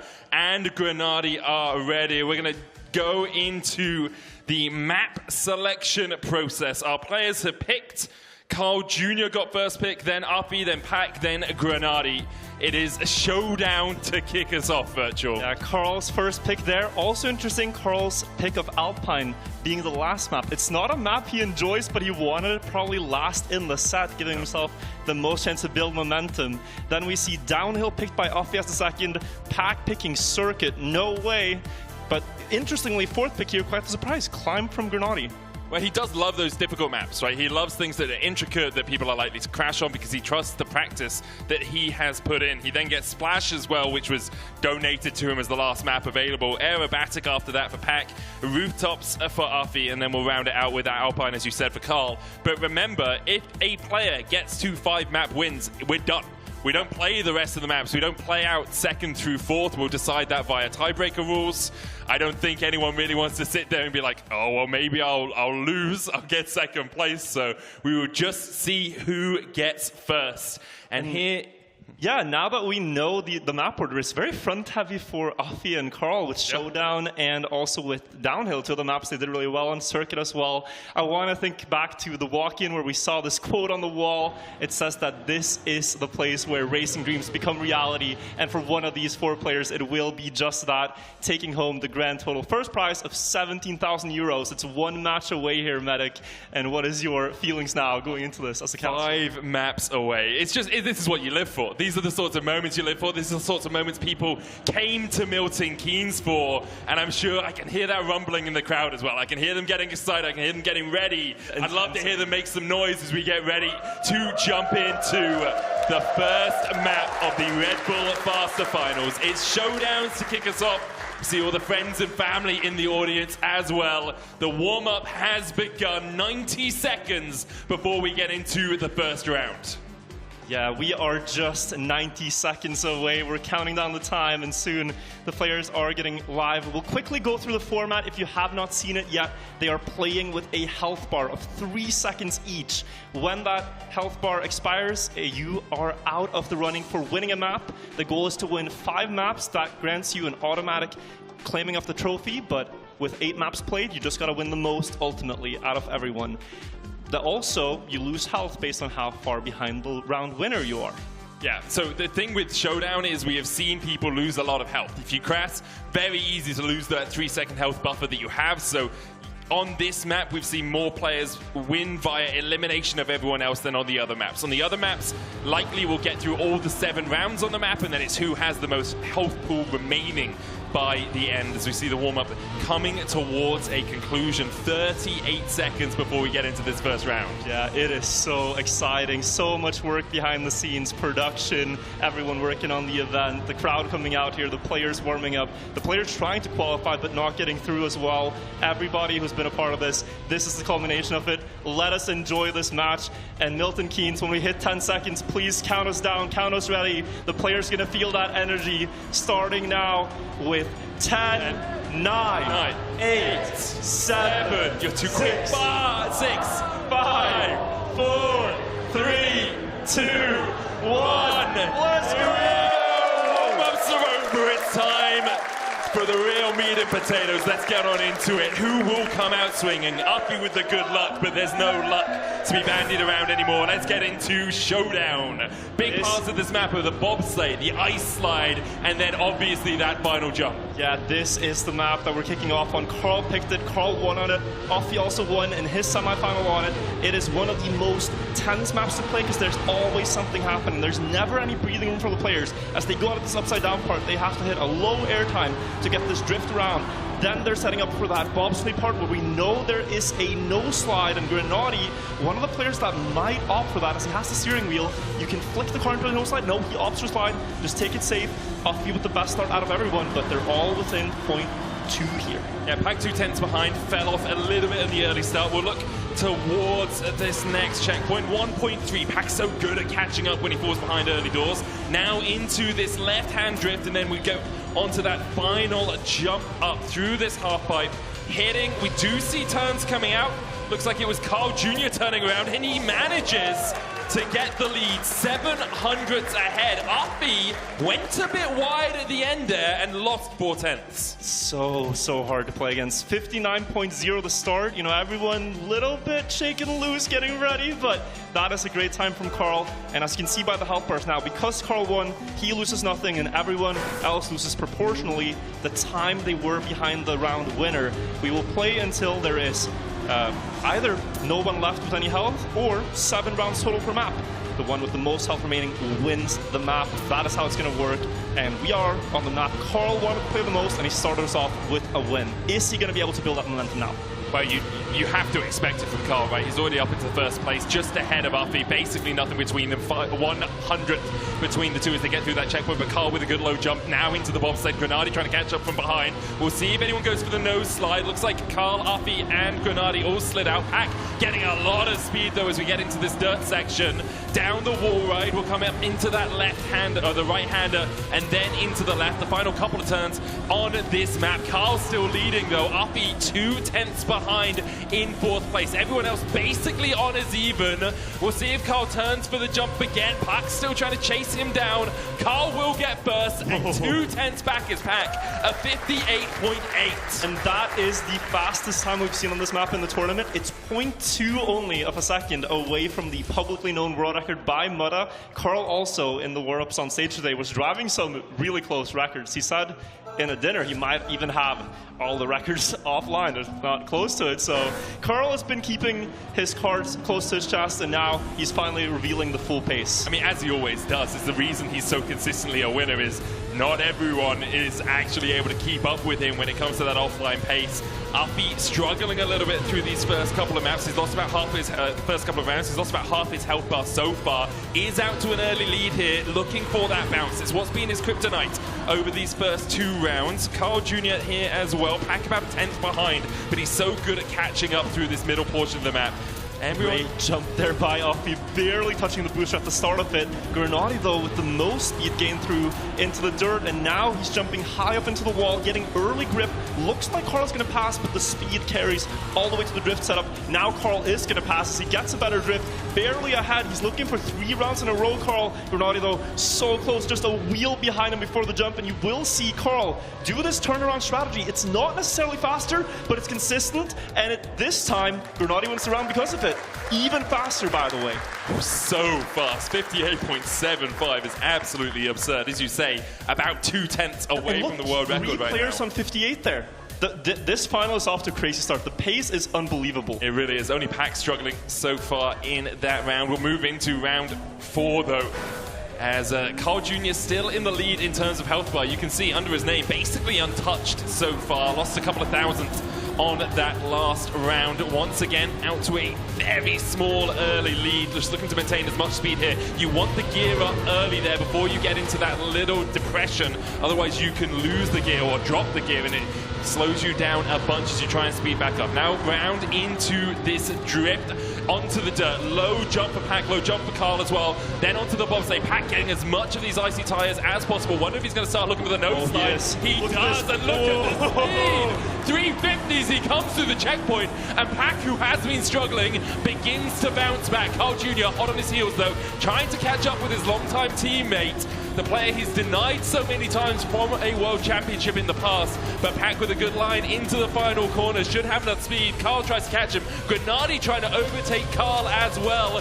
Those thousands can add up. In the end, it's Pack about a 10th ahead of Carl, about a 10th ahead of Grenadi. It's unreal. Pack realizing, man, I'm losing too much health. Already now cranking up the engine to its maximum capacity, his own limits there.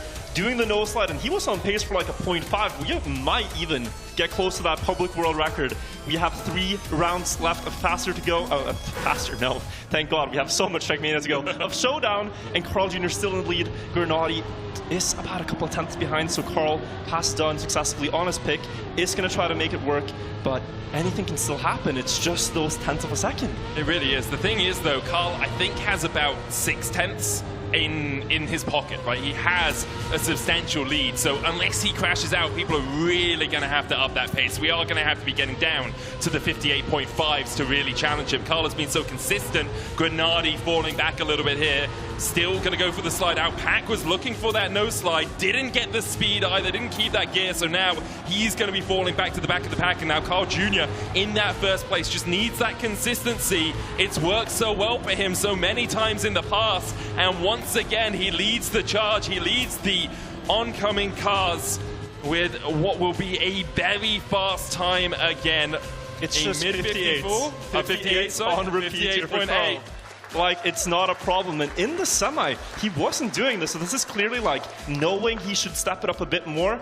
But now with 2 rounds remaining, seeing that he's leading by 0.6, as you said, you have to wonder if he's going to start slowing down a little bit, maybe trying to take it more safe. It's still a lot of pressure, though, to make these adaptations, but they know their limits so well, and no one knows their limits better than Carl.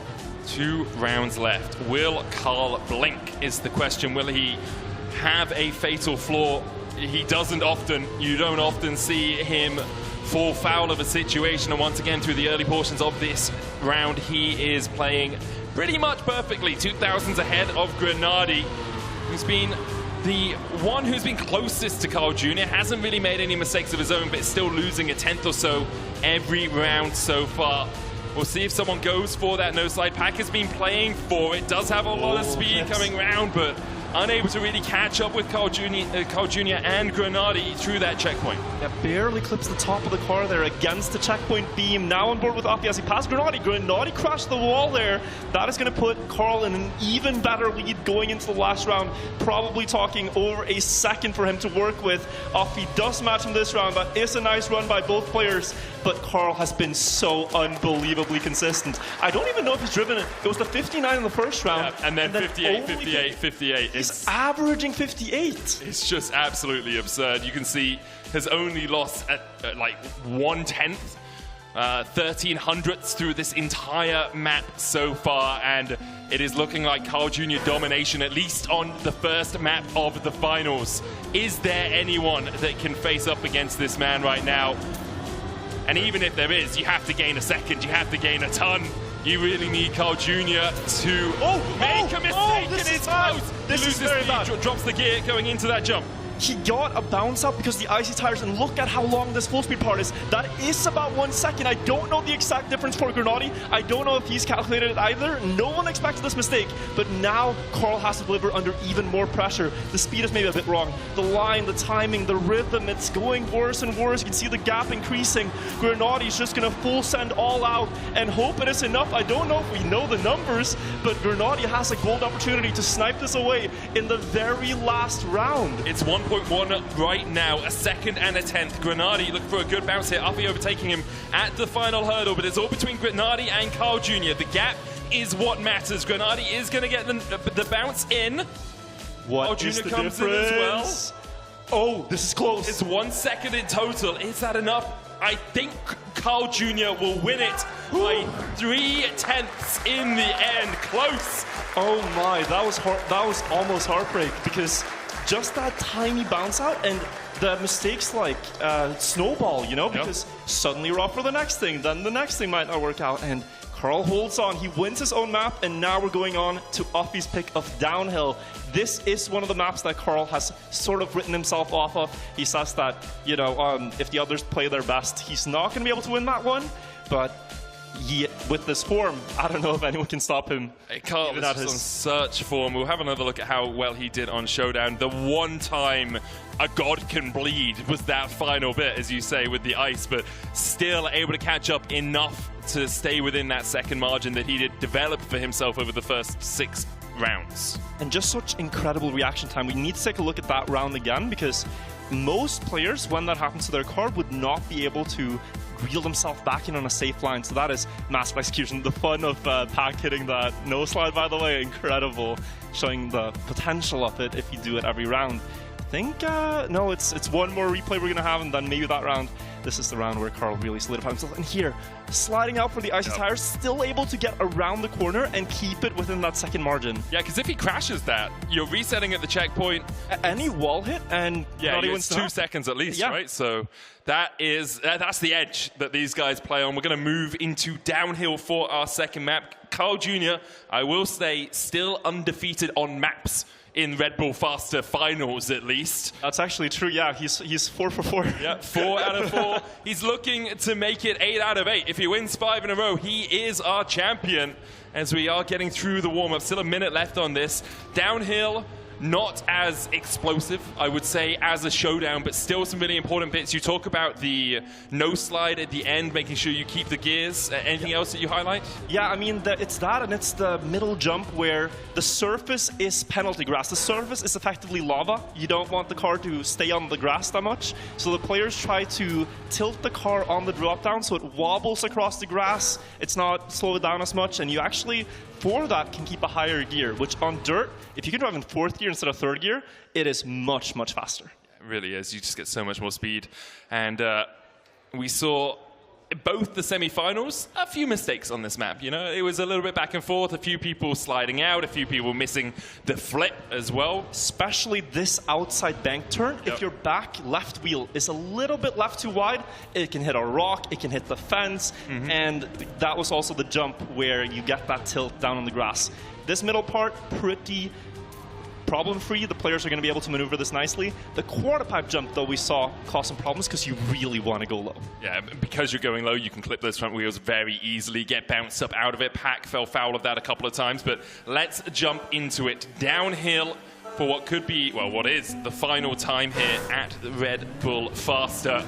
Into the first round. Everyone obviously very close to the first couple of checkpoints, just trying to maintain as much speed as you can. Keep 4th gear around this corner and then into the drop down, minimize airtime as much as possible. Here, the outside line important, but we can see a little bit of speed being lost there, perhaps a gear being lost by Carl Jr. Yeah, he did not get the outside line you want, but let's move our attention up into the field and see if the other players get Offie very close to the rock. They all go for the tilt, but Pack has it better, should be able to catch up to the others. Now up to that mountain bike jump. They all try to jump off the side of the ramp so they can land earlier. Same for this drop down and onto the side of the grass there over the corner so that the car gets grip immediately. Quarter pipe jump looks good for all three. Offie going a bit wide though. You want to reach the right side for no airtime. Granati up in the lead, and now pay attention to how carefully he's going to try to steer the car in this last part. No slide on the first part, then a speed slide, jumping into a new no slide, stop, and then a speed slide. But Pack up front does it even better, and he's the one to win this first round. That backflip into the end was just absolutely absurd for Pack. He flew by everyone.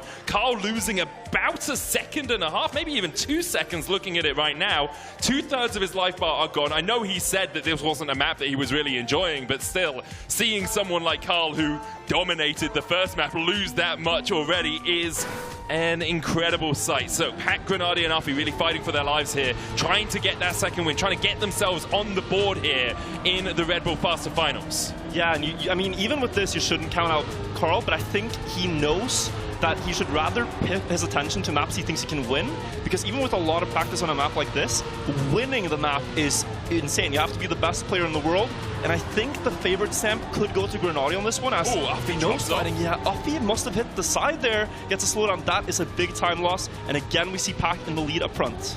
Yeah, Pack and Granati really fighting it out between themselves now for that top spot. Pack looking for the low jump here.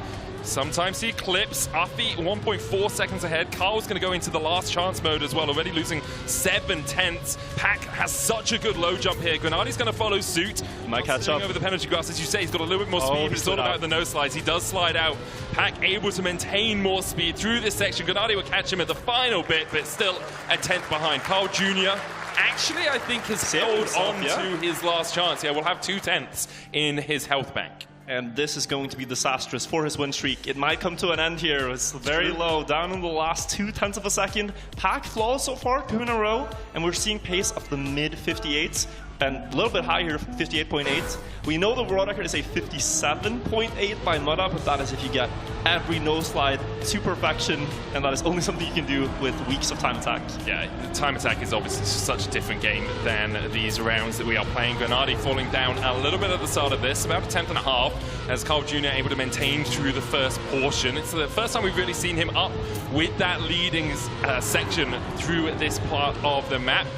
Gets a good bounce through the penalty grass there as well, minimizing the time his wheels are sitting on that grass because it reduces your speed a ton.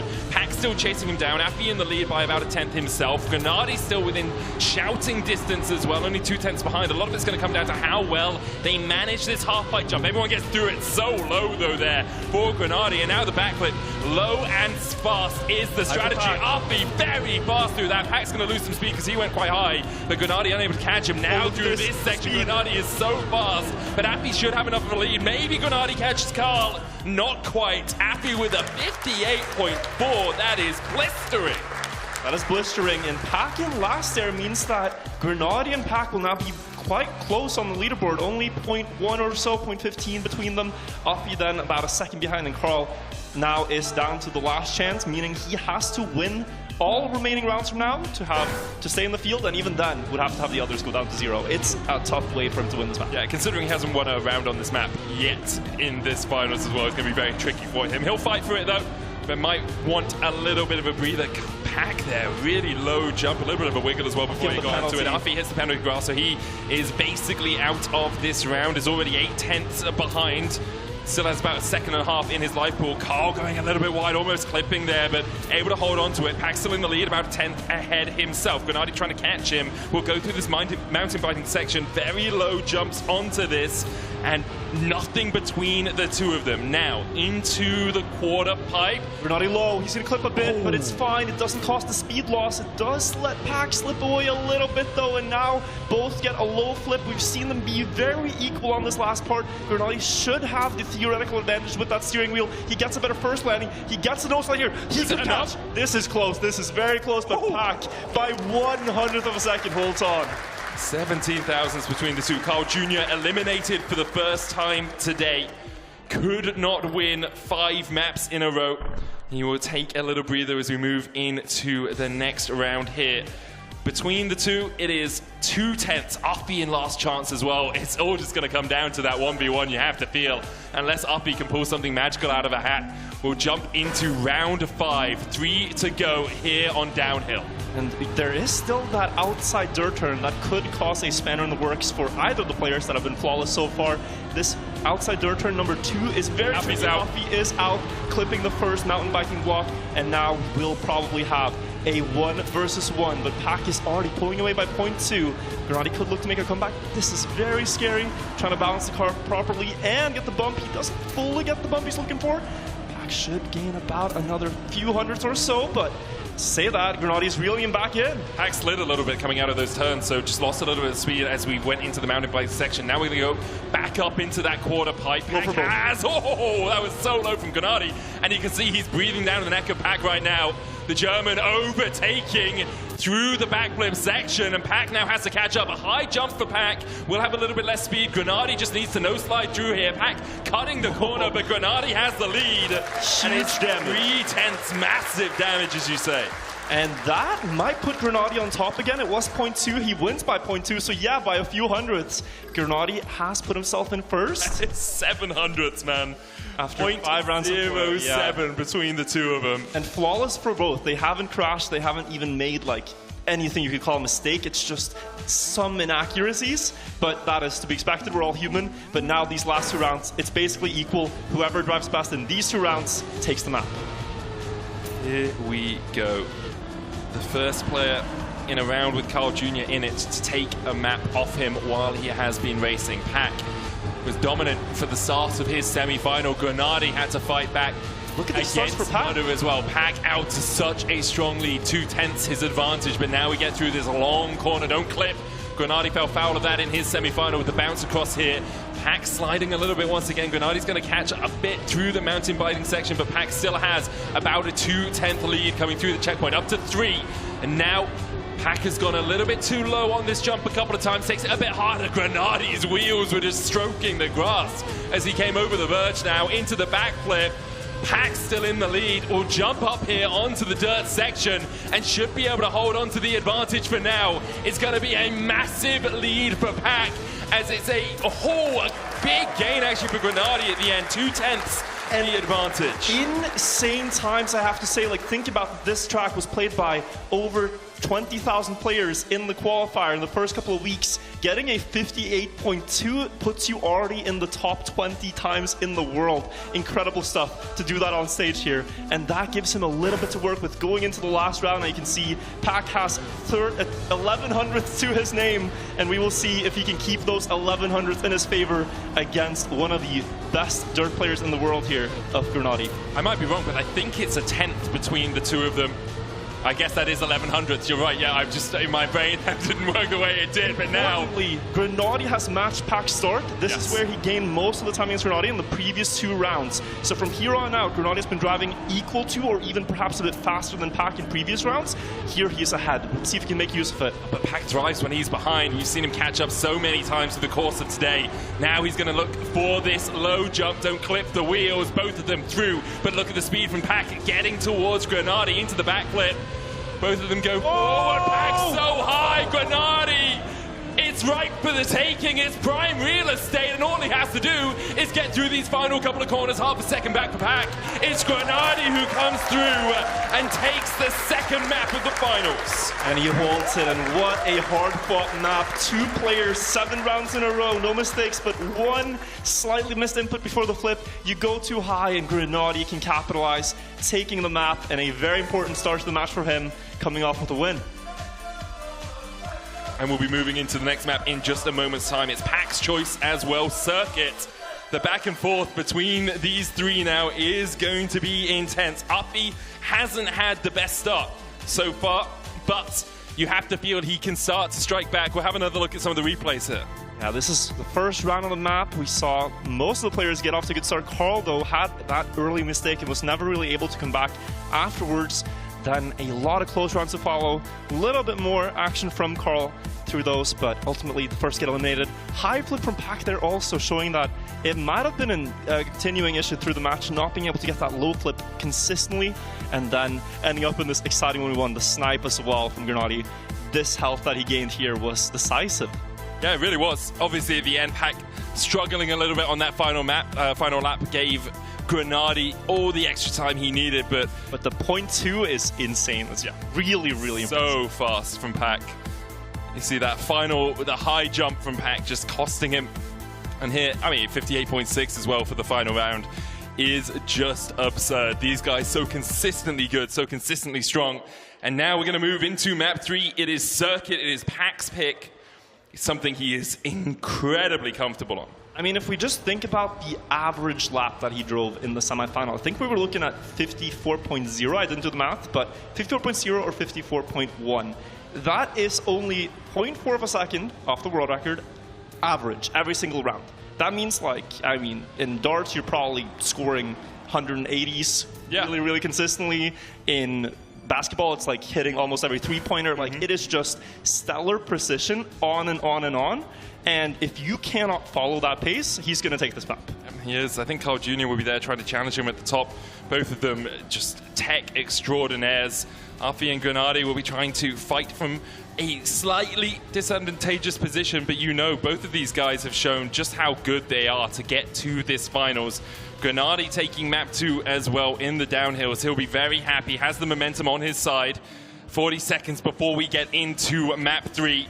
Will we see the first 3 maps go in different directions? Grenadi's got to win, Carl's got to win. Will Pack be the third? Will Afi be the third? And somehow, after losing on his own map pick, managed to bounce back and take away Packs. I mean, I have the script right here, Medic, and according to it, there is a possibility that we could have... Does that say Mufat wins? Well, it could, but it also says there's a possibility that we could have 4 players on 2 map wins each, and it's a 4-way sudden death match to decide the tournament. 4-way sudden death on Showdown to decide the tournament. That would be incredible. We have a bit of ways to go there. Let's see who takes this. We're ending the warm-up. We're starting Circuit. We're getting back into the action. Pack chose this map. He dominated his semi. We also saw Carl win in his semifinal. Now they're both here facing off against Grenadi and Afi as well. And we are underway on board with Pack.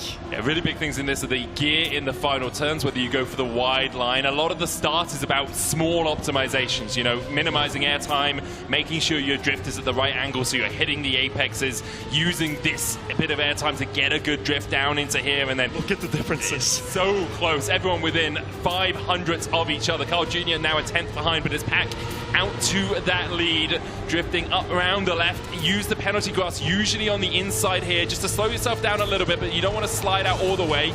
Carl, not often he is looking at the back of the cards. Huge no slide, as you say. Doesn't get the drift, and now it's between Grenadi, Afi, and Pack. Grenadi taking the wide line, looking for the upper gear. He has it. He has it. He's going to gain a lot. He's going to gain everything. Is it enough? He overtakes. Afi 7,000s behind. Pack 500ths behind. Carl Jr. brings up the rear. You should never underestimate, like, if you hear the 4th gear there, you know the gains are coming in. Like, you're just waiting for that sweet payoff, and the finish line is so far away if you have the 3rd gear. You're like, man, I can't wait for this one to be... Then, yeah, Grenadi All of that was worth 7 thousandths. But Carl Jr. lost 8 tenths. That is huge. Like especially on this sort of map, yeah. One no slide on this map is very costly. You're going to see these differences probably all throughout the map, and it's a treat to watch because it's so close to perfection. World record at 0.7, as we mentioned, so only 3 tenths of a second away is the best they could do in weeks of time attack. It is so impressive generally. Carl's once again looking at the rear spoilers of these cars. Afi out to that lead. Pack and Granadi still reeling him in, keeping him close. A 10th between the top 3. Carl Jr. so much speed through here. Hits the drift early though. Well, big airtime. A lot of airtime. Goes back down, doesn't get the nose side this time. Manages to hit that drift. Granadi catching up with Afi. Pack just a little bit ahead. Once again, as you say, going for that gear. He has it. He's got so much speed. It's first place. Granadi's going to overtake them all again.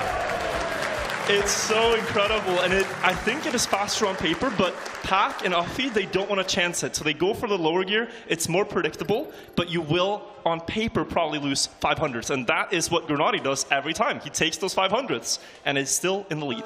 A 10th behind him right now. It's close, you know. Pack is just behind, Afi's just behind.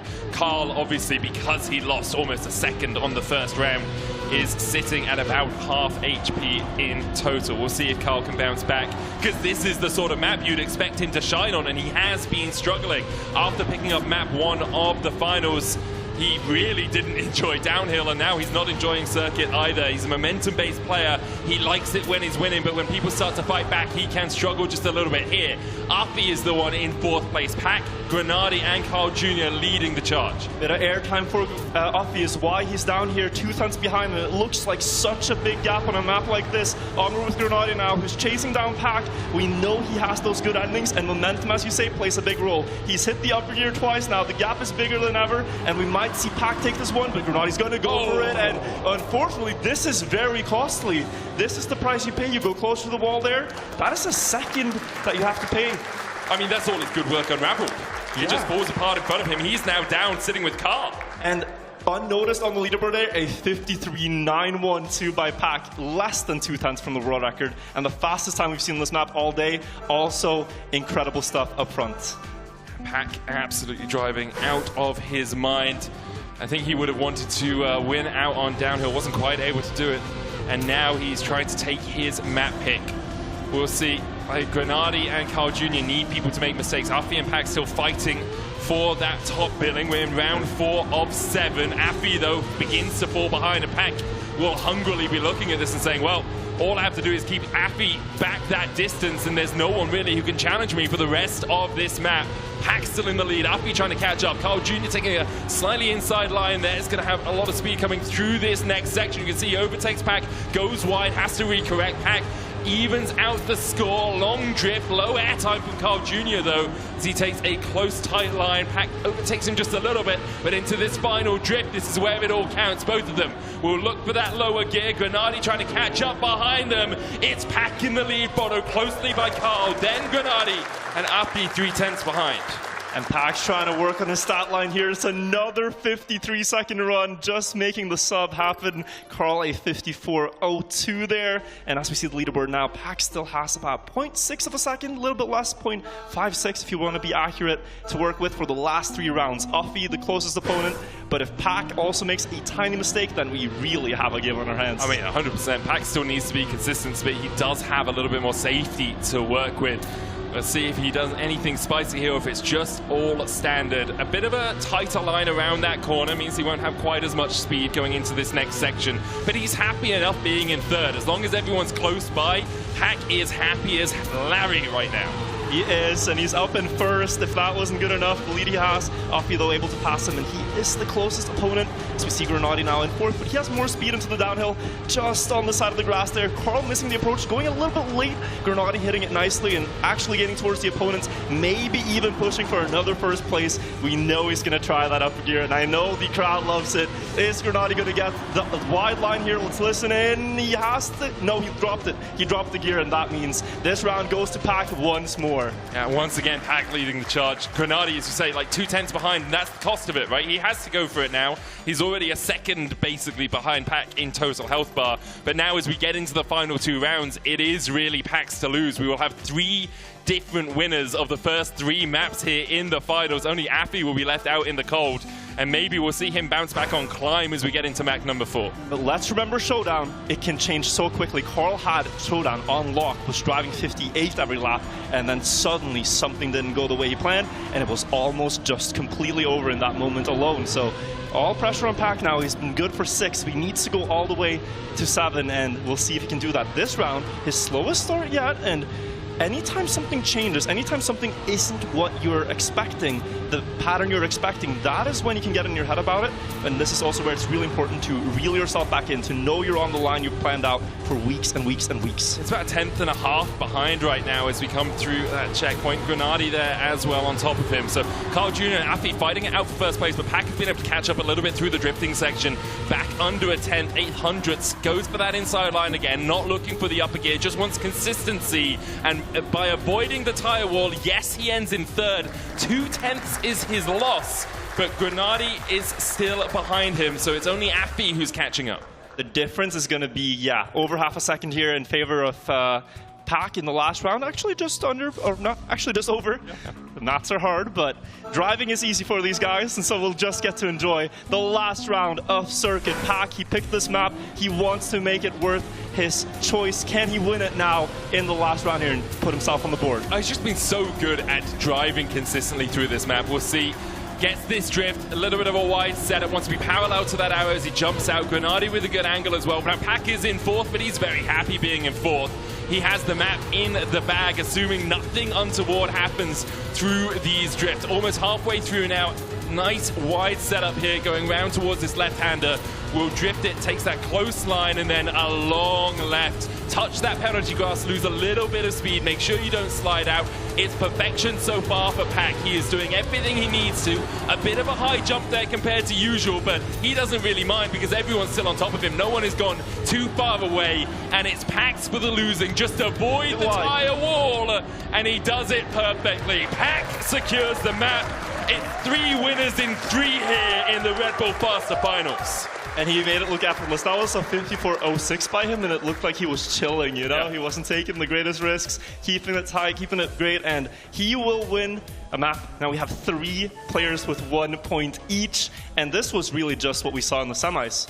Round 2, right? Like, he just repeated the dominance. For Pack, yes. Yeah. 3 winners in 3 was not what we saw in the semis. But yeah, circuit performance, rather. Great performance by Pack overall. I think you kind of expected him to be able to do this, but the question is, can he find that form on other maps as well? Obviously, he did in the semis. We'll have another look at some of these replays. Very close. We talked a lot about that gear. It did matter for Grenady, but in the end, just a few mistakes. That wall bounce, obviously. That wall touch cost him, and for Carl as well. You know, if you crash one of the early rounds, it just kind of sets you at this feeling of, man, I cannot come back now. Yeah, especially on a map like Circuit, where the gaps are tenths rather than, you know, these large fight, like half a second or so. So the question is, when we move on to something like Climb, whether those small mistakes, they can compound a lot, but also you can come back from them a lot better, because if someone misses a jump, they're losing 1.5 seconds, whereas here you are losing 0.5 second. And Grenady is the only player, I think, that we've seen play Climb here on stage. Yeah. The next map coming up, he picked this map, and I think Pack didn't play it because he won too quickly. Also, Carl won too quickly, and Affy, it was just around the corner, but he closed it out before they got there. So for many, this is going to be obviously a map they practice, but it is something else to play it on this route. Oh, it's such a great map to watch as well.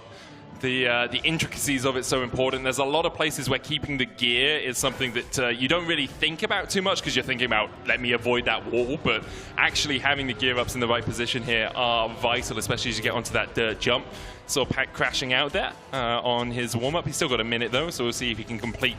Well, we're not actually watching him at the moment. We're watching the players get ready. I'm looking at the wrong screen, you know? Yeah, we're looking at laser-focused players. Full-on so focus. much on the line. I mean, these guys have competed in Trackmania for years and years, and knowing that this is the 2nd largest Trackmania tournament ever in terms of prize pool, and also in terms of hype and how much there's been around it, live audience, you know, this certainly is important to them. This is what they put all their perfection into. When it matters, get these runs, and when that orange timer ticks down to 0, it's go time, and everything you've worked for comes down to 7 simple rounds. Oh, it's just absurd when you think about it. Climb, though, let's have a look at where we are going in terms of average times. Like 53 to 54 is a really good time here. Mudder holding the world record until earlier today when it was broken by Carl Jr. He hit a 52.78. I believe, in practice. That is where it stands right now, and we will see. I mean, this is a map that I think about as like a survival map. It's based on Deep Tip 2. You're supposed to feel that it's difficult to scale these precarious paths up around our tower, which now is a beautiful Red Bull can. It's all inspired by the event, and so the players have to do their best to just stay on the track, because if you pay attention to the tires and the ledges here, the margins are very, very small. It already starts here in the middle of the track where they do an alley-oop through the checkpoint, and Pack is going to clip a little bit. Not the biggest mistake. It's important you get a low jump up the quarter pipe here, and no, he barely makes it. A great jump from Pack, though. Overtakes Carl Jr. and Grenadi, who went for a little bit of a higher jump. Uppy here trying to get onto that dirt early and with Pack just sliding out a little bit. Carl Jr. and Grenadi will overtake him as well. But you can see how big the differences are, how big those gaps are between the players. 2 tenths, 3 tenths, 7 tenths. It's so easy to lose a lot of time on a map like Climb. And now with this backup jump into the reset, we'll see who keeps the gear. Uppy has good speed, jumps into the can. Carl Jr. with a lower jump that will catch up a tenth at the end. Pack 6 seconds down. He's in last chance saloon already. Yeah, instantly down that health bar. It was already very, very scary in the start, and he made it work with the quarter pipe jump, but another mistake later and it cost you. We saw Grenadi one wheel off the red plastic, clipping, but reacting in time and adjusting. That's what it's all about. Also, that last jump up into the can, very difficult to time it properly, because you're aiming over an edge and trying to get just into the finish as soon as you can. Did Pack go too wide there? Yeah, he lost a little bit of time. So this might already be him in danger. Of course, when you're in final chance, you have to win the round to stay in. So getting past one car is not really enough. You got to pass everybody. It's also only the middle of that portion they go through is a reactor. The outsides are reverse boosters. So Pack was just able to course correct and get into the reactor. Currently sitting in 4th place, though, not able to catch up quite yet. Uppy leading Grenadi with a little bit of airtime. He's going to be out of the running for this one. We'll see how much time he loses as he gets through that next checkpoint. Carl Jr. trying to chase down Uppy. Pack hot on his tails, but Uppy is in a good position, leading once again. Grenadi 1.5 seconds back. It's going to lose about half his life. Uppy with good speed coming out of the reset, manages to get through the obstacles. A low jump here for him would be perfect. Pack is unfortunately out. Pack was out anyway because Uppy is through. Grenadi loses 1.5 seconds. Uppy consistently getting 1st place, and Carl Jr. hot on his heels. Yeah, big damage to half the field now. Only Carl really able to follow Uppy in these first couple of rounds, and a 53.2 as well. Fantastic time by Uppy. Not at all easy to drive this map, as I'm sure you can see by how much the best players in the world are struggling. I'm just like, Uppy is playing the best on this map. We had Carl Jr. win, then we had Grenadi win, then we had Pack win. There's no way we have 4 different winners. I mean, we talked about the script earlier, and the script wants it. We'll see if it happens, if it's fated for the most insane last round of a tournament on sudden death, but for now, we will just see where the players end up. Everyone's had their moment. Uppy is building up to a great lead right now, also getting a good start into this round. A 25-second checkpoint there. So what you want to see now, releasing a little bit up this jump so you keep the second gear on the landing, then flick left instantly to the right so you have enough space to get that next turn. Grenadi leading the field, also barely clipping the wheel there, but he's able to stay on. They drift, so quick, and Uppy is passing Carl before the turnaround. Then this last transition is so important. Pay attention to this jump here. If you land early, you'll have the speed. Grenadi likely to snipe here. He gets it by 200ths. Uppy a 10th behind in 3rd place. Carl Jr. and Uppy really fighting for that 1st spot. We are just about to get to the halfway mark of this map, and it's basically 3 tenths in it. Grenadi needs people to crash. He's down to 1 second left on his total life total, but let's get into the next round, because every moment, every step, every small move of the wheel here is vital. Look how low they jump here, almost clipping, and then almost clipping again in the middle for the reactor, so you can get up onto this quarter pipe and then round this corner. You need to hit the drift. It's such a small target you're aiming for. You can see Grenadi there with the taps to make sure. And he's going to be out of health. That is too much. The checkpoint is far away. He crashed just before the next checkpoint, and so 5 seconds is the damage, and the other players will know. But who is going to now take this opportunity and jump up into 1st? It could be either Grenadi or Carl, but Carl looking the very best out of the 2 right now. He's definitely a good spot, but Grenadi has the lead, at least in this round so far. 2/10 his advantage. We'll go into this small back flick position, small release before you hit the jump, so you can keep that game. Grenadi is accelerating away. Good bounce across towards the side. Both of them going low. Carl Jr.'s entry is slightly better, so he catches up, but still a 2/10 advantage for Grenadi on that map. That's what we talk about with the wheels. Offie's left side of wheels just slightly off the left side of the alley-oop, and that means instantly into the red. This map is so unforgiving, and it's actually astonishing how consistently they can drive it, despite the difficulty in the position. For Offie, though, there is a small ray of hope. This is the sort of map where people do crash. Like, people might, I say that Offie's out. He immediately DNFs. Might crash, Medic. You did just predict that, and yeah, unfortunately, it is Offie twice in a row, which in this format you cannot afford. Carl with a bit of an awkward setup. Grenadi going wide as he usually does, and now who gets the best alley-oop? It's Grenadi catching up a little bit. Also going earlier, he clipped the wheel a bit, but that can be good. Clipping the tire onto the ledge, and he extends now to 0.1 ahead of Carl. Gonna try to release earlier, get more speed up the dirt. He does get less airtime, and then can flick into the left, and he has to gain the first position. But now, a gear down up the hill. Grenadi will gain 2/10 from that and run away with a lot of time here for someone who is in second place in this match right now. I mean, Grenadi needs big swings like this. He needs 4/10, 5/10 if he's going to catch up. He's only got 3 rounds to do it. Carl's low jumps, though, into the end have always been gaining him about a 10th. So it's only a 3/10 difference overall. Offie out, knocked out of the last chance, means we will have one player with 2 wins going into our 4th map. The question is it Carl Jr. or is it Grenadi? You have to wonder if this is within range. It's less than a second, and if you try to safe on this map, you will be very slow. The corners are sort of built in a way where you kind of have to take them at full speed. I 100% think it's within range. Like, that was 3.5 tenths. The last one is about an 8/10 difference in total. We'll see how much Grenadi decides to push, because already he's out to about a 10th lead. Carl Jr.'s end gains him back about a 10th, and his quarter pipe there gains him back a ton. He's taken the advantage away from Grenadi now into the alley-oop. Nice and close. Grenadi clips. It does rotate him a little bit. He's not going to lose too much time. Drew that into the quarter pipe jump. Grenadi very high. Carl Jr. with about a 2/10 lead overall. Through the plastic, steer with it, and then jump up onto the dirt. Grenadi has been getting some speed through here, and you see him do exactly that. Any gear downs on the plastic. Grenadi about a 10th behind, 800th. The advantage for Carl Jr., but Grenadi needs it to be so what a drift. more. Great drift from Grenadi. Carl Jr., though, still hot on his heels, only a 10th behind. And unless Grenadi can find something special, Carl Jr. with the inside line will actually pip it. What a round. On the finish line, a 53.5 200ths in it. Yeah, and it's the same gap about that remains into the last round here. Carl versus Grenadi, 1v1. They both have to drive the best lap they can. Grenadi, though, needs a miracle, because even a great lap is likely not going to gain that much to make up the difference to Carl. So he's almost hoping that Carl makes a mistake here. Yeah, you got to wish that Carl crashes out. Oh, Grenadi crashed! Carl Grenadi crashes the first jump, and now Carl should know this on the splits at the next checkpoint. He typically checks between when he has room, and the difference is 1.6 seconds. So now the adaptation has to happen. A little look there on his eyes down in the bottom left corner knows the difference on the splits, and so this is just a tense lap where you're really telling yourself, don't mess up, don't mess up. This is what we practice, don't mess up. That's a little bit of a time loss. It's not all, but 1 second still in his favor. The thing is, even if Grenadi catches up the 1 second, he needs more on top of that. He needs so much. A wheel clip, like if Carl messes up, if Carl drives off the track, Grenadi could catch back up. It's a second right now. Last jump. Carl only has to go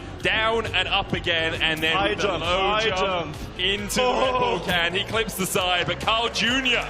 will secure his 2nd map of the finals, almost halfway towards having that championship, having that trophy in his hands. And you should have seen his reaction there on the other monitor, Medic, because he was shook by that last clip, because that was how Pac went to 0 HP. He missed that jump and didn't go into the Red Bull, and that is why he was instantly losing all his health. So that was so close, actually, to going wrong. But Carl is now in the full lead of the final with 2 maps to everyone else's. Or Grenadi and Pac is 1 and Offie's 0.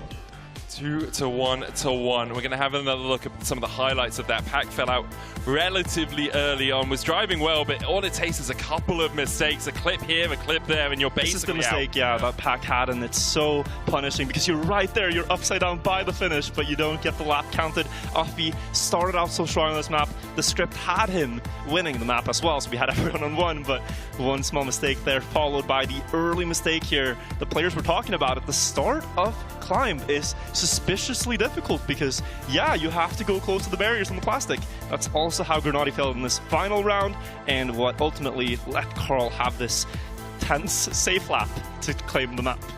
Carl's been in that position so many times before, finishes it up, lands, has a little bit of a drink of the Red Bull, you can see he was scared, scared for a minute, able to close it out in the end though. Resetting as we get into Splash for our 5th map. This is a Grenadi pick. After that, Aerobatic, then Rooftops, then Alpine to round things out. And I'm just going to say it, unless Carl wins the next 3, we are going all the way to 8. We will see the champion decided by who has the most wins after 8, unless someone gets to 5 before then. Do you like after 8?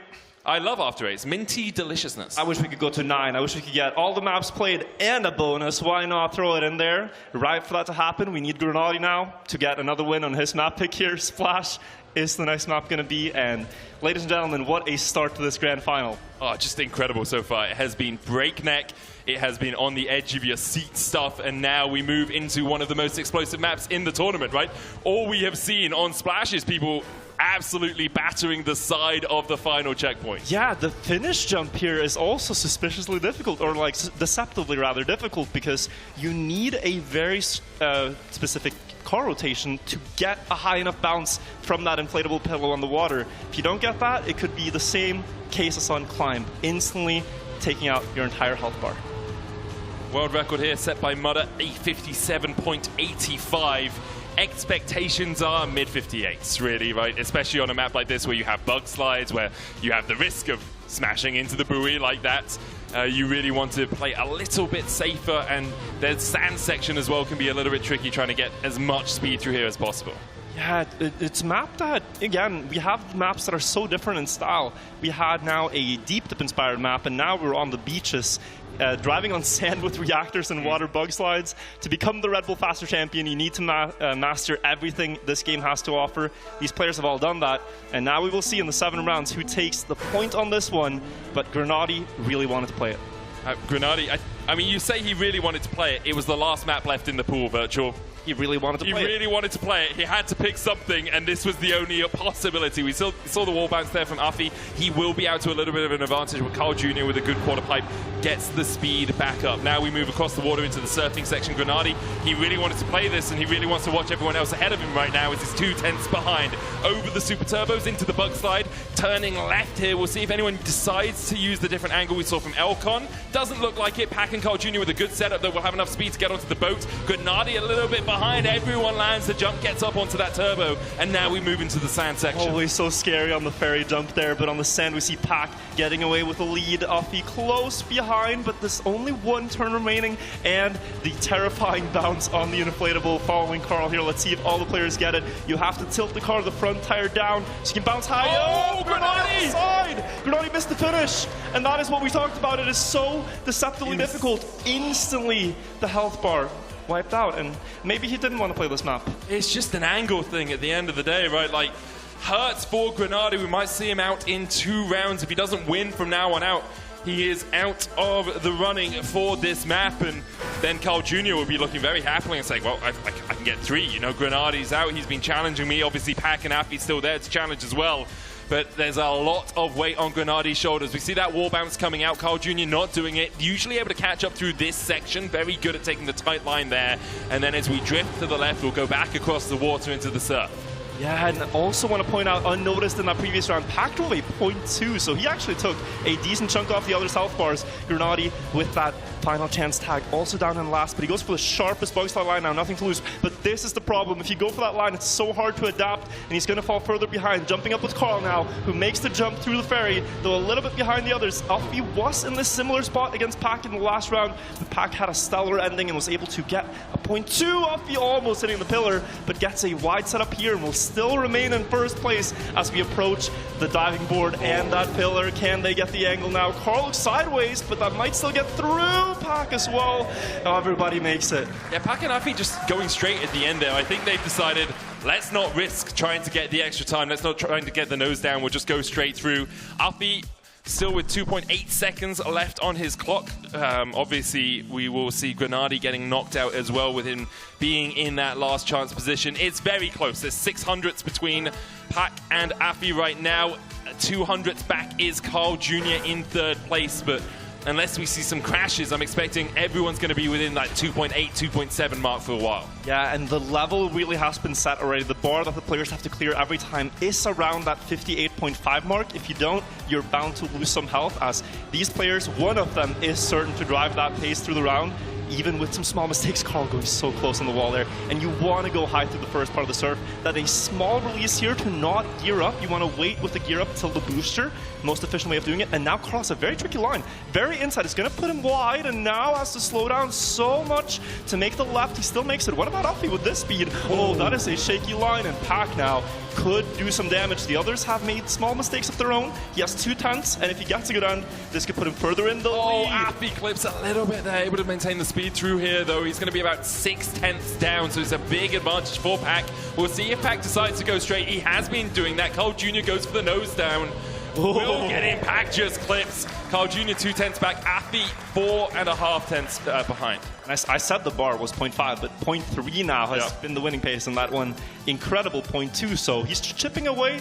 2.86 seconds left, and the others down to 2.3. He's building like he did on circuit, and you have to see, like, the others have to start the comeback now. There's only 4 rounds left. It's been really consistent from Pack. This is how he wins his maps. It's I take a 10th, I take a 10th, I take a 10th, and then eventually you're sitting at half a second behind saying, I have to risk the final 2 laps, and you just can't get that sort of lead back in that position.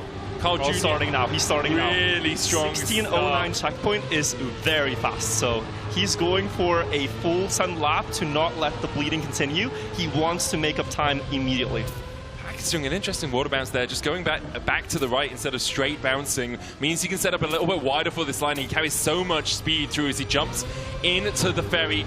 Nose down there from Afi as he's trying to catch up. Carl Jr.'s fallen off a little bit towards the back of the pack at a 10.5 at his disadvantage. Pack slaloming through the sands, doing it sublimely as he gets a good line towards this final bit. Afi was very close to the wall there. Could catch up a little bit at the end, but decides instead, let's not risk the bounce. Let's go straight. He still holds down the accelerator a little bit longer, gets that extra speed, overtakes Pack at the end. I want to see a replay on that. I think Afi was 1 pixel from just overdumping the inflatable and going for a swim. That was so at the very edge of the pillow. So incredible by him, and he will, with that, gain a few hundreds back, but it's still such a strong lead here, and if Pack keeps driving this consistently, I don't know if they can catch up. Yeah, you're looking at people needing to get towards world record pace, really, to catch up the advantage the Pack has developed. We'll look for that wall bounce once again. Pack and Afi continue to do it. Carl Jr. decides against it. He holds this tight line and regains a bit of speed coming through towards this left-hand drift. Pack with a wide setup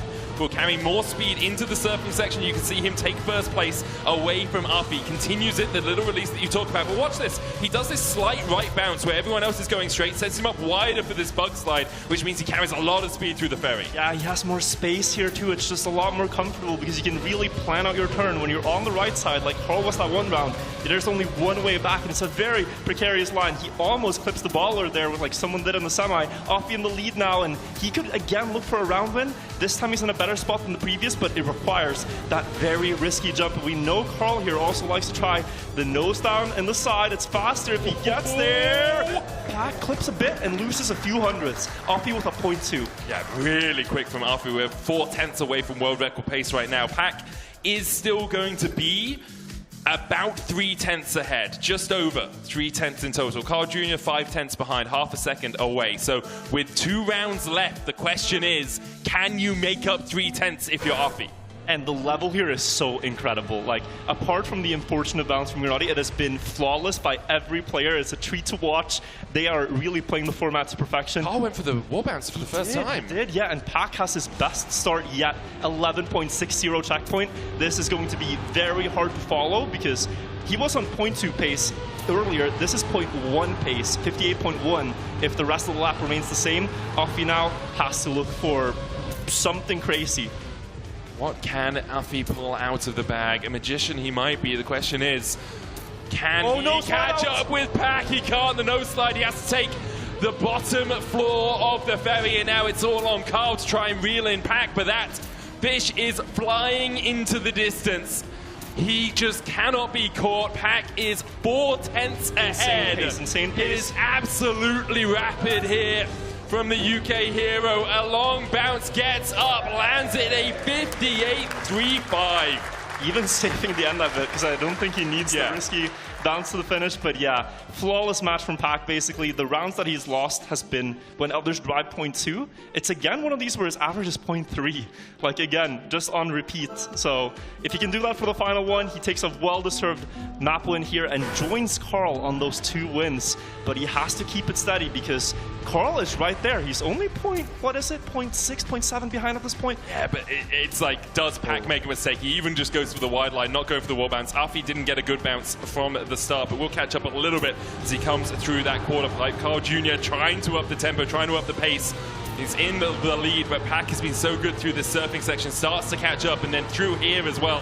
His setup is just perfect. He gains so much speed, sets up well, is a comfortable line as well, as you say, while Carl is trying to take a slightly tighter line to get as much speed through here as possible, and it's working for now. Afi DNFs, he knew he couldn't catch up, about a 1/10.5 between these two. And what if the bounce decides it now? What if that bounce plays denial for Pack? It's worked with that straight line, but you never know. Maybe you hit the wrong pixel. Maybe you get sent to the side. He's going to try to do everything he can to ensure that this is perfect. Even releasing more, getting the high bounce, and he gets through. Carl winning the round with a really good time, but Pack does what he has to do to take the map and get 2 total map wins here. 2 for Pack, 2 for Carl, 1 for Grenadi.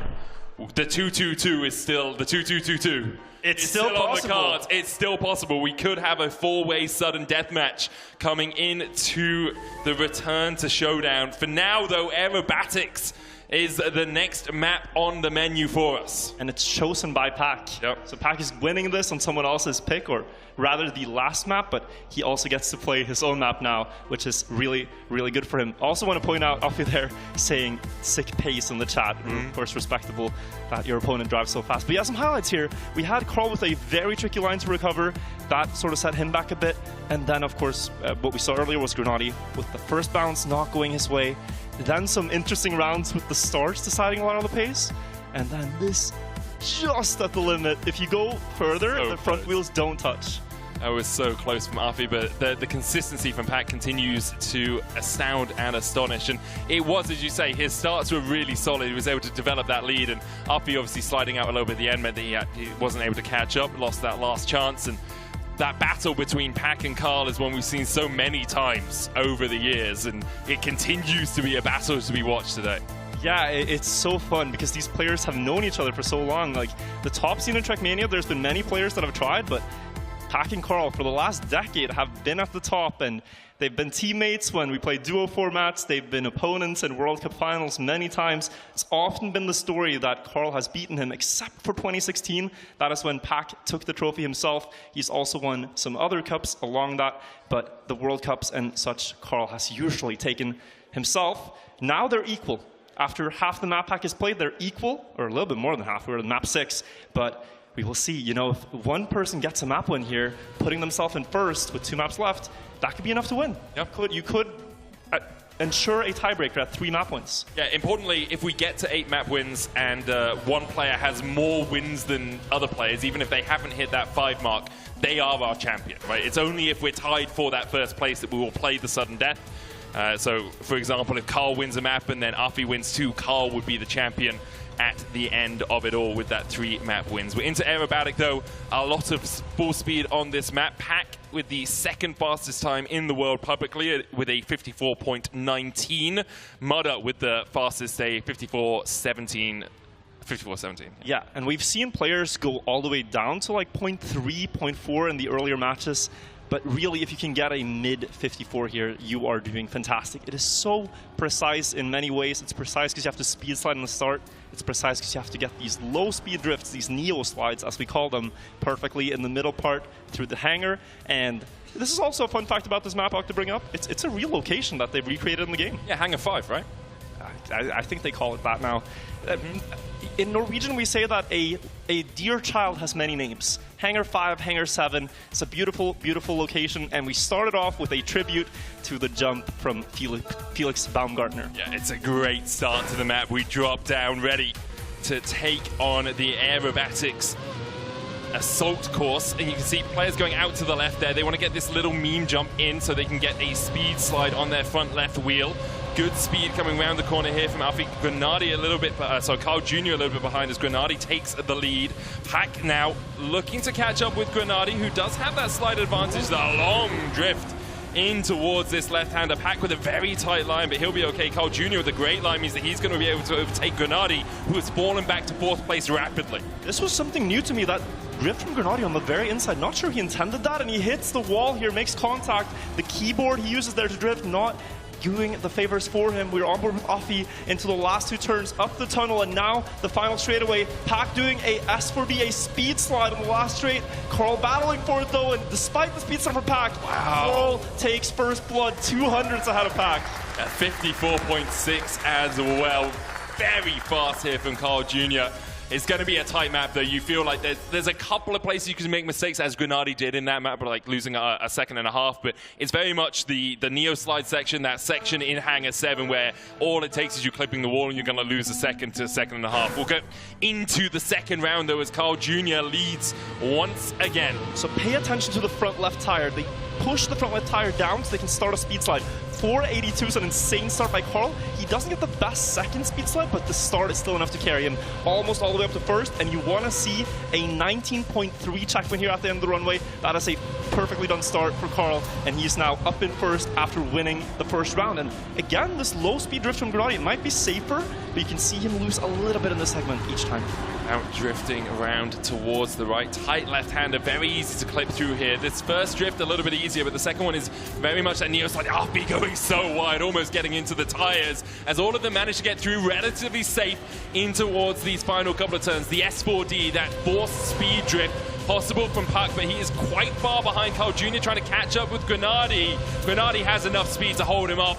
It's 400ths and only a 10th between the 4 of them. Insane round. When you just look at these final time, 5-7, 6-1, 6-6, 6-8, it really speaks to the level that they're playing at. We see the health bars now. Carl dropping 400ths there, but still flawless match so far on this map. Pack as well has had good performances here, but he's also crashed into the hangar. That is the part they struggle the most with. So the full speed part, you can gain a bit, but you really got to lock in on those left-right chicane drifts. Pack going very wide there at the start. It's going to lose quite a bit of speed, as it's Carl Jr. They're both a 10th behind Grenadi and Afi at the start. Grenadi really needs to up the tempo, needs to force people to make mistakes, because of course he lost that second and a half on the first round. We're into round 3 right now. Grenadi with that tight line doesn't carry as much speed through here, and you can see Afi starting to catch him up, but as soon as we get through this drift, the speed doesn't matter as much. Grenadi still with that lead. Carl Jr. chasing on the tail of Afi. Pack coming through here as well. These small, tight sections are where he really shines, and Afi falls down to 4th through the Neo slide. And look at this now. Pack drifts more, so he can brake tap here, get an extra speed slide towards the finish, and he has more speed than Afi. He might even pass Grenadi here due to that strategy, but no, actually, a little bit too high. Close round again. Carl gets it by 100th of a second this time. Everyone within 500ths as well. It's going to come down to, do you make a mistake? If not, we're within a 10th of everyone. You can see Carl still only lost 400ths across the course of the map. And they all know their personal bests are in that 0.1, 0.2 region. Like, if you get one stellar run here through, that could be enough damage to let you get away with 0.6 for the rest of the match and still take the map. But in map 6 of the finals, they played the semifinals earlier today. Do you have the endurance? Do you have the stamina to pull out a PB at this point? Currently, Pack leading the charge for 548 speed. Round 550 is perfection there. A 19.3 as well through the checkpoint. Carl Jr. in the last place. Pack going for that wider line. Grenadi tighter, but Carl Jr. usually carries a bit more speed through this drifting section. You can see him catching up with Uffy and Grenadi. Now the right hand, very tight, very intricate. Carl Jr. set up for still Carl. catching, No and slide. Pack no slides out. He's going to lose a bunch of time there. Grenadi falls out as well. Grenadi 2 seconds down. He's going to be in last chance. Pack 6/10 behind as well. And now it's between Carl Jr. and Uffy. And Uffy has a good line in towards this final wall ride. Should be able to hold on to it. I don't think Carl Jr. has the speed to catch up. It's going to be about a 10th, 800ths in the end. And Uffy there gained such valuable time towards Carl. A 10th is hard fought here. He's down 2 tenths on the leaderboard before this round. Now it's a lot closer. And with Pack and Grenadi dropping out of contention range, unless there's bigger mistakes by the others, this is important for Uffy. He could finally get on the board here. He has 3 rounds left to catch Carl. And we will see now as they go into the start again, it's really hinging on the speed slides. This round, he was close up front with Carl in that round, and that ultimately held all the way to the finish. So he gets a good speed slide. He likes to go more on the left here, Uffy. You can see him there. And then good setup here. And Carl is actually, with the worst start, Uffy not getting a good speed slide either. This is Grenadi and Pack's chance for a comeback, I think. I mean, for Grenadi, he needs to win this to stay in contention in this map. Would be hard for him to win in the end, but you have to keep yourself in the battle. Uffy ahead of Carl Jr. though. Every 10th between the two of them matters. Pack with a good line. Carl Jr. is going to overtake Uffy as we come into the Neo slides. Pack still leading the charge as Uffy tries to catch up. Carl Jr. just have a little bit more speed going into this right and left hander, and then we will see the final corners of the map. Uffy with the S4D trying to get enough speed to catch up with Carl Jr., but Carl Jr. is far enough ahead, has good speed, about a 10th between the two of them, a 54.4 from Pack. Insane pace from Pack. He knows he has to step on it now to get back, and he is, you know, getting closer. He's 0.4 out, and that could happen if he keeps driving 0.4s. Yeah, but does it happen is the question, right? It's 4 tenths between him and Carl Jr., 2 tenths between him and Uffy. I think the battle still remains between Carl Jr. and Uffy. If Pack pulls out something absolutely miraculous, maybe he can get back in it. As you said, it is his map pick. Did only have a couple of options. It was this or Splash, but Aerobatics, something he is very comfortable on. Uffy, with good speed coming into this first wall ride, should be able to get up to only 542, not as quick as he'd like. Pack trying to get away from them as Carl Jr. in 3rd place right now goes for that drift. Uffy and Pack doing the same. Pack a little bit tighter. Carl Jr. sets up a bit wider, which means he'll have more speed to catch up with Uffy. Can't quite overtake Pack now. A long right-handed drift into that Neo slide section. Uffy had to let off, so he's going to lose some valuable time now, and Pack is still trying to gain time towards Carl. Remember, it is 0.4 overall, but he's looking at 0.1 already. Maybe with a good ending, could get that 0.2 he needs on average. Hard drift into a brake tap to get the S4D. This to gain more speed. I think Carl actually gained on him during this segment, and it's only going to be 500ths to his name. Just half a 10th there for Pack. He's still a 54.5 is absolutely blistering pace. Uffy losing out a ton on that really puts him out of contention. You can see he falls down into 3rd place. If Carl Jr. makes a mistake, we're looking at 4 tenths or 5 tenths for Uffy. It's going to be a tricky one. Round 7, final round of Aerobatic. Carl Jr. looking to pick up another map win. Eyes on him now. Carl with 2 map wins to his name. A 3rd one at the 6th out of 8 maps would be setting him up for another potential tournament win. He's won everything there is to win before this. World Cups, Serrator Cups. He's had it all, but this new tournament, he could maybe win the inaugural edition, but Pack is trying to deny him. Pack has a 0.1 better start, and he is ready to all in, but he crashes. He crashes in that pursuit, and now Carl is going to have that information to work with. He gets through the slalom. He gets a good setup for this Neo slide. It's not going to fail. Plenty of space.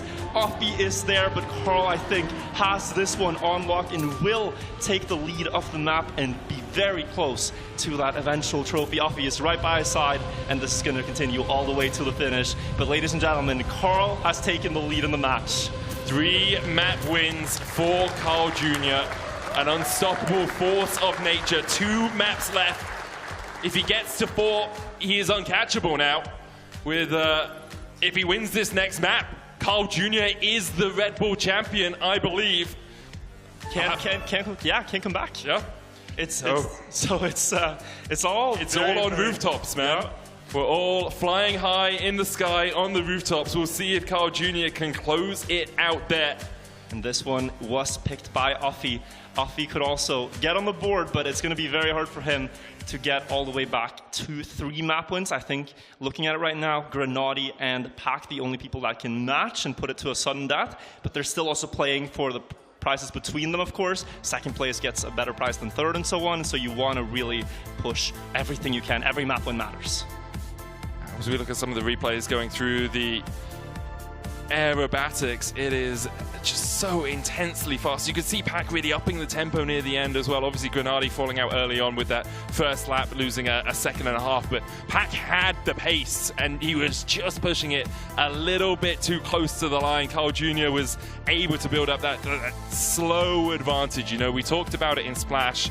It's all about getting a 10th, getting a 10th, getting a 10th, getting a 10th, and then when you're 4 or 5 tenths ahead, the opposition has to really push themselves. Yeah, because there's so much pressure then on your opponents. They know, I can no longer drive 0.5, I have to drive, in that case, it was a 0.3 probably for Pack, twice in a row to come back, and ultimately it didn't happen. So Carl takes the map, we're getting warmed up on Rooftop. As you can see on the left there, the players are getting settled in. This map is equally to Circuit and to the previous map, Aerobatics, one of the more technical ones, one of the more that features the drifting style. Also a lot of obstacles. You see here, they're coming up to the ending. The most important part, this slalom left-right into a flip. The banner up there is the finish line. Carl going for the safe finish in the warm-up. Oh yeah, it's important, you know. But also showing the flip here. Or maybe even respawning a few times. You have to just do this ending over and over again until you get a feel for it. Just make sure that you're getting that low jump. It's something we saw a lot in the semi-finals as well. Pack was able to catch up about a 1/10 of a second, if I recall correctly, with just those really good low jumps. So it feels do or die. It truly is. For Grenady, for Pack, they are looking to try and match, obviously, Carl Jr. on those 3 wins. Pack having 2, Grenady only having 1. Grenady needs to win out here if we're going to get a sudden death between him and Carl Jr. in after the next map. For Pack, winning this would even the score with Carl Jr. and put it all down to Alpine, which is one of Carl's least favorite maps. Like, if you can get through this map, Carl isn't that comfortable on map number 8. And for Grenady, this could be important. Like, he said Alpine is his favorite map. Yep. If he's able to hit the rail there and go for that every time, if he gets a win here, he could also come back and match Carl in 3. So yeah, Carl picked Alpine because he wanted it last. He didn't want anyone else to get a point there early on. I think that was his strategy. So this is a very important map for Carl to try to close it out.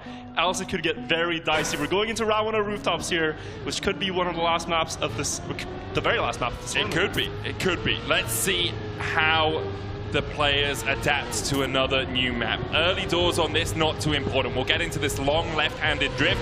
You can gain a bit of speed here, but really things begin to get exciting as we get into the quarter pipe jump. Uppy, low line, does get a bit more airtime, but you see the speed Grenady's got out of this, and Carl Jr. has not kept up the pace. Grenady now dropping off the end, down into this backflip. You want a low jump here, just clipping the gravel, and that's exactly what Pack does. Look at how low Pack was into that wall ride. Uppy's going to be able to catch him with a little bit of speed, but the drift around the corner means that Pack has a good line into this last corner. He likes to take this tight on the hairpin. Uppy maintaining a little bit more speed as we come on over to the beam, and Uppy is now beginning to take the lead. Pack, though, has so much speed. A low jump from Pack. Super low, a 10th ahead of Grenady, and a 2nd and 2/10 ahead of Carl. Carl with a big mistake there. It just kept snowballing up, didn't get it to work right. He was 0.3 down about halfway through the map, and then I think the tight drifting section is where further time was lost. We saw the other players really close though, but Uppy having to let off before the final jump, and therefore not chancing the lowest possible jump at all. You gotta stay in contention here. Takes a little bit of damage for that, but he can still very much fight back on this map as well. Once again, onto the rooftops of Red Bull Faster. We saw Uppy leading through the early portions of round 1 here. Once again, he is out to a bit of a lead. Let's see how Carl manages this quarter pipe jump, because that's where he struggled last time. This time, a much better jump. Keeps within chasing distance of the rest of the pack. That's kind of what he wants to do. The backflip from Pack here was stellar last time. This time, not as great, but maybe Grenadi also had it a little worse up front. Offie is leading the charge this time. Low line there in the turn, very close to the corner twice, and has such a good setup here. Comfort and pace can go wide on the bubble, but can control the slalom now. Carl, second place, could go from last to first this round. Going for the flip. Is he going to go low? Gets a little bit of a high flip. He might get sniped. Offie failed. Offie failed the flip. And did he finish? He did, but 1 second lost. Yeah, Offie loses a whole 1.2 there out of his life bar. He's going to be down to 1.3. Carl Jr. in first place, but you can see there's still a massive lead for Pack and Grenadi here. It's theirs to lose. Basically, don't fail the final jump, and they should be in a good position. The question is, will the pressure get to them? For Grenadi, he needs to win out. Has to win Nets, has to win Alpine if he's going to match Carl at 3 wins, and we will go back to Showdown. For Pack, if he wins this and wins Alpine, he is the Red Bull Faster champion. He can taste it. His friends and family are in the crowd, and here once again he's off to a good start on the rooftops. Grenadi a little bit behind, about 2/10 away from Appy, who's in first place. We'll get down into this drop down and then the backflip. Pack's backflip so low. Hitting that gravel with your front wheels gives you the extra speed. He loves to take this wall ride low as well as we come into that left-hand drift. A very tight affair here through the corners, then left again into the hairpin. Uppy's still leading by about 1/10. Pack a little bit slower through here as Uppy gets more speed. Carl as well catching up with Pack, and now it's all on the jump. Uppy looking for it, Pack going very low. Will catch up a bit of pace with Uppy. 2/10 behind. Carl Jr. going through at the same time. And importantly here, if you look at the overall health bars, Pack gains towards Grenadi. It's 1500ths gained, and that is the range he needs right now. Carl and Uppy, if Grenadi and Pack don't crash, are sort of too far, and they are both fighting for this really important map win. For Pack, it would mean tying up the match, as you said, and they both on 3, meaning even if he doesn't win Alpine, if Carl doesn't win it, they go to that Armageddon we talked about. And Grenadi, he's waiting for Alpine. He's been wanting to play it. That is one of the hard maps that he could really pack a punch on. So right now, both of them are in a fantastic position to put us to map 8 and make this very tense, but Carl could also just end up being the most consistent one from now on. That flip is very, very difficult to do 7 times in a row without fail. All the players have survived the start here, and they're within 1/10 as we get across the bridge and to that backflip. Here we go, low and fast. Pack a little bit higher than he wants to be. You can see his car bouncing up and down there. He's going to fall down into 4th place, about 1/10 behind, and this is Grenadi's opportunity to catch up once again. Carl Jr. and Uppy hot on his heels as they come round into the hairpin, trying to maintain as much speed as possible so you can carry it through to that final jump. Uppy and Carl in the lead, Grenadi catching up. Carl clips, as you say, Uppy looking for that low jump. Grenadi trying to catch him up, almost gets bounced off the checkpoint. Pack catches up a little bit, Carl loses a second. And in the end, Grenadi and Pack, I believe, are going to be basically even. There's 100th between the two of them. Pack and Grenadi, just 100th, yeah. Grenadi answers back. Beautiful jump there on the very left side of the goal. It's what you need, and halfway through this map now, round 5, 3 rounds remaining. Will decide it. Let's see, in the start, it's a bit of a calm before the storm. We're waiting for that quarter pipe jump to really give us the big differences, but you have to be precise here too. You know, those very few hundreds could matter. The nose down drop to get at the good drift setup. We'll see if there's any differences. Grenadi jumped a bit far, having a bit less speed. There's things that, you know, can make the jump a little awkward, but wow. Butter smooth landing by Grenadi, the steering wheel player, and he's gonna go butter smooth through here first before the backflip. We saw Pack miss it. He needs a good one now. Oh, that's so good from Pack. You can see the speed he gains as well. Grenadi, as well, as you say, they're basically on top of each other into that left-hand drift, holding tight through these lines. Now it's all down to the hairpin, and then that beam across the side. Pack trying to go a little bit wider there, gets a bit of speed, but Grenadi catches him up pretty quickly. Now it's all on the jump. Who goes low? Who goes high? Pack so low! Pack on the left side gets the 100s he needs to put himself further in first with 2 rounds remaining, but they go neck and neck. It's so close. 1/10 between Pack and Grenadi now, as you say. It's a couple of rounds left. Carl Jr. down to the final chance. Offie at 0.8 of a second left on his health bar, but really, I think Pack and Grenadi, have been so consistent thus far that we will follow the battle between them. Already a tiny mistake by Grenadi there. Nose down, not the way he wanted it to be, but I think it's not gone unpunished. He gets to the drift, equal with the other players in time, and it's actually Pack that was trailing, but he got a good drift. Yeah, really nice speed coming out of that corner there for Pack. Now it's that low jump. You hear them just like touching the throttle there, back and forth, making sure they get on towards that quarter pipe properly. Over the jump, down into the back with Grenadi, about a 10th behind Pack in the lead right now. Tries to get that low jump, trying to catch up, but Pack is in a solid position to begin to close this one out. Just needs to get through these final couple of corners smoothly. Grenadi trying to catch up. Does carry more speed through here, and Pack doesn't have the best drift around that corner. Grenadi catching up. Pack, though, with a little bit more speed coming into the flip. Nice and low from him. Grenadi will catch up a little bit of pace, but it's still an extra 10th for Pack.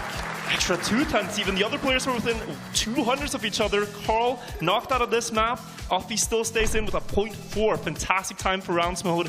And before we go into the final, is it the final round? Yes, I believe it is. We have Pack with a 0.25 lead. 1/4 of a second. That's all you have to work with here. You have to beat your opponent. By that, with your Grenadi, you have to gain all that time back. So where do you send it if you're Grenadi? Is it purely on the final jump? It's the quarter pipe. If you get that butter smooth quarter pipe, that's how he pulled ahead. The backflip, Pack seems to be getting it better most of the rounds. He had that one unfortunate one, but other than that, it's been flawless. So right now for Grenadi is the moment to try to get that perfect release. He releases early. Oh, but Pack does as well, and they go about equal, so no big differences yet. No stand over this, equal just about, but Pack pulling a little bit away. Now the backflip could be decisive. Where does Grenadi strike? The backflip is better. It is better. Much better. Pack will be trailing after this downhill. How much is the difference going to be? It's about a 10th in favor of Grenadi. Is he going to be able to push? This is where Mudda tried to push him, but now he's the one pushing in the finals to take a second map for himself. Pack is actually about that distance behind. If Grenadi misses the flip, he's going to be able to make the comeback happen. It's low. Grenadi's going to take it. Is it enough? It's enough. He's going to snipe it back. It's 2.2 500ths. I believe it's enough. I think Grenadi's done it. Oh! He has. Grenadi's done it by 11 thousandths of a second. He risked that flip too. It was perfectly low across the building onto the rooftop and soaring into second place tied with Pack before we go to Alpine, the last map. Carl still leads the match. Grenadi and Pack could both tie it up to Armageddon. Offie could also win a map for good measure, but yeah. So the way it plays out now is if Carl wins, he wins. Yep. If Grenadi wins, Carl and Grenadi play sudden death. If Pack wins, Carl and Pack play sudden death. And if Offie wins, Carl is our champion. Yeah, Offie could secure the win here for Carl technically, but also so many different outcomes. But remember, this is the map Carl probably wants to play the least out of all the maps in this map pack. It's a very hard map. If you remember from stage 2, that railing was something the players all avoided because they could safe it. But now in the finals, they will not dare to do that. I think they might have to go for that. We're seeing the replays on screen, but we have to be talking about 100%. We have to be talking about Alpine. And I think it is important to note that Carl picked this map, and we were thinking, why is Carl picking a map he doesn't like? It's because it makes it 8th. He knew he had first pick and 8th pick, put it in last place. He wanted to avoid this like the plague. Medic, how are we ending on Alpine? Like the most cinema map out of them all. Steven Spielberg would want to buy the script, but we didn't write it. The players played it out, and we are getting to witness Trackmania history here. It's incredible the scenes we're seeing, the emotions from the players, and there's just 1 minute left on the orange warm-up timer before we get on. And I just love the emotion. Look at the emotions, yeah. You see Pack with his head in his hands. He knew that like he had it in his hands there. You see Grenadi like, yeah, I can win this now. Alpine is my style of map. And you see Carl just deadpan. He is locked. He is loaded. He knows a lot comes down to this map, but there's no point stressing about it. You've just got to play what's in front of you. There's 3 potential victors still on the last map. We're playing for 17,000 euros for first place and 7 rounds of Trackmania on one of the hardest but also most visually stunning maps I've ever seen. It's Alpine on your screens right now. Let's go through this map real quick in the warm-up on board with Pack here. We're in the middle of the map where we see an ice... Oh, he's going to reset, so let's maybe turn attention to Grenadi for that ice slide. The ice slide is important because it builds speed for the ending, but really, if anyone's close to the ending here in the warm-up session, we have to take a look. No one's close, so we'll stick with Grenadi. There's the bobsleigh, there's the backflip, there's the rail medic. For first round of this, you might not want to do the risky. No, do it. Grind the rail. Grind the rail. Come on, Milton Keynes. Grind the rail. Grind the rail. Yeah, I love it. If Milton can do it when he's already won the map, everyone else should be doing it anyway. Look, it is the final map of the Red Bull Faster tournament, unless we go to sudden death. It's going down to this. Carl Jr. is in a winning position. Pack and Grenadi can catch him. Uppy can play spoiler. Let's get the hell into this. Have fun to the competitors. We're going up the high jump. Remember, Grenadi struggled a little bit on this in the semi. 2 mistakes out of 7 rounds. Now it was clean and the best start out of the 4. He gets a 19-0 attackment here. That is something that is really good. And if you have good speed with the normal way, you might be able to get away with safe finish. Carl Jr. ate the gear in the uphill. This is about a second lost. This is going to snowball across the entire bobsleigh part and only reset the speed difference when we get to the cave. And the difference is about 1 second. So Grenadi here on a fantastic run has pulled away from everyone else. Now he was in this situation previously and he decided to save. What do the players decide now? We have Uppy on the left. We have Uppy going for the straight setup. Look at this new strategy that we've seen in practice. The players ahead hit the rail. He has so much speed. Is Uppy just going to catch Grenadi? Grenadi will take it. Uppy 500s behind Pack. Over half a second and Carl almost loses 2. So that is something new. Players can ice slide and it is quicker on paper, but this straight setup, you try to just get 1 set of tires on and balance just enough of the car on the rail across. You can see the extra speed that Uppy got out of that. He is not done. You might not be able to win, but you can look at that. Carl Jr. 1.9 seconds down. He is struggling on this map and really relying on Uppy to be his white knight in shining armor. Uppy and Grenadi off to a good start again as they go up through the jump. Now straight. Make sure you don't slide out with these icy tires around into this ice slide. No grip. That means that you're not going to slide out if you do drop the gear. You go up around this corner and then towards the bobsled. Oh, Pack with a fantastic turn there and good speed, but really in the bobsled we know Grenadi with the steering wheel tends to be good. Looking for about 290 speed on that exit. He has 292 and effortlessly passes Uppy in the uphill. He had the best start previous round, he has the best start now, and now we will see the difference in strategy once again. We saw the other players go for the rail. You can see Uppy here again with this wide line, setting up on the left. She has space to go to the left again here with the straight line. Pack running the rail. Grenadi almost slipping, but he gets there. Pack sliding a bit, but Uppy snipes them both.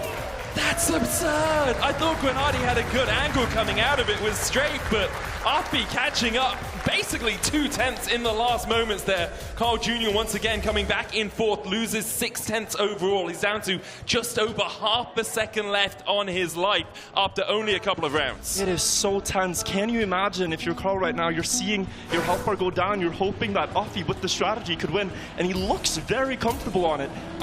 In my practice, and when I play this map, I've thought that ice slide is inconsistent. I cannot get it correctly. These players are doing it every time, but what Uppy's doing might just be the final strategy where under all the pressure, line up straight, get the rail, try to win. Once again, we move into this ice slide. Kai Jr. still with the pack this time, has been falling behind by this point on the previous rounds. Uppy falls back though. This is big for Grenadi because they were so close up until now. If Grenadi gets a good round now, he could pull away as the clear first place in terms of health bar. And equalize Carl Jr. on that 3 map wins if he does it. Pack looking to upset the apple cart. Low jump from him, a little bit higher from Grenadi. He's going to hit the ground a little bit slower. Pack looking for that sideways. I think Carl Jr. has actually gone for the Pack. Can he save it? Oh, I think he saved it. He saves it a bit. Carl Jr. went safe. How much does Grenadi gain towards Uppy now? It is only 0.6. Uppy actually did a perfect ending despite the start mistake. And I would say he's still in contention. He definitely is. I mean, we've already seen Pack just mess up, right? Like, all it takes is Grenadi to miss the slide on that rail, and he can be losing 6/10 very, very quickly. We're going to get into round 4, the halfway mark of this final map of the regular competition here. We may have sudden death on the horizon. And remember, the pressure increases with every round. Right now, there's still many things that can happen. But when we get into the last final round, that railing is so much more difficult to aim, and all the players have done really well so far to not make the biggest mistakes. But I think we will see the pressure now. Who can handle it the best? Those are going to be the players that will go to that Armageddon with Carl, if that is the case, Carl though, still with the lowest health bar, but fighting for first right now, getting good bobsleigh next to Grenady. Where is Uffy? Can he play denial with that safe strategy, that somewhat safe strategy anyway? It's not safe, but it's a little more understandable to line up straight for the rail. We know actually Carl does that too. Yeah, we do. I saw Carl going around the long way here. We'll go out all the way to the outside. Grenady in front. Is it a big enough lead? Grenady bounces backwards. He's trying to reverse into the finish, but Carl Jr. will claim first. In the end, oh, it's a whole second. It's a whole second. It's swung. It's now 4/10 lead for Uffy. Uffy's going to be in first. I think Pack is dangerously close to that. Yeah, final chance only 0.15. Carl's starting to get closer now. All it takes is one rail miss, Medic. That's all it takes, and we've seen 2 in a row now. The question is, can Grenady get out of that hole, get out of that slump? He's 3/10 behind Uffy. But the first few rounds on this map, he was so consistent.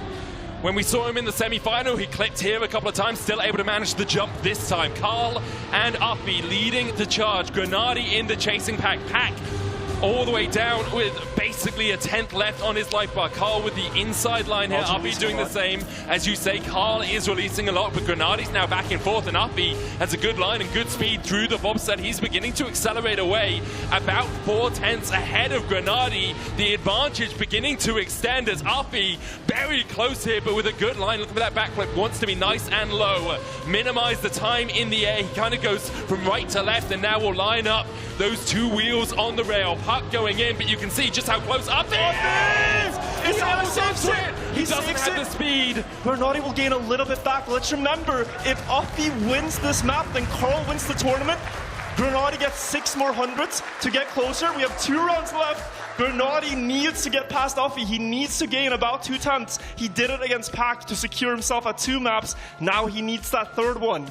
This is all coming down to these final 2 rounds. Please make some noise for the players. They're playing their hearts out on stage right now, trying to make the most of it, trying to claim the title for themselves.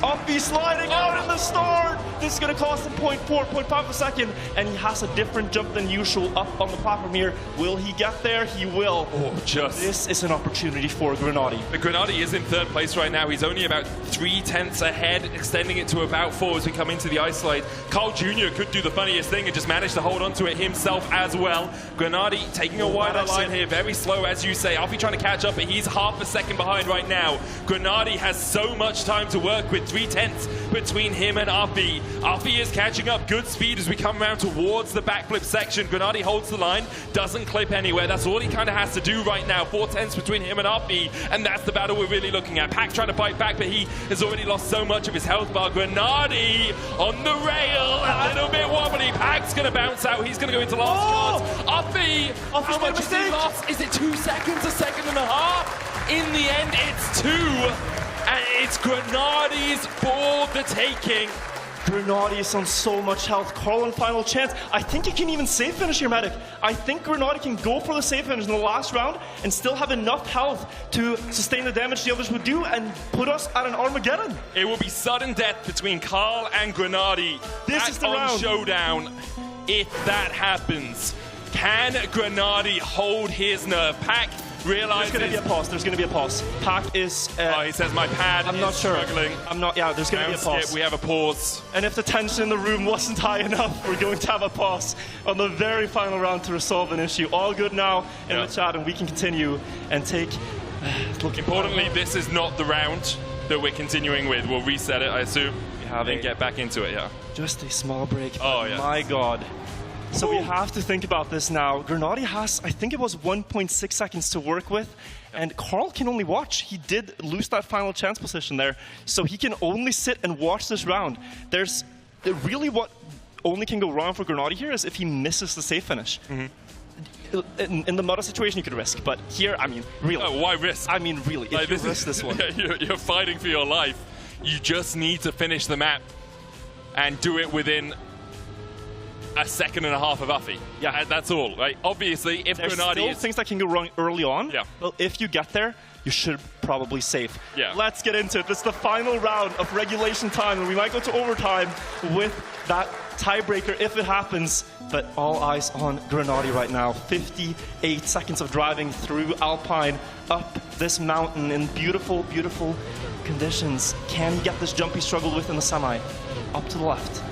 Alfie with a good start. Grenady trying to chase him down. Alfie a little bit higher. No clips with the wheels there. Grenady able to take the lead. He doesn't have to do anything special here. Just keep all 4 wheels on the road. Doesn't get too close to those rocks, nor to the inside line that would be a little bit more treacherous. Bobsleigh is chill. The bobsleigh, you are just relaxing. This cannot really go wrong at his level. He's thinking about the flip and he's thinking about the ending. But so far, beautiful execution by Grenady, and he just needs 20 seconds now to join Carl in those 3 map wins. The backflip, really good. Gonna release late, make sure he gets that landing. He's doing everything by the book right now, going out to the right because he's gonna take the same path. It's not gonna win him the round if Pac does this properly. He needs to ice slide now towards the ski jump, and Grenady will join Carl Jr.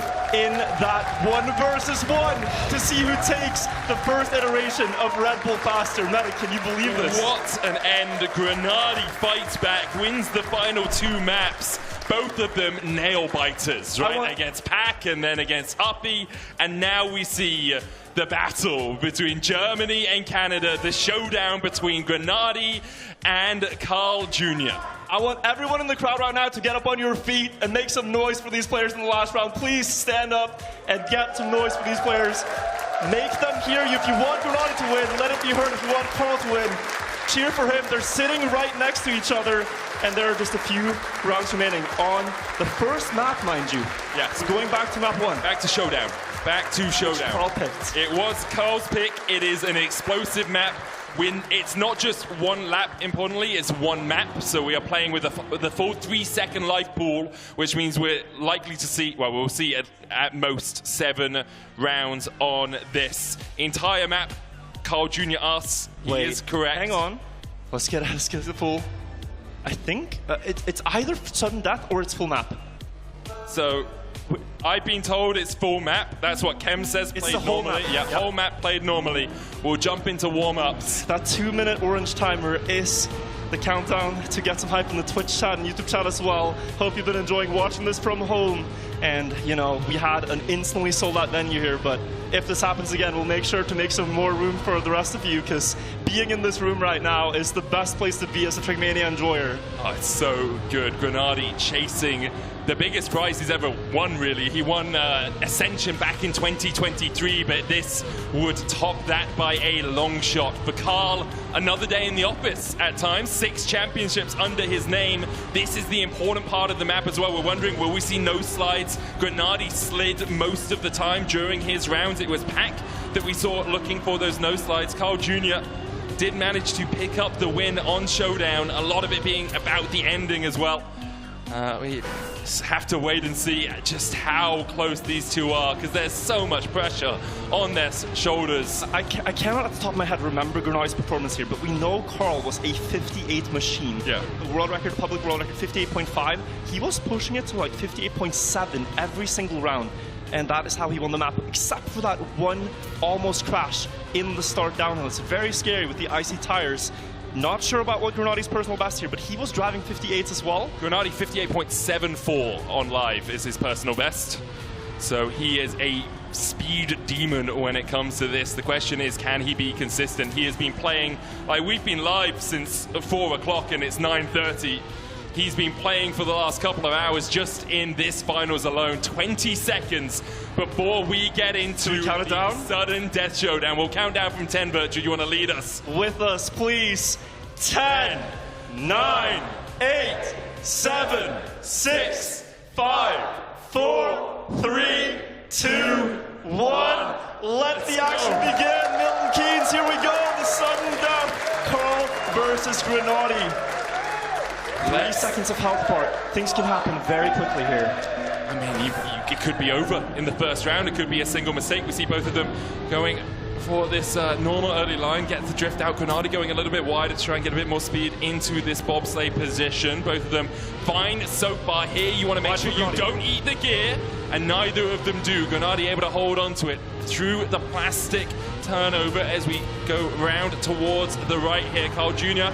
with about a 10th lead of 500s right now. Low jump onto the dirt. He gets traction a little bit earlier. Grenady catching up as well as they go into the ice slide. Grenady touches! But it's not that bad. It's not that bad, but it's going to be like 0.6 in terms of speed after the dirt as well. But it is putting the favorite in Carl's position right now, because he was the one who won this map flawlessly, and one small mistake like that could almost be another. Very close there. I mean, for Grenady, they just adds the pressure. It just piles it on more and more and more, because now Carl just has to drive consistently. A 58.9, very high 58, but still a very good time. Grenady loses over half a second on the first round.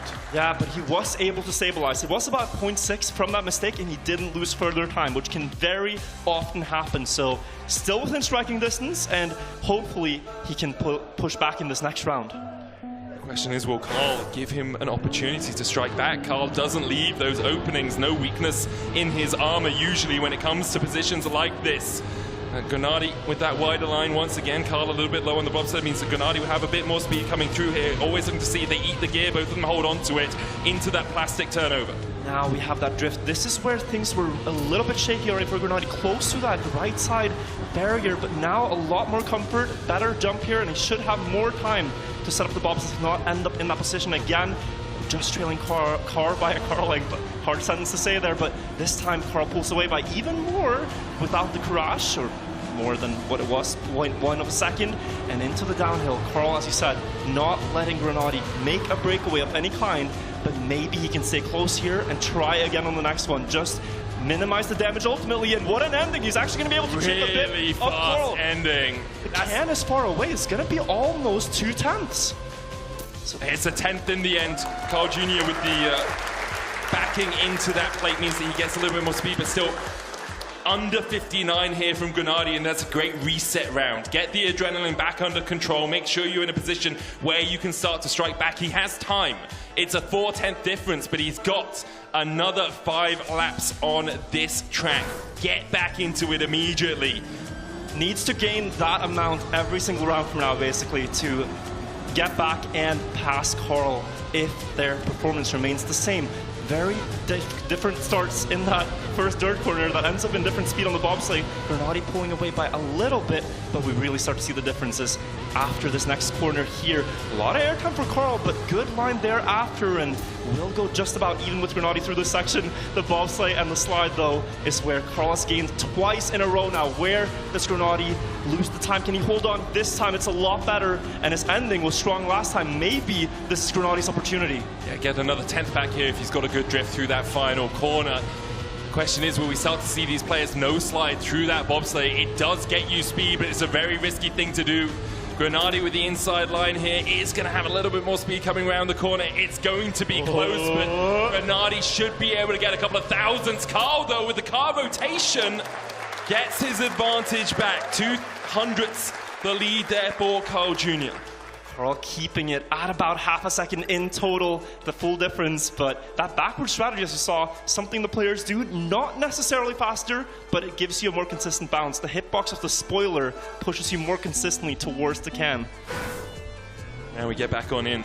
4th round, halfway mark already, and Grenady time is running out. It can feel so rapid, it can feel so fast that you are a map's gone, you've lost 1,000, you've lost a 10th, you need to start gaining in these positions. The question is, how do you gain on someone like Carl Jr.? We'll go through this, we'll look to see perhaps if that no slide comes in. This drift a possibility. He might try it, he has the wheel, he has really experimenting nice there. And oh my god, he might be in the lead after this round if he keeps this difference. This is half a second.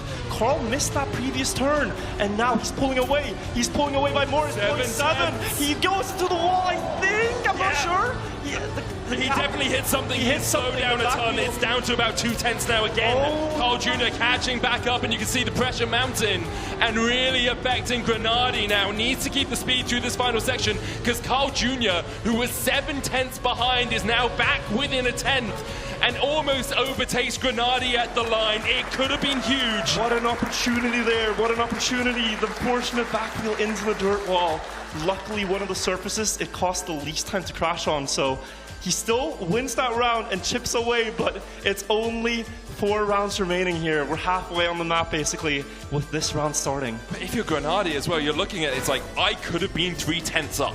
I could have been in the lead. You cannot think that way. You can't think that way, but it's got to play on your mind a little bit because you just won 2 maps in a row to get into this position, and then you see it slip through your fingers, as so many people have seen it slip through their fingers and into the hands of Carl Jr. before. Let's see perhaps if that no slide is a possibility. This drift from Grenadi, this is where Carl Jr. messed up on the last round, able to hold it this time. Grenadi a little bit ahead, about 500ths as we get into the bobsleigh. Through that turbo, still both of them just deciding to slide. It's 700 between them. Grenadi almost clips the checkpoint, but is able to hold onto it as they come through the dirt. Very dangerous there. If he hits the back right tire towards the checkpoint, that would have cost a big speed loss. Carl would have been far in the lead, but here Grenadi has his biggest lead yet going into the ending, except for that previous one where Carl caught up a bit, but now 1/10 more could go in his way. It's the can bounce though, and Carl does it backwards to get it consistently. Will the front tires push him further? It looks like it's about 1/10 again. Another sub 59 as well, so consistent from these two. But now into the final 2 rounds. There is a 3/10 difference. It's 0.25. Yeah, 0.25. It's a quarter of a second. A quarter of a second between both these players and Glory. For Carl, if you lose the 10th and lose the 10th, it's okay. That's what's been happening in the last couple of rounds. For Grenadi, you just got to find that 5 extra speed from somewhere, a slightly better drift. The no slide is still a possibility. We haven't seen either of the players go for it, and obviously, if you're unpracticed on it, it can be your downfall. Once again, though, Carl Jr. out to a small early lead, a couple of hundredths, his advantage. This drift, Grenadi has been catching back up, but Carl plays it well this time. Grenadi with a little bit more speed coming over the jump means that he will overtake going into that bobsleigh section. He does, and where does Carl end up afterwards? He has a nice exit there, more speed on the grass, and a perhaps slightly worse setup into the dirt. Grenadi pulling away a little bit too close to Carl, just a car length between them. Grenadi 200 or so ahead of the checkpoint, and he has to gain 2/10 in total in these last rounds. He will be in first towards the can, and we are going to come up to the last round. What is the difference between these two competitors going to be? The final bounce, Grenadi gets it good, and he will chip away. It's 1700ths from Carl Jr. Grenadi needs to gain 1700ths, and there is a trick on this map that does that. I mean, that 100% is. The problem is, Grenadi has not won a map by 1700ths in this final, in this showdown. He was being in the position to do it because Carl messed up a corner. The question is, can Grenadi find it? 2/10 between him and Glory. For Carl, all he needs to do is be Mr. Consistent. All he needs to do is hold the line. Grenadi looking down his first major title. And Carl makes a mistake. Grenadi takes off. 2/10 ahead, his advantage now as he comes through the checkpoint. 2.5. It's what he needs. Enough. Carl, can he fight back? He's done it so many times before into the dirt jump. Now through the bobsleigh. It's 3/10 now for Grenadi. The German can taste it on the cusp of victory. Grenadi now has half a second. Low speed, Carl, is he going to be able to catch us back up? As you say, low speed for Grenadi means it's 4/10, but Carl does have more speed coming through this corner, and he begins to catch up just a little bit. Grenadi now looking for the drift towards the right. 4/10 still the advantage for Grenadi. A final couple of corners between him and Glory. A final couple of corners. One jump between him and victory. Grenadi sees it. The trophy is alive. Unstoppable, indomitable. It's Carl Jr. in the final moments that claims the trophy. The final bounce, the very final obstacle. This is why we turn around, because the hitbox of the spoiler hits that tile a little bit better, and that is so unfortunate for Grenadi. It was right there, but he doesn't get the push towards the can. Carl Jr. wins Red Bull Faster, the first edition, and he keeps his throne as the GOAT of the game. Just so often you get close to Carl, but you don't overtake him. So often you get within a 10th of him, but you don't overtake him. And once again, it's Carl who takes the victory. It's Carl who will raise the trophy, and you can see the players talking about it. I can't believe it. He can't believe it either. Like, Grenadi had the lead, but it's Carl who, in the end, went through the finish line first. You can't make this up. Yeah, That's really crazy. can't. It's a crazy ending to a tournament, and it's Carl. I don't think likes even winning that way because he feels Granati got robbed. Oh, sure, I get it, right? Granati was in the lead, and then the bounce was just unfortunate. It does happen, and that's, as you say, why people turn around for that bounce. It is incredible what we're seeing here. Carl is taken in the front stage here, but still, he played a fantastic match overall. He had the 3 map wins early, and he gets his 4th here. Yeah, what a performance all round by Carl. Great maps across the semi-final and, of course, in the final for Granati. It was on a hair's breadth at the end, but once again, too difficult to stand into Carl's way. A little bit of an up and down end, we have to be honest, right? The bounce for Granati was a bit of a struggle, but Carl capitalized. Like, in the end, you have to drive the race that's in front of you. Carl was able to claim the victory. Will claim the prize as well, as we are waiting to have him lift up that trophy and be officially crowned the Red Bull Faster Champion, the inaugural one. It's so often that he stands on that podium. This time maybe a little bit trickier for him to do so. I can see everyone getting ready down there. Carl hugging his father as well. Great performance all round from Carl. We're going to hand it over to Semra, who is standing by with Carl. Oh my days. What a grand final that was. Carl Jr., don't go too far. Don't even think he's listening to me. I think he's so caught up in the moment. We'll bring him over here in just a minute, but that was nothing short of spectacular. All the way down to the wire, literally down to the death. Just when you thought it was going to be Granati, Carl Jr., the 6-time world champion, pulls a rabbit out of the hat, comes out of virtually nowhere, and steals the show once again. Come on over here. Please go ahead. On the count of 3, wait for it. You can go up there, but on the count of 3. Okay. So you walk up there. Stand next to it. Sorry. All right, hold that thought. I want all of you here in this lovely arena to help me on the count of 3 to get Carl Jr. to raise this incredible trophy as the first ever winner of Red Bull Faster. Are you ready? Yeah. Come on, give it to me a bit more there. Are you ready? Woo! All right. 1, 2, 3. Woo!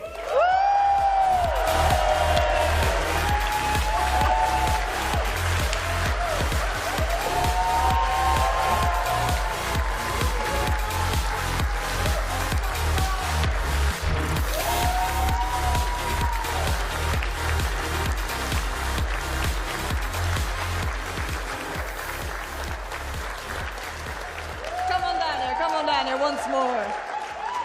I mean, they call you a GOAT for a reason, or the GOAT for the reason, right? You know, understandable. I mean, just unbelievable performance for you. You are now the only person in the world, by the way, to have this trophy. How does it feel? It feels good. It feels good, but it's weird to win on a bug, man. Like, I don't know. Granati had me, and he had the most unlucky bug in the worst round. I feel really good about winning, but I also feel really weird about winning it that way. But we did have a sick 1v1. With the full pressure, we went till the last round, and really props to Granati, how he came back. So, yeah, Carl, virtually now as well. It was incredible emotions for us up there at the balcony, casting the match, and incredible scenes down to the last round. And I want to hear your opinion now also on the format overall, your experience playing this tournament. Is it something you want to see more of? And just talk us through like your entire experience with Red Bull Faster. It's been amazing. Like, I don't have anything to say, but of course when I win, everything is amazing, right? So I might be biased, but no, the format was sick. Everything here was so good. The competition was there, and yeah, everything was super amazing. Like, congrats. Congrats indeed.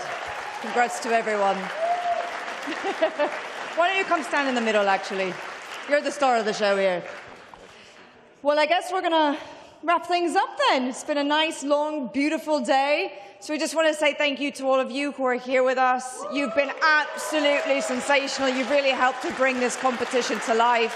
A big thank you to Red Bull, a big thank you as well to Egon by AOC and to Nadeo, and to Medic, who's still up there on the balcony. Give him a nice shout out as well.